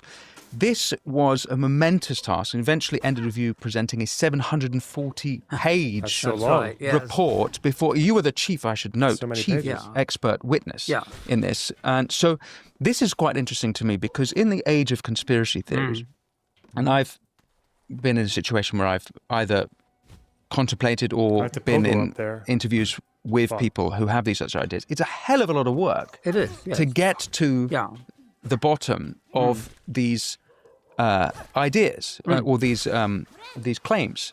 Can you tell me about that process? And was it enjoyable as a historian, or was it frustrating? Was it? What did you learn about the sort of process of Irving and the mind of these types of historians? Well, one of the things that the film got wrong was at the beginning, it has me and my two assistants, who were actually two of my PhD students, saying that we're raring to go, we want to nail Irving and so on, we're going to get him. Not true at all. We had no idea, because none of us had read any of his work at that stage at the beginning, because his works are not useful for teaching in universities. You need to have ideas and arguments and theses for students to be able to grapple with, and Irving is just pure narrative without any real interpretation or ideas, apart from the fact that Hitler was basically a good guy, which is not really a serious point, and not Deeply really worth unserious. discussing. So it was a fantastic experience. We'd meet, we'd parceled up the work. So we had these 19 instances or clusters of evidence, things like the Kristallnacht, the Reich pogrom of 10th November 1930. If I may, when you say a cluster of evidence, do you mean a cluster of ideas? No, or do you mean evidence, pieces of documents, but essentially documents. Okay. So we parceled it out because he said this is the strongest points of his thesis that Hitler was not involved in the Holocaust, or that Hitler tried to stop it, and he didn't really seem to realize there was a contradiction between those. If he's not involved, how could he try and stop it? He didn't know anything about it. But anyway, leaving that on one side. So we parceled this out, and we had meetings every couple of weeks, myself and my assistants, and they would come in and say, you'd never, waving a copy of one of his books, you'd never realize, what he's done here in this particular instance, how he's manipulated, say, changed the dates on a well-recorded conversation between Hitler and Ribbentrop, his foreign minister, on the one hand, and the regent of Hungary, Admiral Horthy, an ally of Hitler's, where Hitler was trying to, Hitler and Ribbentrop were trying to persuade Horthy to hand over hundreds of thousands of Hungarian Jews to be sent to Auschwitz. He wouldn't do it, right? Which in the end only happened when the Nazis invaded the country and forced that 440,000 were murdered in the gas chambers of Auschwitz. And looking at the record of those conversations, published, widely available, Hitler appeared, as it were, in a much more harmless light, because Irving changed around the dates of the different conversations. So many other things of that sort was all a very exciting and engrossing project. Sick of the ads? Want to support this show directly? Want bonus content? Well, head to our Substack, where you'll get all of those benefits and more. It's all over at winstonmarshall.co.uk, where you can sign up today. But if you don't use Substack and still want to support us directly here, then check out YouTube membership. With your support, we can continue to grow this show, get on guests that you want to hear about, and explore the sticky issues that the corporate and mainstream media just won't touch. But enough from me. Back to the interview. Thanks, racist. Oh, it was exciting. It wasn't frustrating. Yes, hugely What was exciting about it?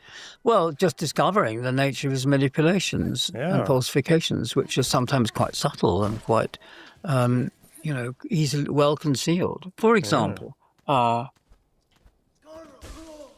Hitler was put on trial in 1924 for the beer hall putsch. So he tried to take over Munich by force, but armed force, in November 1923 from a beer hall, sort of marching on the centre of the town.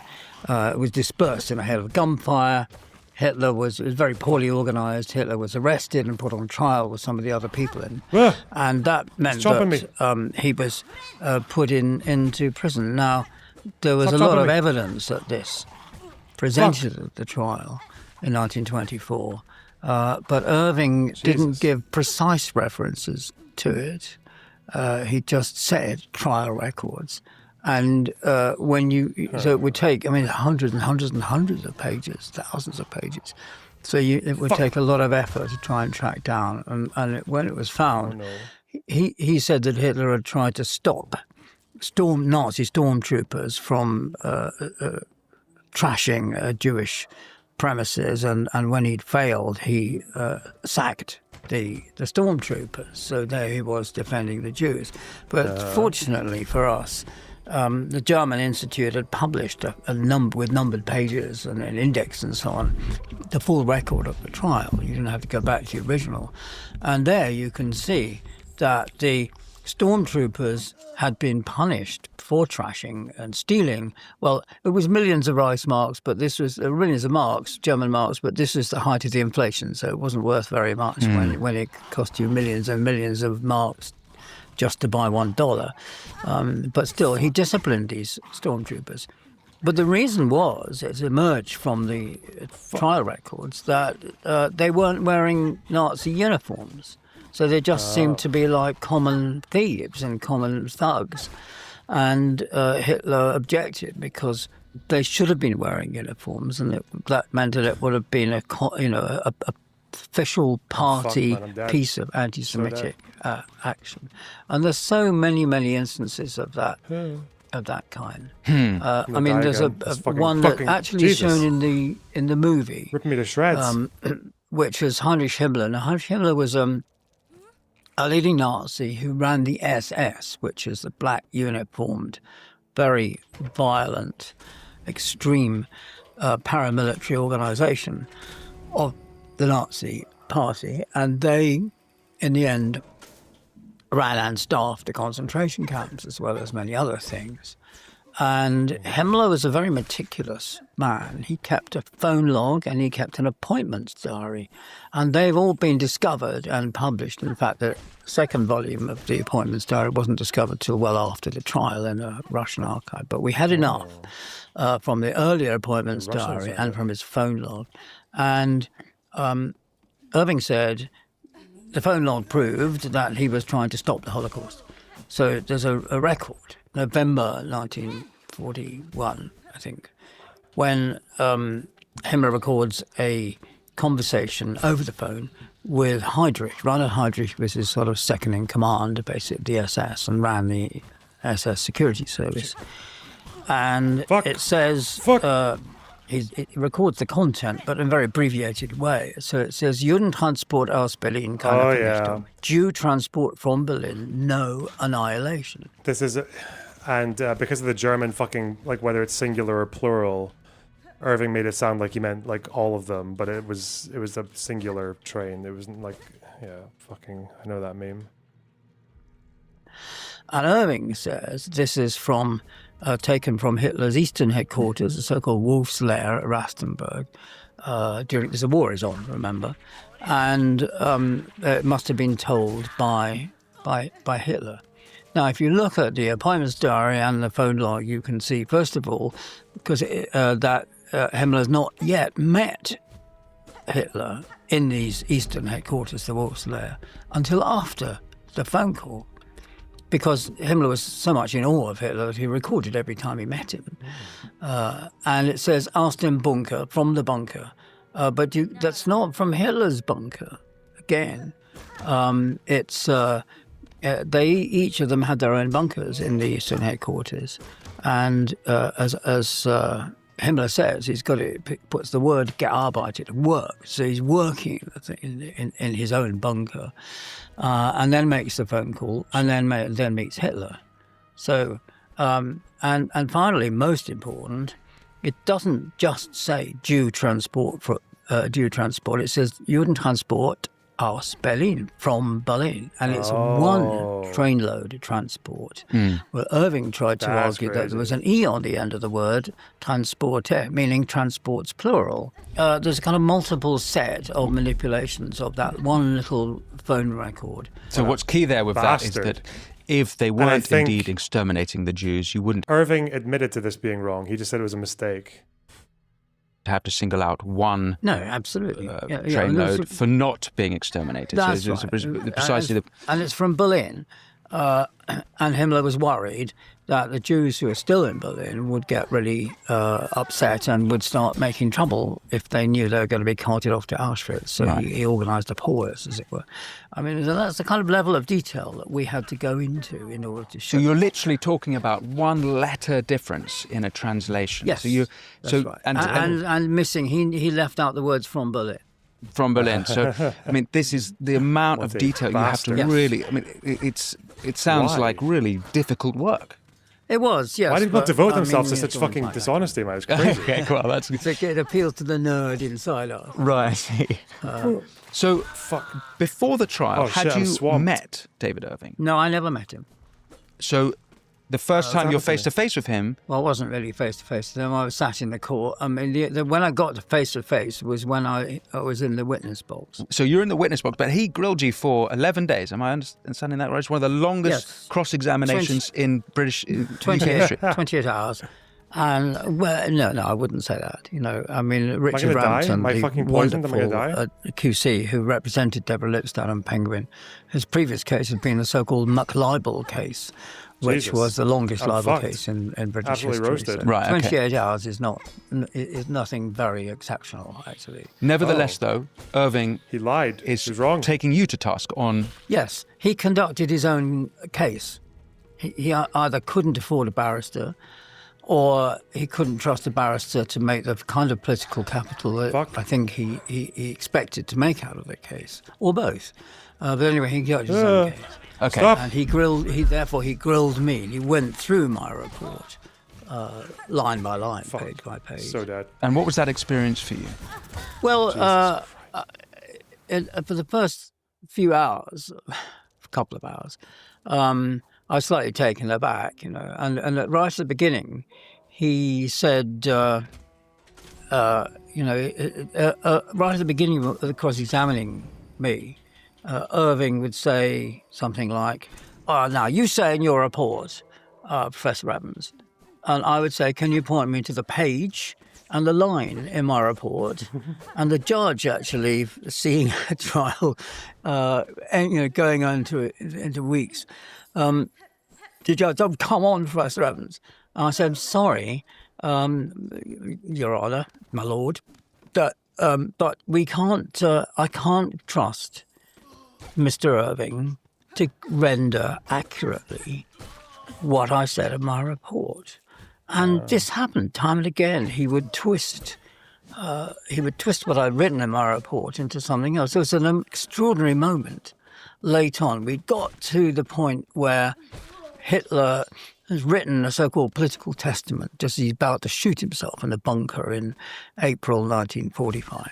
And he has a bit there where he kind of implicitly admits that he's responsible for the Holocaust, and he says the Jews have had to pay for their crimes, meaning in his mind the Jews have organized the bombing of German cities because Hitler thought that Stalin, Roosevelt and Churchill were all tools of a Jewish conspiracy. Even if only in a more humane way, says Hitler in the political testament. And Irving said to me, "So you think the gas chambers were humane?" And I said, "No, I didn't. It's Hitler who thinks that." And at that point, someone in the public gallery shouted, "Jesus!" You know, so you just couldn't trust him to give an accurate. You know, it's rather like someone once said of a notoriously slippery British Prime Minister Harold Wilson, if he swallowed a 6-inch nail, it would come out the other end as a corkscrew. And I felt there was a certain parallel. It's a lot of rhetorical games, and it's he's watching his videos. He speaks very fluidly, very quickly, and he sort of dazzles with new information, high detail. That's right. And so perhaps this is why he was so compelling to such a large audience. Absolutely. The problem is, though, if you subject it to a detailed examination, most, if not all of the detail, is simply wrong. It's simply manipulated, falsified, mistranslated, misinterpreted. I mean, all of those things. You cannot trust a word he says. It may be that some of the things he writes are true, but you have to check. Right. Well, we're going to come to some of the key theories he posited, but I wondered if you might have had a sort of insight into this man's mind, because he's presented with evidence that disproves what he was thinking along the way. He didn't seem to, and from my looking into it in preparation for today's conversation, he seems to stand by his positions to this day. Yeah. And this is despite thorough evidence proving not just that he's got the salience of different things in the wrong order, but that he's actually just completely wrong on so many things. Yeah, this came out in the cross-examination of Irving by Richard Rampton, QC, who was acting for Penguin Books and Lipstow. It was mostly the trial, which incidentally ended in an all-round victory for Lipstadt and Penguin Books. Mostly it was a long, boring tedium, but punctuated by moments of high drama, as it was, which is what you see in the film, of course. And one of those moments where Rampton handed a copy of a German document, and Rampton learned German in his 60s, especially for the trial. It was astonishing, absolutely astonishing. And he handed Irving a document, and Irving was quite frequently trying to prove that the documents Rampton was using were not authentic. So Rampton says, "Is this authentic?" And so Irving said, "Looked at it, it just appears to be. There's the, there's all the different marks and so on." So right, fucked, can you man. read a bit? So dead. So it What do I says, do? Where's the bench? It's from the Can't find the SS bench. at an extermination camp where the It says this way, but I can't see it. Jews are bundled into vans and driven out, and the exhaust was fed into the sealed back, and the Jews were asphyxiated. And over a period... Chase wants to know if Hitler ordered the Polish massacres. I think his rhetoric was basically like a huge yes, but I don't know if it was actually on paper, if I remember. But yeah, but I think he was actually like, yeah, the fucking Poles are gonna get fucked. Like, yeah. That, like, yeah, I think one of the quotes was like directly like they're gonna die. So yeah. Of time, 92,000 Jews were asphyxiated, killed in this way. Right, thank you, Mr. Irving. And Irving actually said, "Oh, that's quite an achievement. I mean, astonishing." He said, "Yes, very efficient," or words to that effect. And so Rampton said, "You return to page so and so of your book, and read out this passage," which he'd marked. Gassing was used by the SS only on an experimental basis, if at all. Talking about carbon monoxide. And Rampton just said, "Mr. Irving, do you think 92,000 is experimental?" And of course he had to say, "No, it's not." And time after time, Rampton forced Irving to make very damaging admissions of that kind, so much so that Nick Griffin, who was the leader of the BNP at the time, actually denounced Irving for making too many concessions. At that point, then Irving retracted some of his concessions, which then, of course, didn't do any good at all, because the judge thought he concluded from that it was he would just changed his mind for political reasons. So that was one of those very this dramatic fucking bastard moments, I think. But in the end, of course, you couldn't. You can't convince somebody who is as fanatically believes in his own particular lines. The press, of course, had a field day at the end of the trial, when Irving lost, and the cartoonists all had the same particular inspiration, and so in a lot of newspapers was a cartoon of Irving looking at an advertising hoarding for whichever newspaper it was. Irving loses trial, and Irving saying, "That trial never happened." So, and there was an extraordinary moment right at the end when Irving had to give his concluding speech. And in the excitement of delivering the concluding oration, one point he called the judge mein Führer. Mein Führer, my leader, which is what the Nazis called Hitler. We all burst out laughing, Evie could even see a kind of wintry smile passing across the judge's face before he called us all to order. It's actually kind of brilliant. And in my office in Cambridge, a couple of days later, I was phoned up by a psychiatrist who was writing about Freudian slips, inadvertent slips of the tongue that have some deeper cause. And he said, do you really think he said mein Führer? I said, well, I can hardly believe it, but yes, he did. I was there, How do you explain it? I said to him. And Irving said, Irving had said mein Führer. Well, how does he explain it? Well, he was born in 1938, and his father went away to sea, and his mother must have said something like, she's going to fight for Mr. Churchill against Hitler. And Irving was so upset by this, as he was only like 4 or 5, that he found in Hitler a kind of substitute father figure, and Churchill became his arch villain. And all the way through his life, he has always thought of Hitler as a benign authority figure. And what was the judge but a benign authority figure? Because the judge was clearly concerned that Irving could appeal on the grounds that he was disadvantaged by not being represented by a barrister.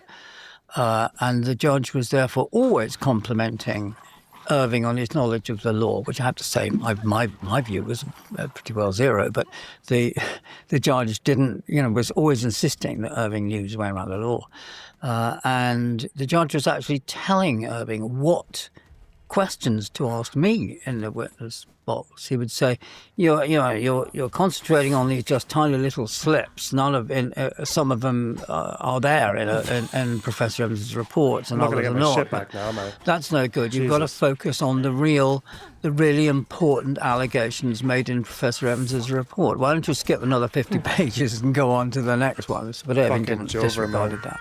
But the judge was a benign authority figure. Hitler was a benign authority figure, and Irving confused the two in his excitement. Wow. So I should say also that it's not in the movie because it's a bit unseemly. I just lost like 500 beads there, didn't I? Yeah, quite. But it was quite a moment. Of course, we're now entering the realm of speculation, but this is his father.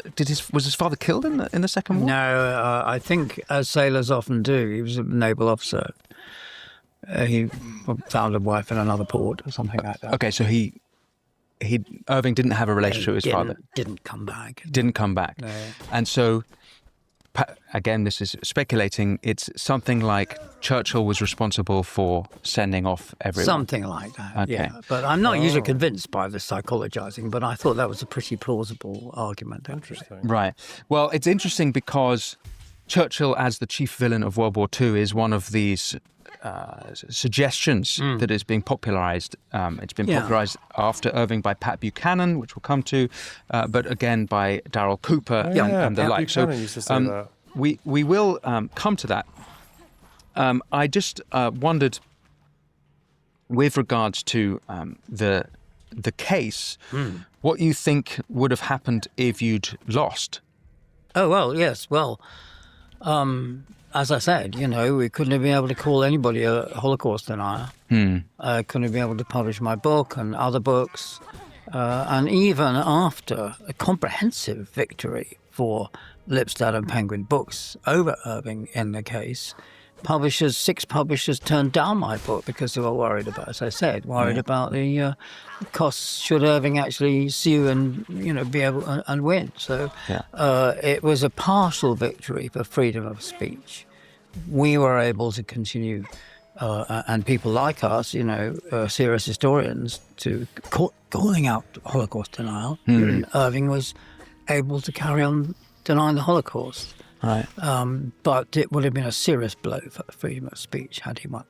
And the film suggests that not only did you have to prove that he was a Holocaust denier, but that that was the easy bit. Actually. That was the easy bit. You had to prove that he was intentionally manipulating the sources. That was. What the fuck just happened? I just put my controller down to ask what to do next so I don't die. That was it. We had help from. But how on earth do you do that? How can you? Well, you can just put there's the source, there's Irving's quote, and they're different. But can't he say, "Oh, I made a mistake"? No. The point there, and that's a very important one, which the judge picked up actually, which I made in the witness box. I dashed. It must have been when I put my controller down. Of course.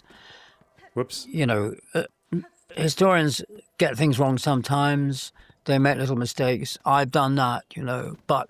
If you're just careless, then the effect on your arguments is random. Yeah.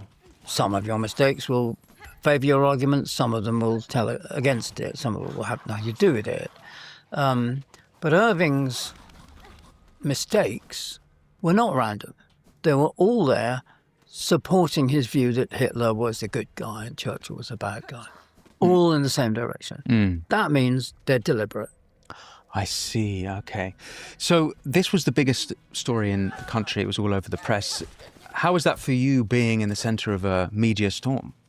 Well, it was a very sobering experience because Deborah Lipstadt wasn't allowed to talk. The defence stopped her from saying anything because the focus had to be relentlessly on Irving and what he'd said and written. But as soon as the judgment was given, she held a press conference, and then my phone started ringing, my mobile, and I started after she'd finished, and I was. Answering, media questions from Germany and America, all over the place, And then about an hour later, the news broke that the South African cricket captain, Hansa Cronje, had, I think I'm right in saying, had been taking bribes or had been, behaving badly. And that was it. Yeah. The outing story was gone.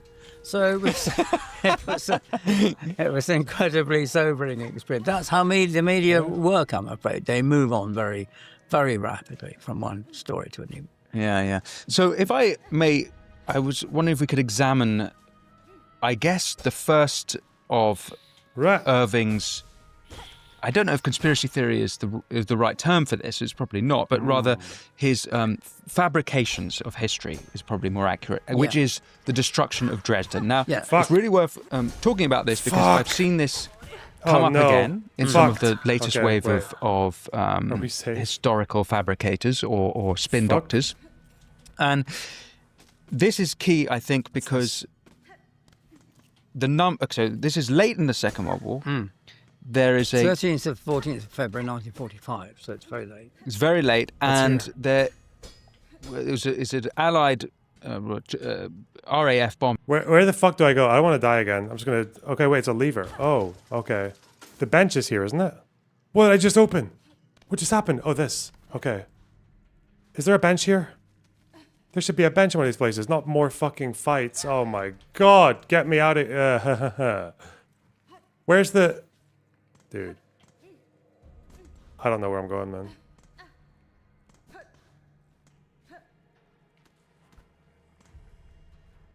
I don't know what I'm doing. There is. I'm not going to make it though, am I? Because I'm like... There's like creatures there.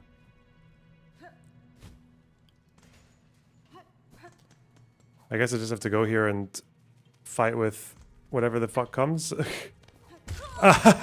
Or just go into a spike that I can't see.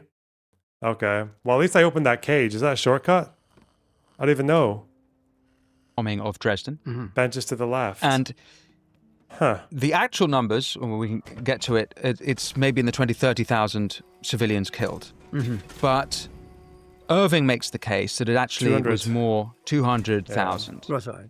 And I want to get into what happened there, but it seems to me to be key because if that 200,000 number is curious, because some of these Holocaust deniers, and one example would be this is a guy that went on Piers Morgan not long ago and making the case that there were only 200,000, maybe 300,000 Holocaust victims. This is the person I'm referring to is Dan Bilzerian, a poker player. But it's also the case that Nick Fuentes, who is a young leader of the Groyper, the so-called Groyper movement in America, has also made the case several times that 200 or 300,000 Jews were killed during the Holocaust. So this 200,000 number seems very interesting. It's an attempt to balance them out and saying, look, the Holocaust was not 6 million, it's only a couple 100,000, exactly the same as the bombing of Dresden. Now, the bombing Dresden was and is actually. It's been the centre has been reconstructed beautifully under the former East German communist regime, and then later on, since then, beautiful Baroque city with some wonderful buildings, and that was bombed towards the end of the war, partly because the Allied bombers couldn't get to it earlier in the war, and their range increased over time, and the mayor or the policeman, the police chief of Dresden, filed a report, sent a report to Joseph Goebbels, who was the Nazi propaganda boss, saying, do I have to just go the same way? We think about 25,000 people have been killed in Dresden. And fine, let's do Goebbels' propaganda minister they were looking around for some way of bringing the war to an end because they were clearly losing. And so they wanted to affect neutral opinion, like Sweden, for example, get them to intervene. So either Goebbels or one of his minions in the propaganda ministry had the bright idea of adding a naught. So it's not 25,000, it's 250,000. And Irving knew that. He knew it was manipulated. Earlier on, he'd seen, it's called Tagesbefehl 47, so order of the day, 47. And he just manipulated. He just added these noughts to the figures in the hope of getting neutral opinion to be so shocked that they would intervene, which of course didn't happen because the Allies since 1943 were committed to unconditional surrender and they weren't going to budge from that. And the number was actually 25,000, not 250. And he knew that. He was on record of having said it. He was very suspicious. I don't think this is right. But later on, he changed his mind. And he said, no, this is absolutely shocking. And he did that by inventing, without any evidence, inventing the idea that there'd been huge numbers of refugees in Dresden fleeing from the advance of the Red Army further east. There's no evidence for that, actually. So he knew it was false. But he decided that politically it was important. It's rather like, remember, and no, you probably don't remember, you're too young, but in 1983, not coincidentally, on the 50th anniversary of the Nazi seizure of power, a multi-volume set of Hitler's handwritten diaries was alleged to have been discovered. Oh, yeah, the and fake. It was a fantastic media storm. Rupert Murdoch, fucking Sunday done, man. Times, headlined the translation and so on. And Irving knew perfectly well that they were forged by a man called Konrad Kujau, who was later jailed for it. Jailed for forging and a diary. he caused a huge storm at the media launch of the Hitler diaries by denouncing them as part of an old collection of forgeries. But later on, he began to realize, as he looked at them, that they were actually very favorable to Hitler. Oh, they crazy. were very much like Irving's own favorable view of Hitler, denying atrocities and crimes and murders and so on. So he changed his mind. Wait, if I have this fucking green shit, there's literally no point in carrying on, is there? Because I'm not going to be able to do this much without healing. Purely for political reasons. He knew they were wrong. He knew they were forged. Especially but he like said, that, no, they're authentic. I can't heal. I've got the fucking green sludge on the my trial in hand. 2000 by saying Irving. Why would you say it's that? clear that Irving manipulates the source material to conform to his own prejudices. So I'm going to now bring in some of the newest characters because I would like to examine some of the other Irving fabrications, but it's worth seeing which ones are now coming up again today before going Heel back cleanses the into seeing maggots. how they might originate Oh. from Irving, or indeed But you have to be earlier, full for because that. there is a history to of Holocaust get enough deniers silk. really from the straight Jesus. after the war, Yep. up until Irving and today. It's worth just looking at some of the most prominent people game is I've fucking shit, today. man. We've It's not even mentioned, fun. of It's too course, clunky. Nick Fuentes and Dan Bilzerian. I note that Norman Finkelstein, who's had a lot of airtime recently, praised David Irving. And I quote, "David Irving was a very good historian. I don't care what Richard Evans says. He produced works that are substantive. If you don't like it, don't read it. In the case of Irving, he knew a thing or two or three." And he also said, "I don't see the reason to get excited about Holocaust deniers. First of all, I don't know what a Holocaust denier even is." Finkelstein also, as I've understood, is the progeny of Holocaust survivors.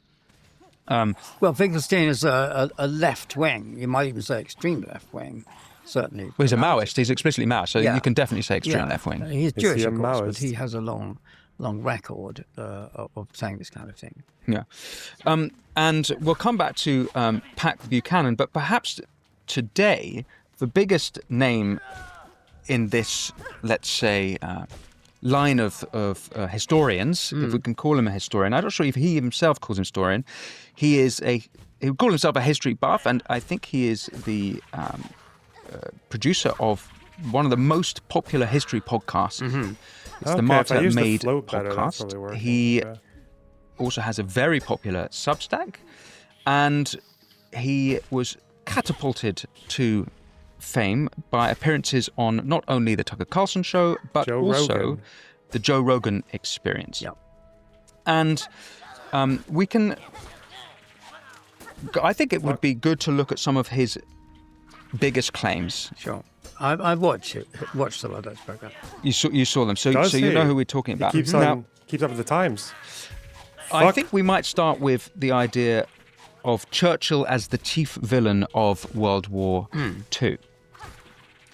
This... Jesus, will you fucking die, please? The idea being, and he'll be careful to say that Churchill was not the only villain. Oh, and very careful. They don't really say it explicitly, but I think if you were to give as best faith interpretation of what they're saying, it would be something like Hitler did indeed start the war. Hitler is a villain, but Churchill was the chief villain because it was Churchill that prolonged the war. And I can actually quote Cooper. He said, he's the one who kept the war going when there was really no need to do so. He was the central villain. That's what he said on the Tucker Carlson. That's right. Chief villain of the Second World War. Exactly. And Pat Buchanan, I should at this point cite his chief argument, and this is from his 2008 book, Churchill, Hitler and the Unnecessary War, How Britain Lost Its Empire and the West Lost the World. His central thesis and argument is World War II was an unnecessary war that Britain and its guarantee to Poland turned into a world conflagration. It cost 58 million lives, destroyed the British Empire, and delivered half of Europe to Stalinist tyranny for 2 generations, all to stop a Germany that never threatened the vital interests of Britain or the United States. So this is a very popular line of thinking.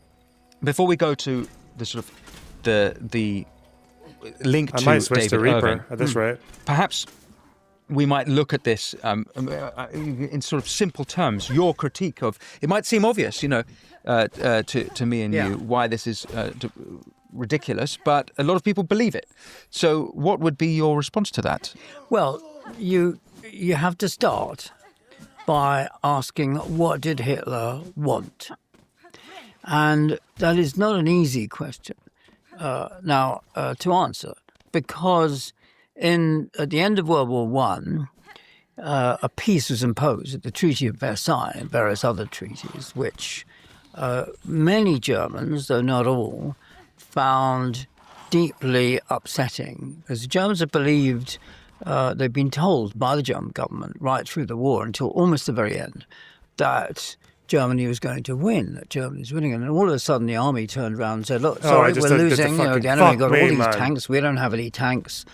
They've changed the nature of war. We've got to sue for peace.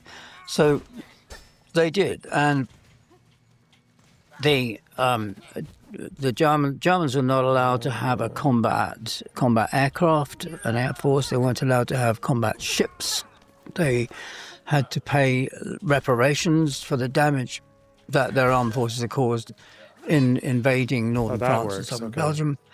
They lost about 13% of their territory. Alsace-Lorraine was given back to France, bits to Belgium, and a new country, Poland, was created on Germany's east by lopping off chunks of German territory. So it was very upsetting to many Germans, though many other Germans on the left in particular thought the defeat of the Kaiser and the coming of democracy in 1919 was a good thing. So you can't generalize about the Germans, and that's one of the problems about Daryl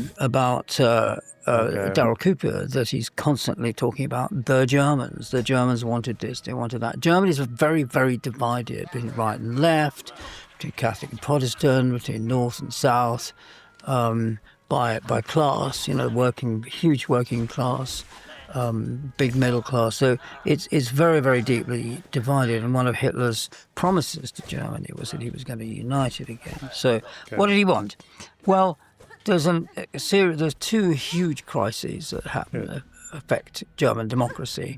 One is a hyperinflation in 1923, where the value of German currency collapses completely, mainly because the governments at the time were not willing to pay reparations, and that caused a huge amount of damage, eventually solved in 1924.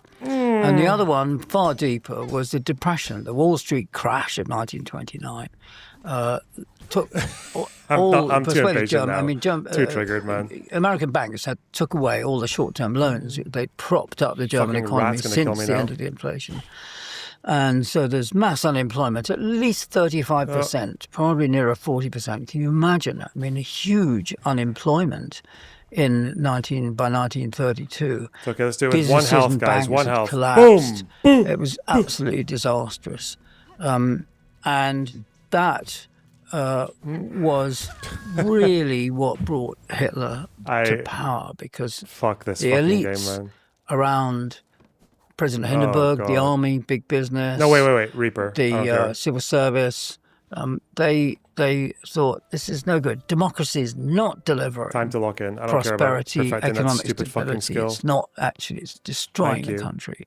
So they got together, appointed Hitler as what? chancellor, head of the government, because he had the largest political party by that time. No, It was not that. 37% of the vote the Nazis got in 1932.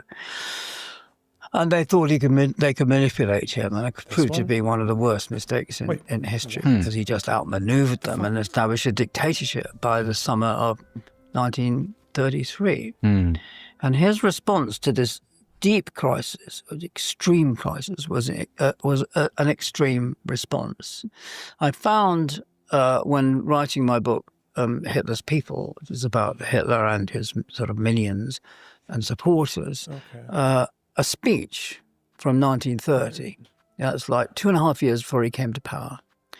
And it's a speech, a closed speech to his supporters. It's not a public speech. You can access Hitler's speeches. It's in a 4-volume edition. It's available in English. They've all been translated, so it's not difficult to find.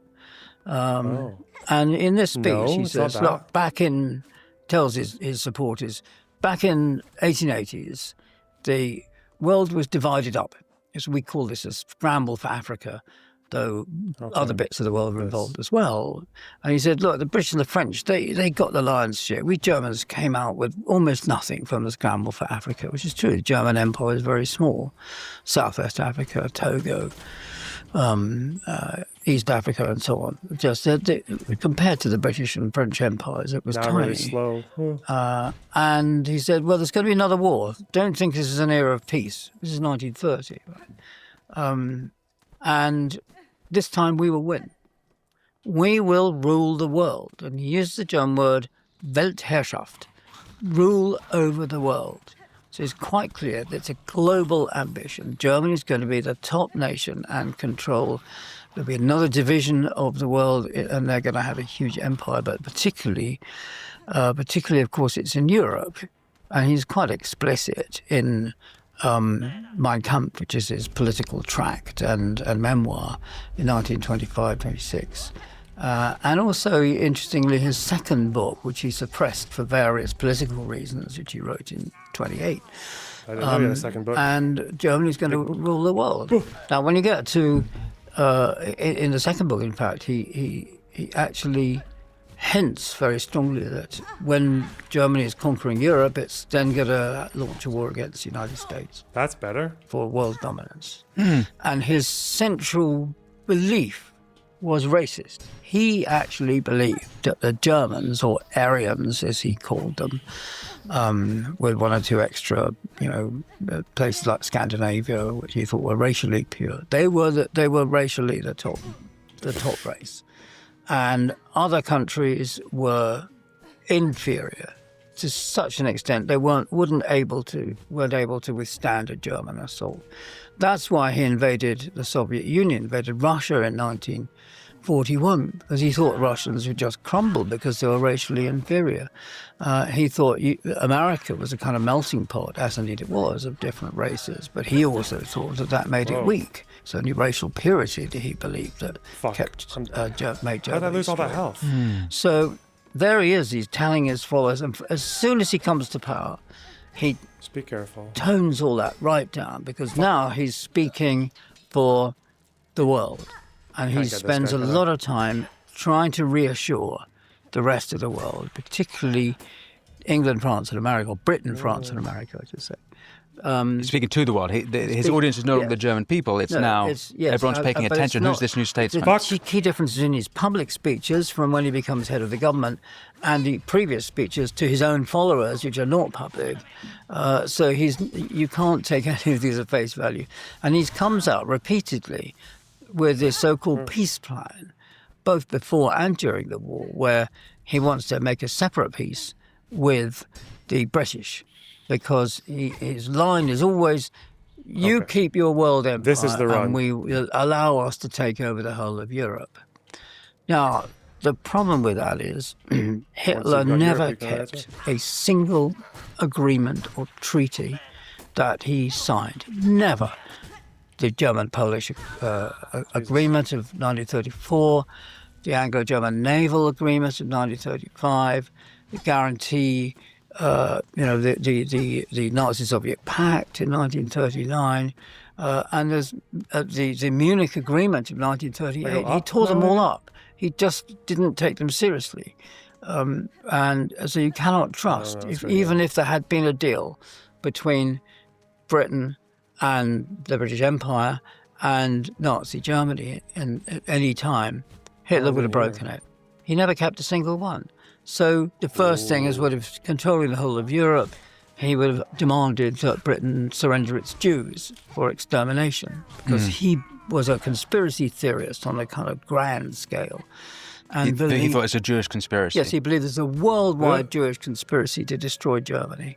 And so Jews had to be killed wherever they were found, and that would have included Britain. In fact, in the famous or notorious Wannsee Conference, Wannsee is a villa in Wannsee, which is a lake on the west of Berlin, and there was a meeting there between different, Nazi ministries, and so the SS, the SD, the Foreign Ministry, the Interior Ministry, and so on. Where's the fucking bench? To kind of organise a joined-up Holocaust, joined-up genocide, you might say.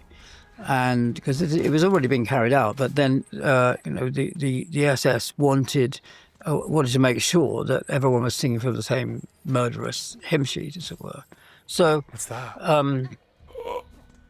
It was even at the Wannsee Conference, there were minutes taken actually by Adolf Eichmann, senior SS official concerned with the organising the extermination of Jews. And that lists left or right, guys. How many Jews in which country just in need Europe, to know this one. including countries that the Germans didn't occupy or control, like Ireland or Iceland. Can you remind me what year that conference was? Yeah, that was in 1942, beginning of 1942. 1942. Okay, so we'll come back to the Holocaust more specifically, because it's a key aspect of making all of those who I hear making the case that that Churchill was the chief villain of World War II avoid the conversation about the Holocaust at all. In fact, in the 2-hour conversation with Daryl Cooper on Tucker Carlson, the Holocaust is not mentioned once. And if you're going to have an argument about who the chief villain of World War II is, to not mention the Holocaust seems a little bit of a lacuna. But also, because there's not going to be any peace between Hitler and other countries. You cannot trust because he breaks every single one. No, wait, fuck progress. There's a bench in that other room. I just have no idea where the cock it is. Why is this bench so fucking elusive? There's even a sign for it down there, isn't there? It's supposed to be top left, but why can't I see it? Why can't I see this shitty ass bench? Look, there's the sign for the bench. Is it on the left? Where's the bench? Oh, fuck. It's just below you. What? You're telling me to go all the way back down to the bottom, which is where I came. There's an entrance on the left. Go down and left. Okay. Like this way. And then further down? Have I opened it with this? Did I just open it with one of the things that I didn't notice? There's a creature down there, though, isn't there? There's a baddie. Ooh, hello. Is it that way? Is this guy? Oh.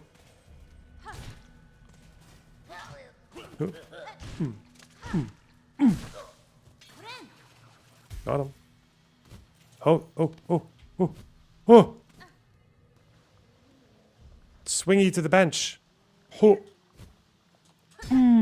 Fuck me. I'm gonna get poisoned. Nice. Okay, I can just bounce over this thing. Okay. Oh, and there's a map. Hell yeah. Okay, we did it. Thank you. Fuck me, man. Secondly, there is this vastness Wait, of I can't afford the war without bench though, limit can of I? time or space is what Hitler was. He actually believed that Take the only map. through war could a nation or a race, like he saw the Germans as being, actually remain tough and successful and compete in what he saw as the global struggle between races for supremacy. Which So you're saying he was explicit about he in his was quite speeches. explicit And, about it, okay. yeah. So let me just try and just What's dig this? a little bit. My best attempt to strongman the sort of Daryl Cooper position, which is that at a certain point, It's not a bench. the Is it? Nazis, or as he calls them, the Germans, had conquered mainland Fuck Europe, me. and there was no need at that point. Is it here? Oh my for god. Britain It's or a platform the nightmare. United States to have any involvement, and it was Churchill's decision Jesus to continue fucking Christ. that, which is what makes Churchill the villain. I think that's my best attempt That's right. Got him. to Yeah. strongman his exactly. No more. position. Well, there's a turning point. See, I mean,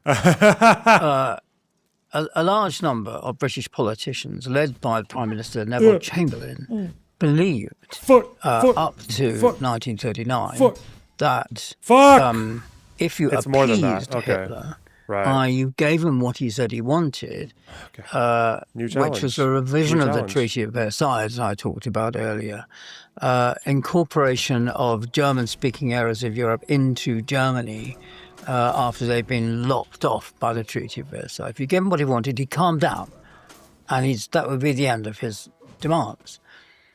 Because the Treaty of Versailles, the settlement that ended World War I, was based on the American idea of Woodrow Wilson, president at the time, of national self-determination. Yeah. Every nation should have its own state. The Poles should have a state. They should not be divided up between Russia, Austria, and Germany.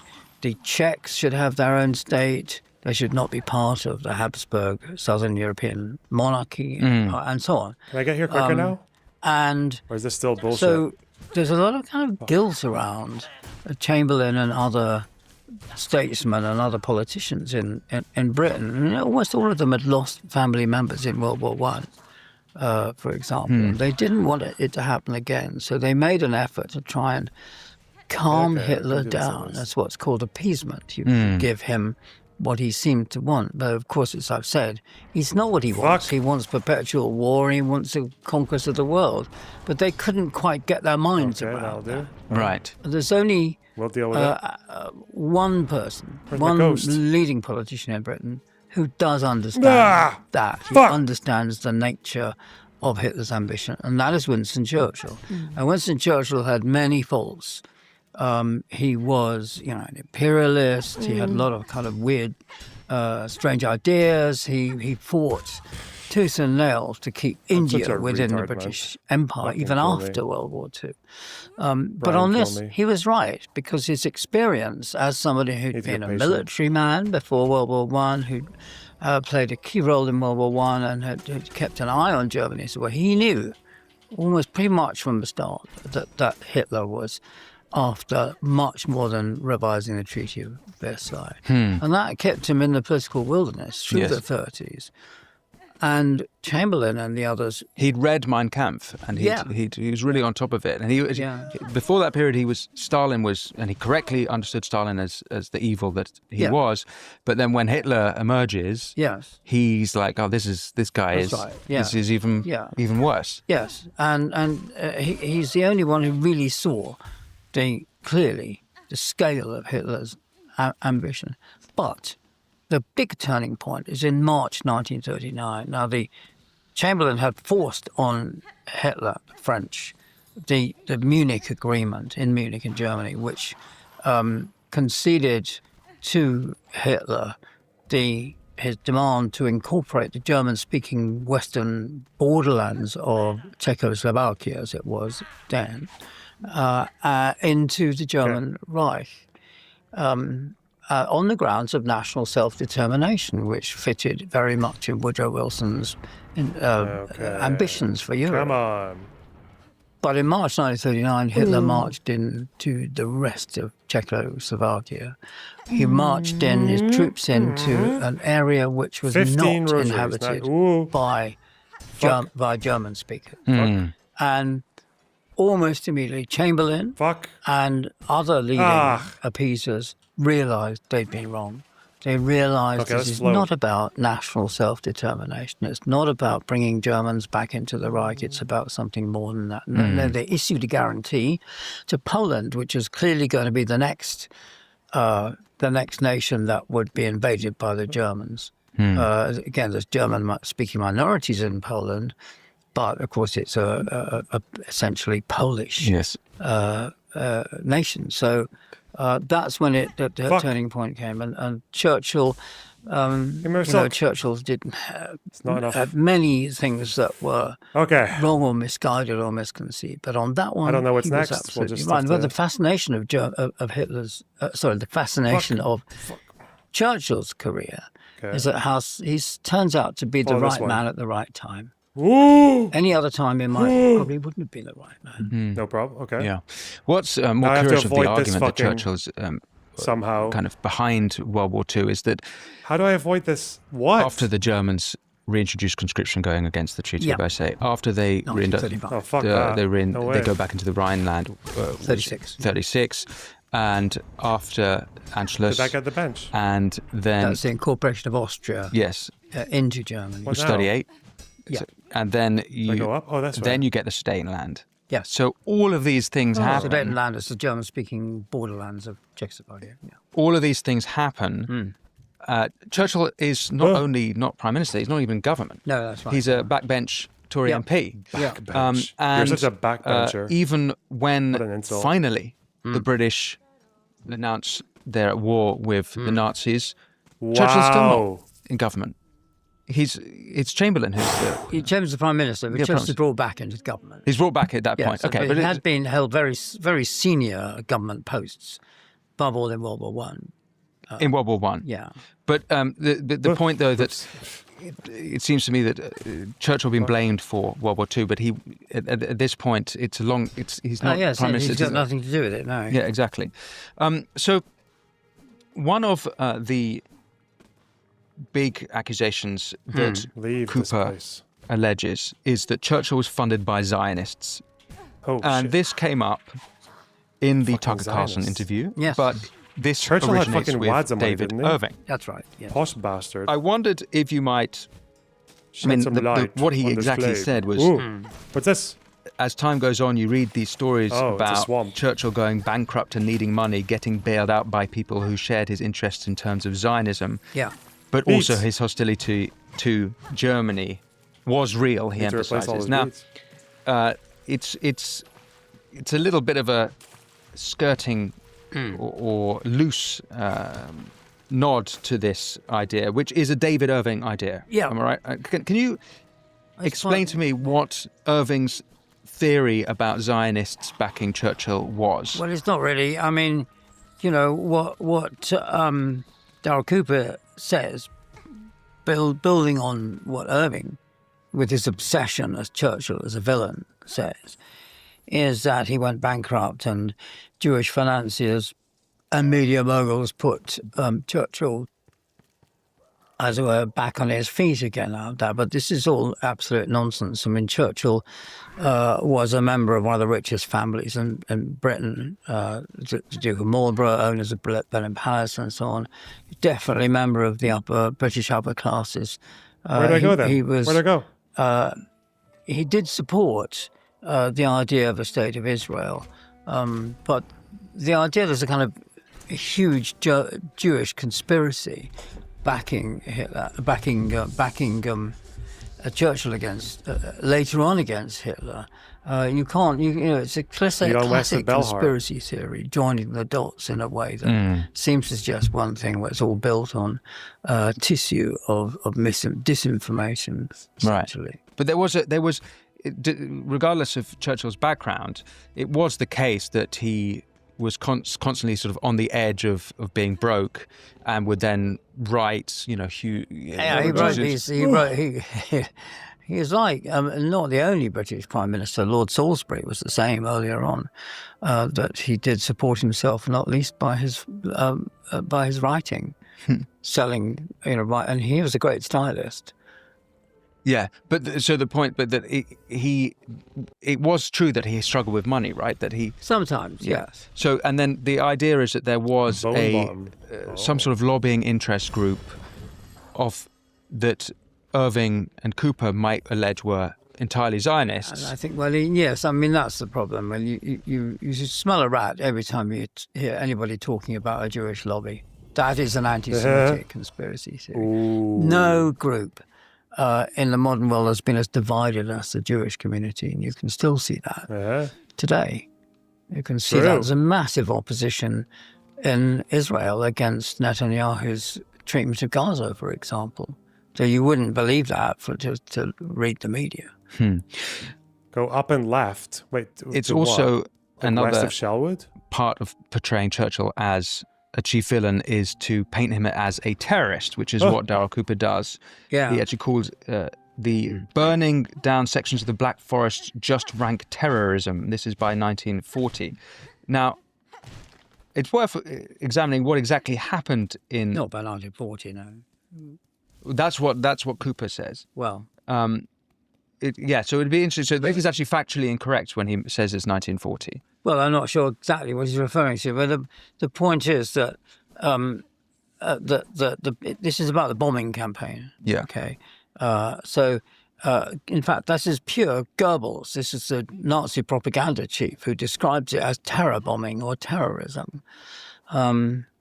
And terrorism is a word that is kind of bandied about far too much, I think, and has been for a while. Ooh. Terrorism is the idea that you cause terror among a population that you don't approve of. And that didn't work with the Nazi bombing and what we call in Britain the Blitz, the bombing of London in 1940. It didn't work with the British bombing campaign against German cities in 1940, essentially 43 to 45.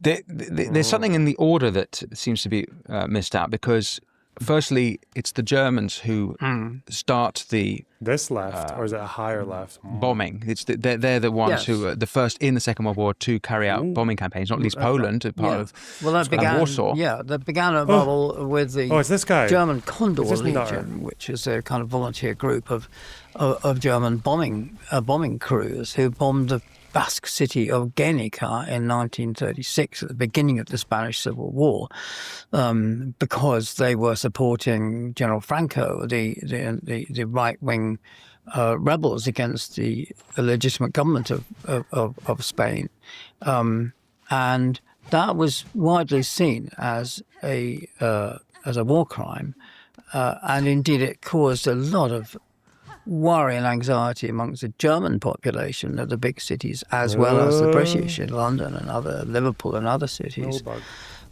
because there's no really effective defence against the mass aerial bombing, against strategic bombing, and that proved to be the case in World War II. How do I get up there? But also, on the other hand, the idea that the British, particularly so-called Mr. Arthur Harris, head of Bomber Command, had that you could, if you made life bad enough for ordinary civilians in Berlin or Hamburg, that they would rise up and rebel.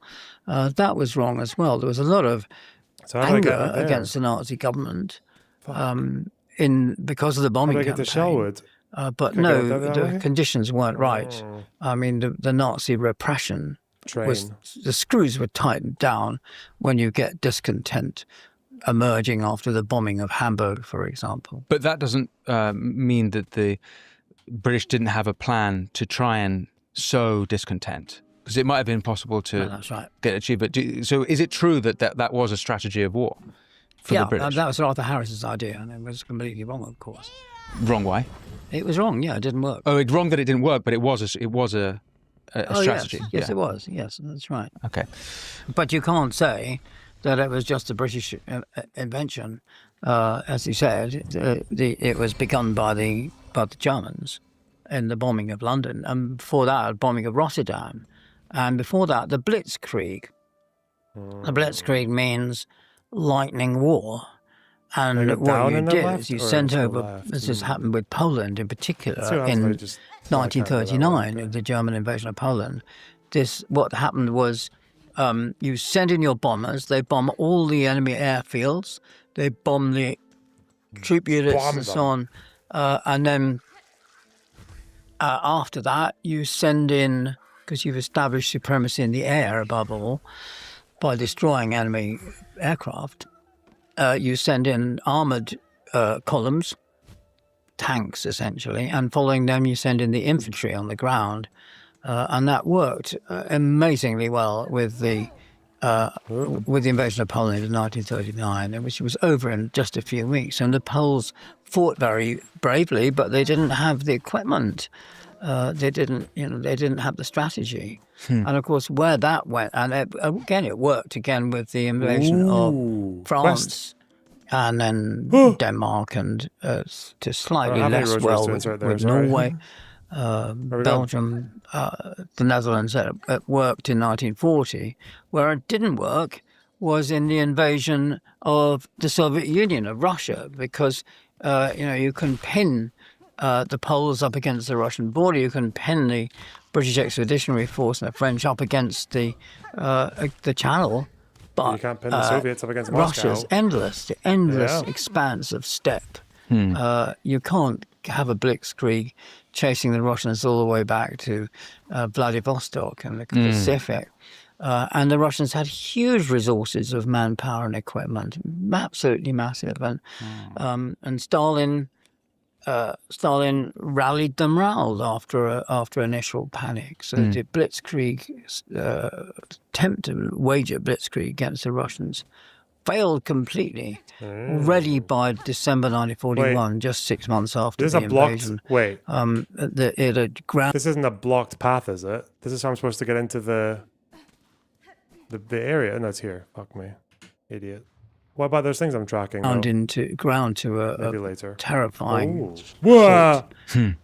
I want to bring up what was probably the thing I was most offended by in all of Cooper's allegations, which is the idea that if you were to read Mein Kampf when it was originally published, and if you were to actually listen to Hitler's speeches, his anti-Semitism wasn't really a properly held belief, that it was much later. And it's not entirely clear to me the position, but it seems to be that there's an emphasis that Goebbels was actually the one pushing for the Holocaust, which I think this comes back to David Irving somewhat. This seems to be quite a key part of the this kind of neo-Irvingism. That's right. And I guess it's a simple question: is it wrong to suggest, for example, that Hitler wasn't really making anti-Semitic speeches? I looked into it, and there were anti-Semitic speeches really from the beginning of his political career. His first surviving piece of writing is a letter from 1919, right at the beginning of his political career, I can hit these for which is anti-Semitic. It says it says there's a world Jewish conspiracy. We have to treat it rationally. We can't just go out and sort of murder Jews. We have to have a proper plan for getting rid of them. And his last recording, writing his political testament, which I talked about earlier in our conversation, again, that ends by saying to the Germans of future generations, you've got to carry on the struggle against the Jews. So it was absolutely visceral. His anti-Semitism was a core belief. Wow. And he carried others like Goebbels with him because Goebbels was a kind of fanatical admirer of Hitler's. I mean, we have Goebbels' diaries. You have 32 volumes of Goebbels' diaries, and he's one of these compulsive diarists who can't finish a day without writing about it. And of course, they're, like any other historical source, they have its problems. But on the whole, they record. I mean, they're very interesting for recording Hitler's views on things. And Goebbels said, he is the proponent of the most radical solution. So Hitler was, yeah. Hitler was, yes, Hitler was. I mean, it's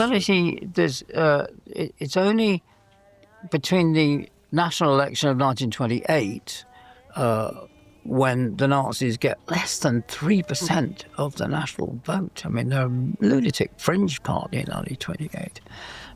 And that's often forgotten. It's not just Hitler's genius, it's the larger circumstances and the context that propel them into being the largest party. 4 years later, it's hugely, very quick, rapid growth. Right. But in 1928, they concluded, well, anti-Semitism not working. It doesn't have a popular public appeal. They toned it down. After that election, they thought this... After that election, they played it down. So they did play it down? They just for a short time in election campaigns. Yep. As soon as they come to power in 1933, it gets ramped up again. So one of the first things they do is to have a nationwide boycott of Jewish shops and premises on the 1st of April 1933. And that then becomes a central policy of the government. Right. And Kristallnacht, of course, 37, I think. 38, forgive me. 9 to 10th November 1938. And Irving made the claim that Churchill, that Hitler Can I get out there? was not privy to Kristallnacht, in fact, even argued against it. No, this is not true at all. I mean, again, we need to know this from, there's a chapter in my book about Kristallnacht. Yeah. This is a nationwide pogrom in which 7,500 Jewish shops were trashed. And it's called, in Berlin, with that kind of rather bitter humour that Berliners have, the night of glass shards or the night of broken glass, because in the next morning there was glass outside on the pavement, on the sidewalk, from these trash shops. And pretty well every synagogue in Germany was burnt to the ground in this. And on Hitler's explicit orders, 30,000 Jewish men were arrested and put in camps until they said that they were going to emigrate from the country. And we know, if you have an accurate, if you piece together the evidence again accurately, we know that it was Hitler who ordered this. It was supposedly revenge for the murder of a minor official in the German embassy in Paris by a young Jew who objected to his family being deported his parents being deported from Germany. Right down there? And it was Goebbels who gave the orders. But before that, he and Hitler were discussing it at a table, discussing it quite openly with each other. We're seen discussing it and so on. Yeah. So, I mean, just before we move on from Cooper, I just would like to make the point that Cooper has referenced Irving several times, just for the sake of completeness. Yeah. He's in a January 12th post, 2025, he said, did I read all of David Irving's books in preparation for this series? Answer, no, but most of them. He referring to the book, Irving's book on Goebbels, he wrote that it's a good book. Mr. Irving goes deeper into primary sources than any other author on the topic, IMO, in my opinion. And he also, in a podcast with Noam Dworman, who's actually been on this show, in September 24, he does say specifically he's going to the David Irving argument when it came to Churchill being bailed out by financiers in 38 and 40, which he claims did happen. So it is absolutely, Cooper is unapologetic, and he's actually posted photographs of Irving's books as examples of his research. So it is the case that he's referencing Irving. And Irving, of course, does go very deeply into all the sources. It's what he does with them when he gets there. Yeah. That's the problem. I don't have 500. He manipulates and falsifies them. Yeah. Actually, I do probably on my gold chain, no?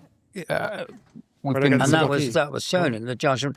I mean, Mr. Cooper should read the judgment in the Irving trial from the year 2000. Nah, which Jewish is money. published What? by Penguin Books. It's available Jewish online. lawyers. What? Yeah. You can read the whole proceedings of the trial or their verbatim transcripts. It's when a historian gets so much so wrong, it's strange to me that any of it should be taken seriously. Yeah. And as I said, it's so much so wrong, all in the same direction. It's not a random carelessness. That's right. Now, we have covered a hell of a lot of ground. There's the last thing I just wanted to briefly touch on, just for, again, the sake of completeness, that is David Irving wasn't the first Holocaust denier or World War II revisionist. And you have a chapter in your book, but actually, as soon as the war finishes, you have a series of such people, and most famous Frenchman Paul Racinier, and author Austin J. App, and Professor Arthur R. Butts, Frenchman Robert Faurisson, German lawyer Wilhelm Steiglitz. So you have, this thing is nothing new. This is from the beginning of the war. David Irving didn't come out of nowhere. This trying to spin this World War II on its head has been happening since World War II. Yes, it's not original at all. And Irving, of course, himself did not become a fully fledged Holocaust denier until the late 1980s. Or at least openly, or... Yeah. He could see the political advantages, I think, of doing it at that point. Quests? So then, given this long history and this re-emergence of Holocaust denial and World War II revision, when you look at it all, given your experience, are you sort of confused why this keeps rearing its head, or why do you think it is? Yeah, I think, Get this key. It's hard to say, isn't it? I mean, and it's all a bit depressing. I think someone like Cooper or these other people really need to do some serious research. They don't copy other people's work or follow Irving. You should go into Irving, and the best source for that are the trial transcripts and the trial. Break all the beads. The trial expert reports, which cover not only Irving's work, but also we're probably not cover even his close, man. We're not even connections close. with neo-fascists and neo-Nazis as well. And I think this is part of a resurgence of the extreme right in America and other countries. And it's fed by the emergence after the Irving trial the mask of will get you another the uncensored, how about this one? unchecked, uncontrolled internet. Right. That you can say whatever you like there. And the only thing you can do, as I keep saying, is to combat it by the truth, by serious research. And I'm very glad to hear that you didn't say censorship, you didn't say silencing people, because on this show we're very free speech. Yes, but absolutely. You actually have to fight the arguments. That was the achievement of the Irving case for a bit, anyway. That we kept the lines open for the freedom of speech. You were allowed, after the Irving case, as you would not have been had he won, to call people Holocaust deniers for what they were, and to call out the manipulation and falsification of the historical evidence. And I think that was a really important thing to do. One of the things I find offensive is this notion that you found spread around by Mr. Cooper, that there's an official line on World War II. Yes. And now it's a state religion. There's censorship. You're not allowed to question. That's not true at all. I mean, nobody can tell me what to think, for goodness sake. You know, I make my own mind up, and I put a lot of work in to finding out about the past. It's been my life's work, really. There's no censorship. You can say whatever you like about the past out there on the internet. There's and I find that really rather offensive. You know, what is an official line on World War II? And I've never come across one. Yes, quite. It's maybe it's a sort of conspiratorial way of phrasing the sentence that we have a common understanding of World War II. Yeah. I have one that goes against the grain, and every time I do speak up against it, I get criticized, but I'm sorry, bad ideas Yeah, need what's to wrong be with criticized. criticism? You know, we historians are an incredibly cantankerous, disputatious lot. It's very difficult to find us all agreeing on things. But if the evidence is overwhelmingly compelling about Hitler as the man who started World War II, as the beginning of a deliberate attempt, believe it or not, to take over the world, it's quite difficult to get back and realize the scale of his ambitions. If the evidence points in that direction, you can't just deny the evidence. Yeah, quite. It also seems to me that the Second World War is the founding story. I think someone like Cooper would call it the founding myth, but I think that implies what we understand of it to be not be true. But I think it is the founding story of the modern era, and perhaps that's one of the reasons why it's being re-litigated. Yes. Moving forward, for those of us who are going to have to face maybe not the battles that you did, like you did in that famous case with Irving, but the next generation of people fighting for the truth against the conspiracy theorists, what wisdom do you have to impart to them? Well, first of all, take it seriously. Take conspiracy theories, address them, what they are, tackle them head on, do the work, interrogate them, ask where they got their sources from, what they did with them. I think that's the most important thing. Back in the 90s now, I had to give a series of lectures on post-structuralism or postmodernism, and essentially that's the idea, which is very much, or it understood itself to be, a left-wing idea that meaning is put into a text by the reader and not by the writer.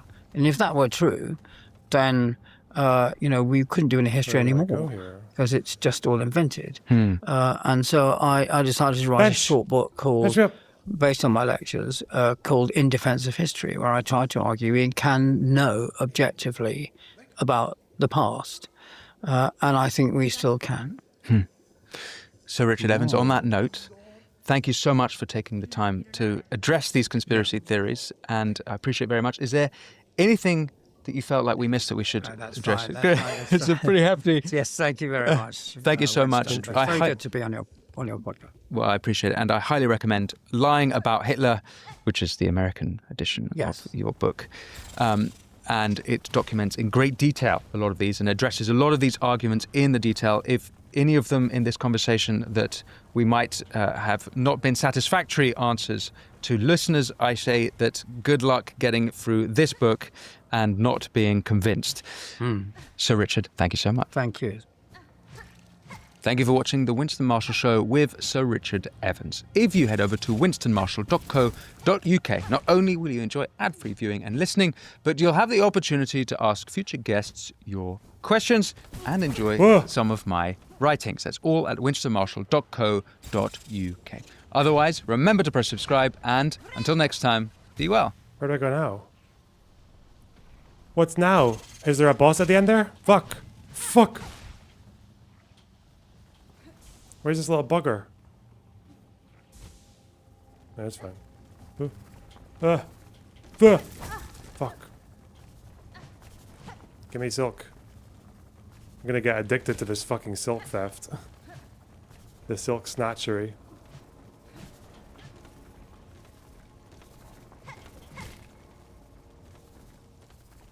There's a down section. Oh yeah.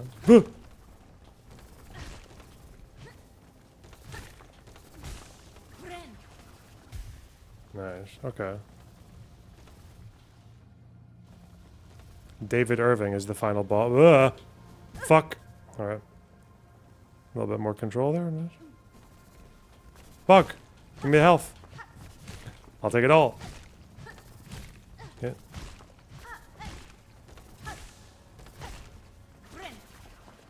Now I'll exploit again more silk.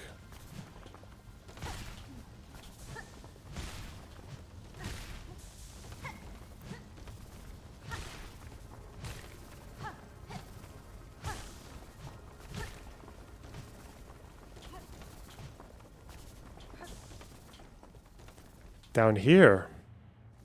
Oh.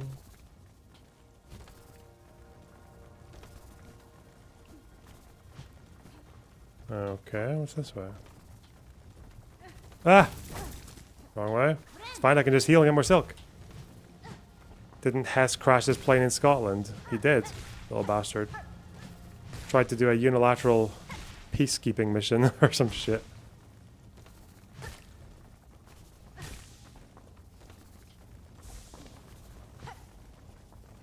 Okay.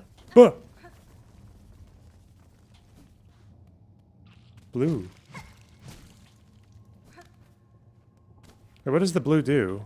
I forgot.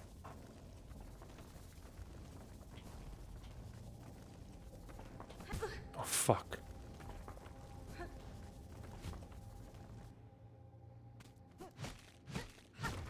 Oh, 1 minute. That was a good video. Good memes.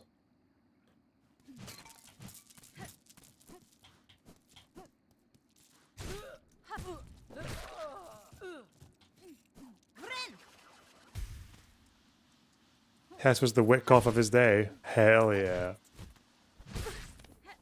I think he did have a slight affinity for the British. Maybe? I can't remember. Did I go the wrong way? Quick.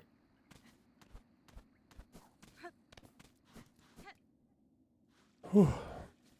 He did try to get to the king, didn't he? He was like, bring me the king. I seek an audience with the king. What do I do here?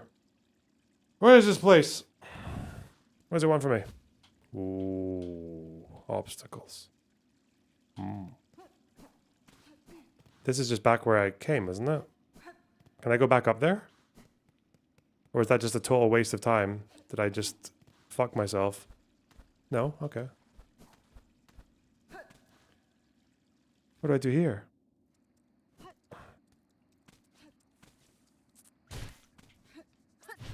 Fuck. Hate those fucking flies. Okay, here. Let's go down here.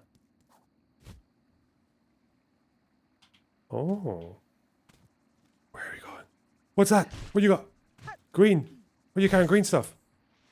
No! Okay. Mossberry. Hey, I finished the Mossberry quest. Oh. Oh. Beads. I need to kill something. For health. I missed those little worms. Those eternal... Whoa. Where did this go? This looks interesting.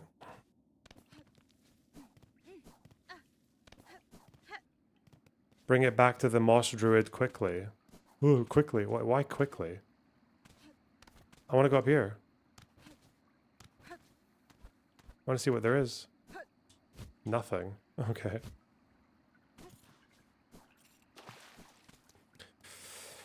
Ooh, go, go, go, go. Fine. What's in here? Chapel of the Wanderer. Wow. What was that? What just happened? Oh, it's just shit blowing up.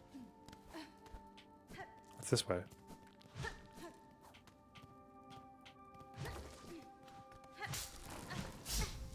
Whoa! Big spikes. Can I stop the spikes?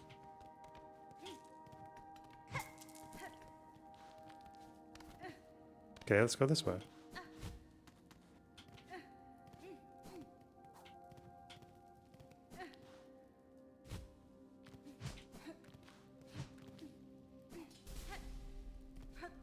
What's that? Is that puffing? Fuck! Fuck! Oh, I'm not gonna get my heals now. Fuck me. That's okay. Oh, they're big. Right, so there's a proper... The Herzog Park proposed removal in Dublin. Oh god, I'm fucking miles away, man. It's okay. We'll chug down. Fuck! Forgot where I'm going. Supposed to just be going down, right? Bear down. Bah! Which way down? That way, okay.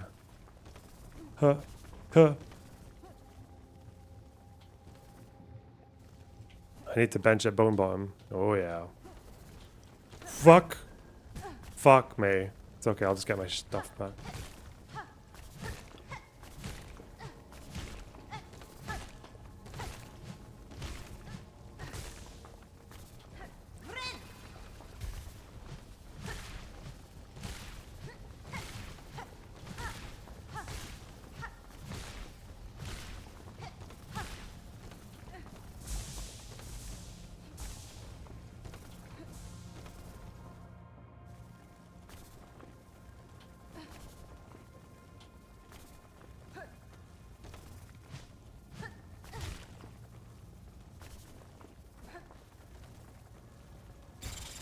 Whoa.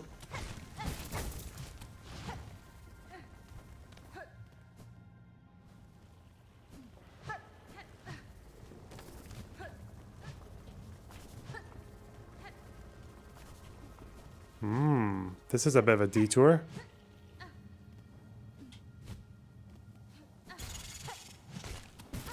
Fuck you. Jesus.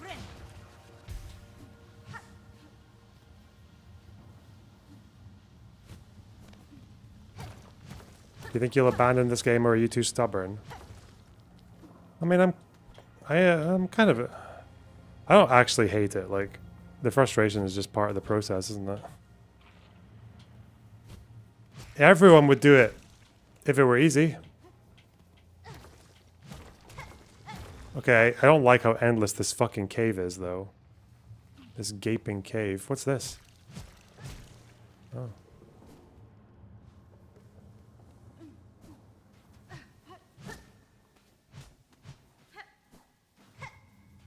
Literally nothing here. Okay.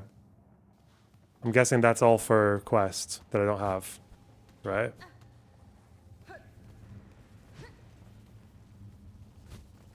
Ugh. They're everywhere! Fuck!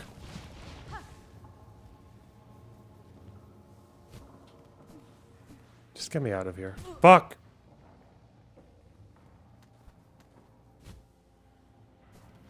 At least it's a map discovery. Ooh!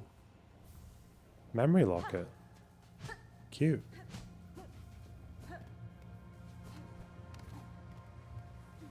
Remember, the purpose of this game is to try and climb a mountain, basically. Like, this is all just part of a massive climb. Interesting.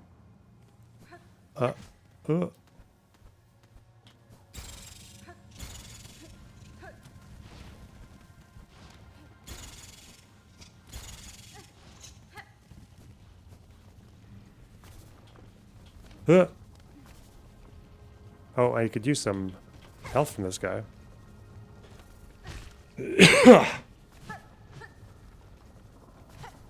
Okay, stop timing it like a retard, please. Okay.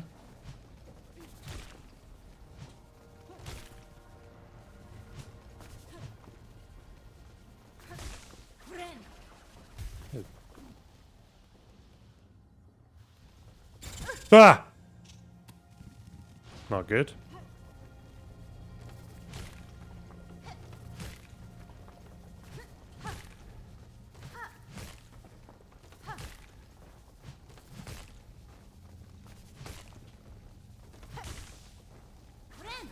Remember that chatter who said nothing apart from counting deaths? Yeah, that was funny.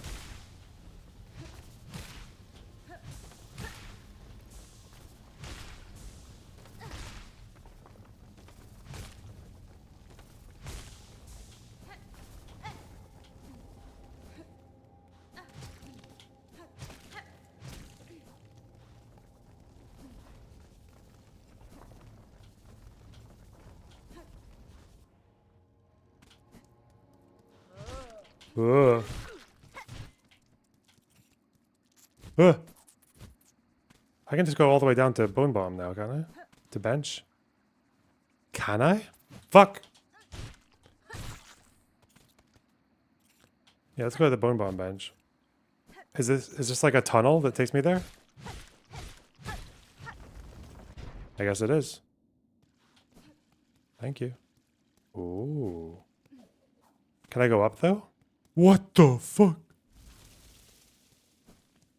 Cool.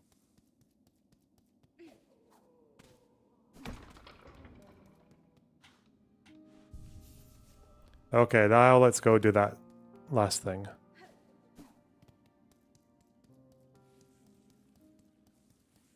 This is cute.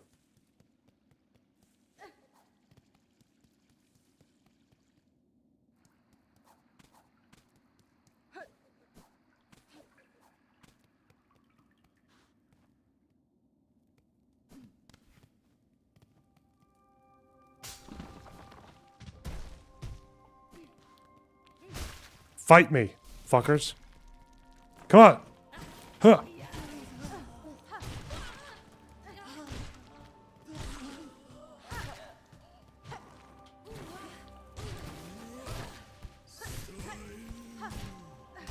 Big fat boy.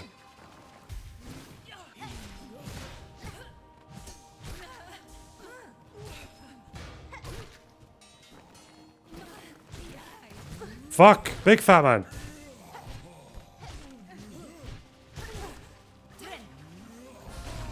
Fuck. Oh well, at least we made it. That was so scrappy. So scrappy. What's this way? Shortcut? Oh. Spikes! No for me, thank you. Ooh. Hut!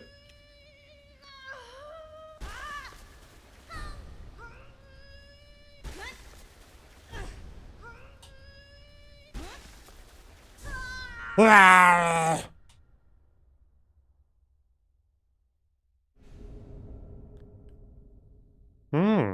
Cut swiftly and nimbly with short, precise strikes.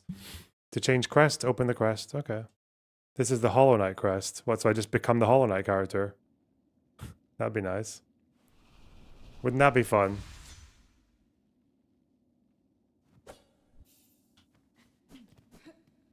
Go back to easy mode. Hell yeah. I'll take it. Hit.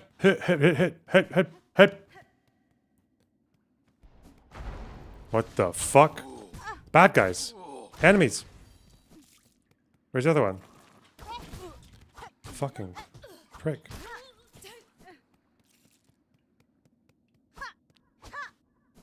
What did I do up here though? Wasn't there a thing?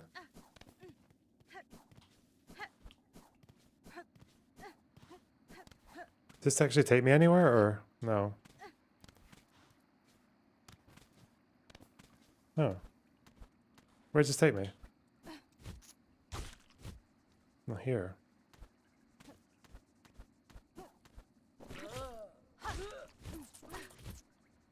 I will fight.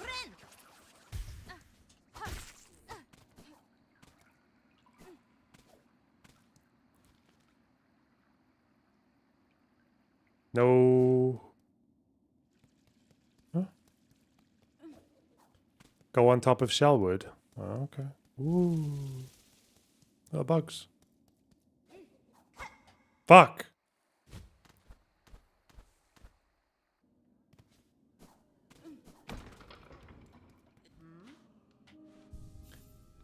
Will I try this new crest?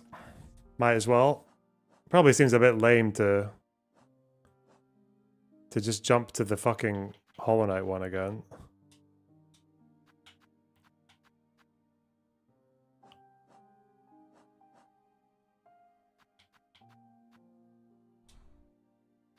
Oh, I'm on the Wanderer. But do I have to add stuff to it? Like Threadstorm.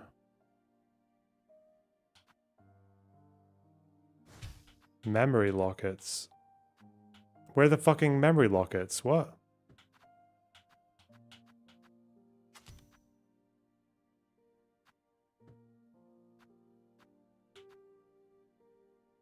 Oh, expand crest.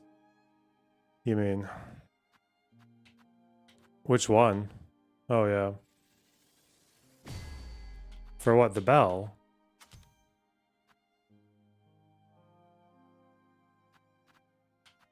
What else? What goes here? Shard pendant. Wait, collect more shards or retain rosaries upon defeat? Haha. Purse or pendant? I don't know. Probably purse. I think I care more about the rosaries. Actually, I'll do the pendant because I want the throwing items. Right. Straight pin, threefold pin, or weighted.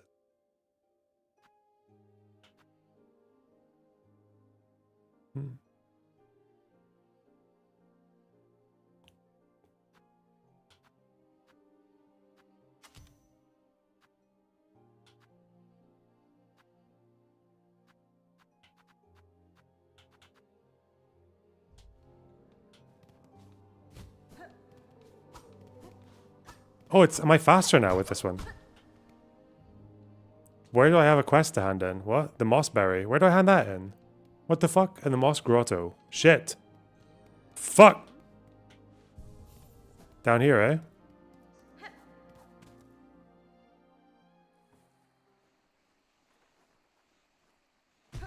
Where's my quest giver?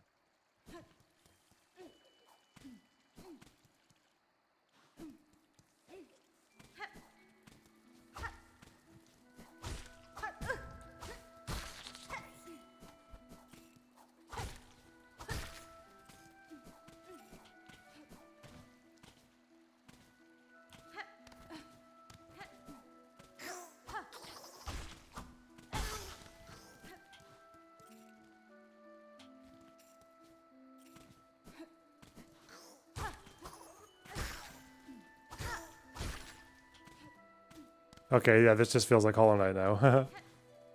Not too not like completely similar, but...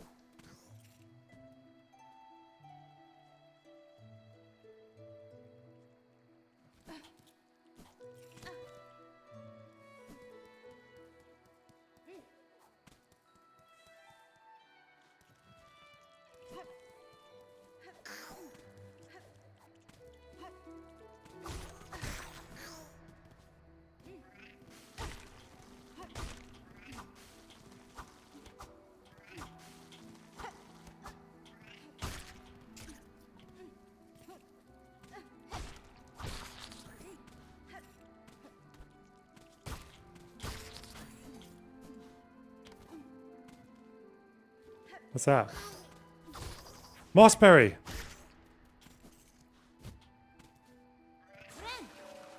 Finn.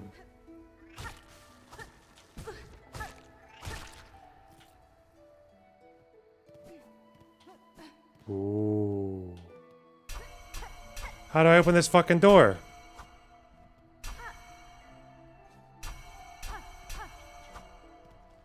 You told me to open that door? How? What? The fuck? Go around it. Oh, this way maybe. Fuck. Jesus Christ, these fucking directions.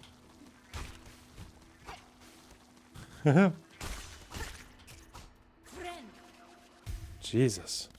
Horrible little fucks. Is there a secret wall? What's the point in this?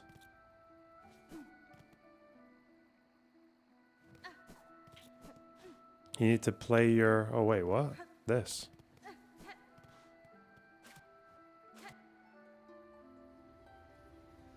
Ooh.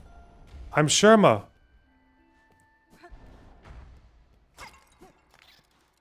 What's this? Fucking bat. Oh, it's just a little light. Cute.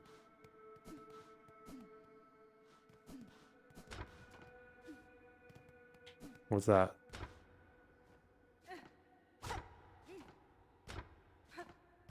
What does that do? What's it doing? Fuck. Alright.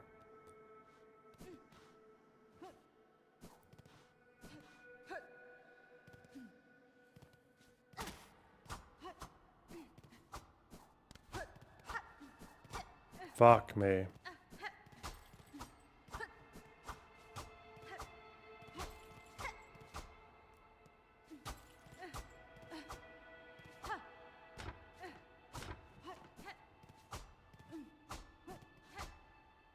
Well, this is a real fucking mystery, isn't it? Yes! Bust all the lights!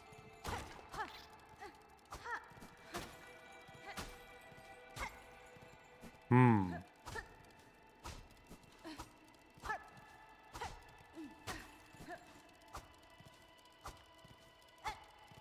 How do I hit the glowy thing? Why is it fucking me? Can't reach it.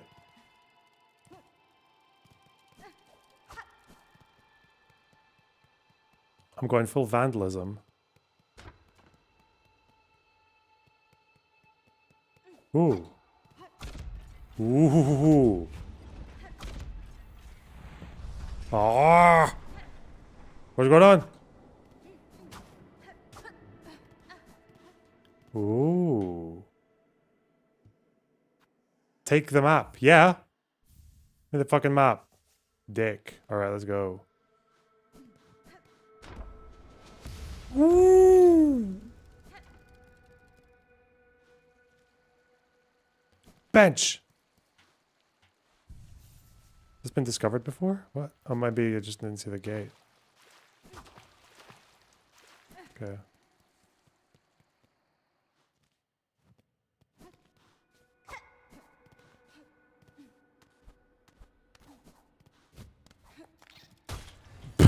Was I supposed to do that? I feel like that thing might have just been trying to help me.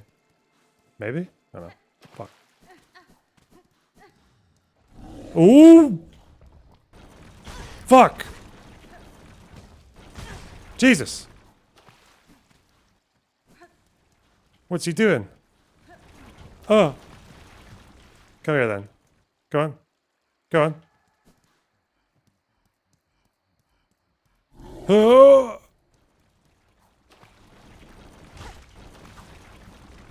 I guess we can do it like that. Ah! Nice. Oh!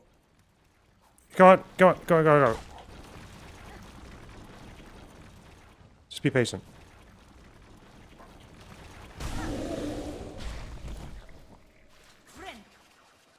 It's one way to do it.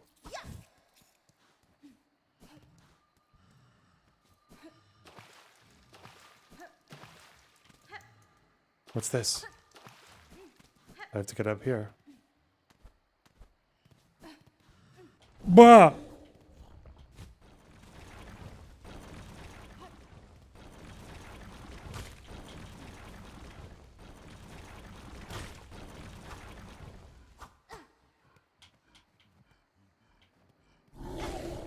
Oh. Ah!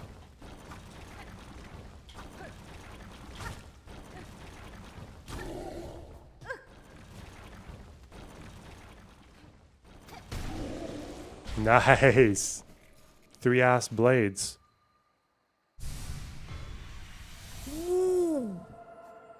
What did it do? What happened? What did it do? What did it... I should be smacking walls for mysteries, shouldn't I?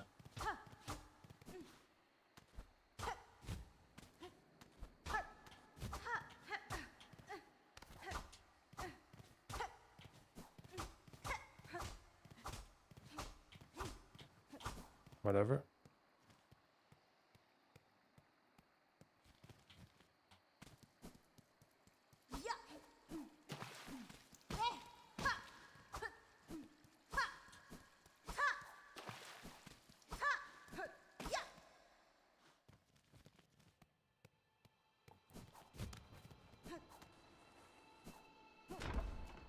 What's down here? Okay. No, I'll stay down. So cool. Hey.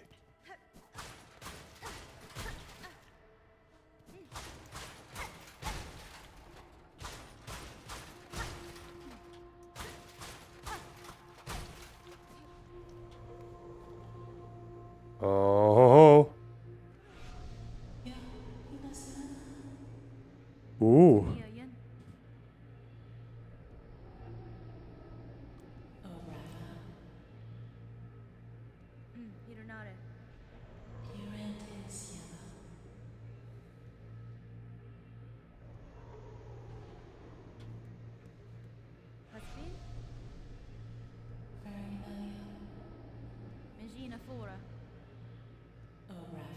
Hmm.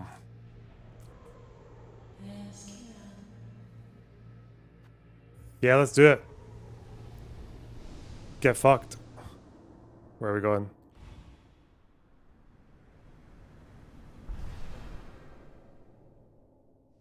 Oh. Evolved the crest of the hunter. Strike enemies repeatedly to build focus. Once focused, needle attacks will become deadlier. Oh. That hunter one's a little bit bullshit though, isn't it? Fuck that.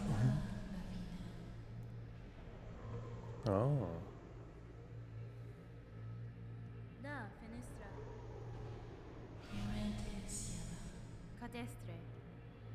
Okay.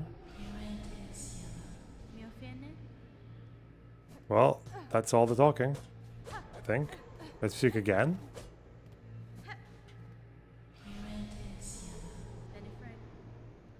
Yeah, that's it. The crests. Oh yeah, so now I've got the hunter crest. Okay. I see. Now my pogo is diagonal and annoying again. Well, I'll try this one. Might as well.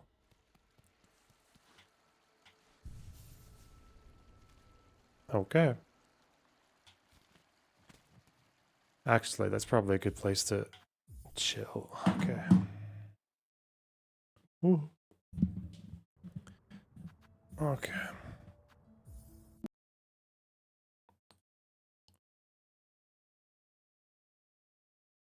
Another secret area in the pool. Damn, we'll just have to imagine that.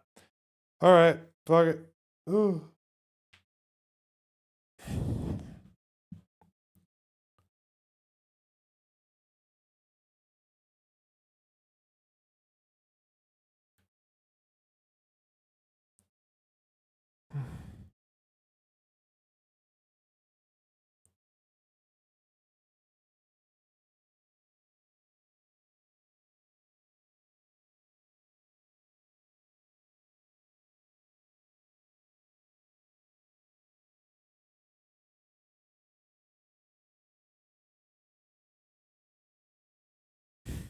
Sargon is such a fucking coward, man. Look at this.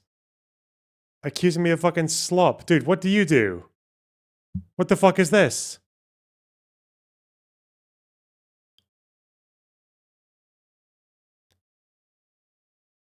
Jesus.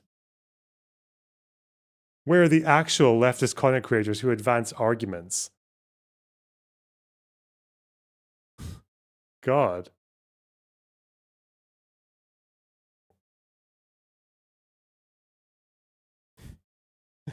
Fuck me. Poor guy, man.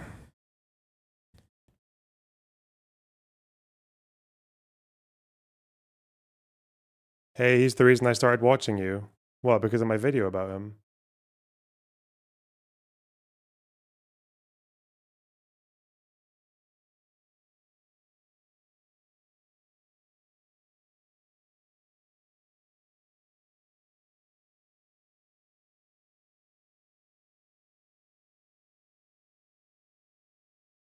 All right.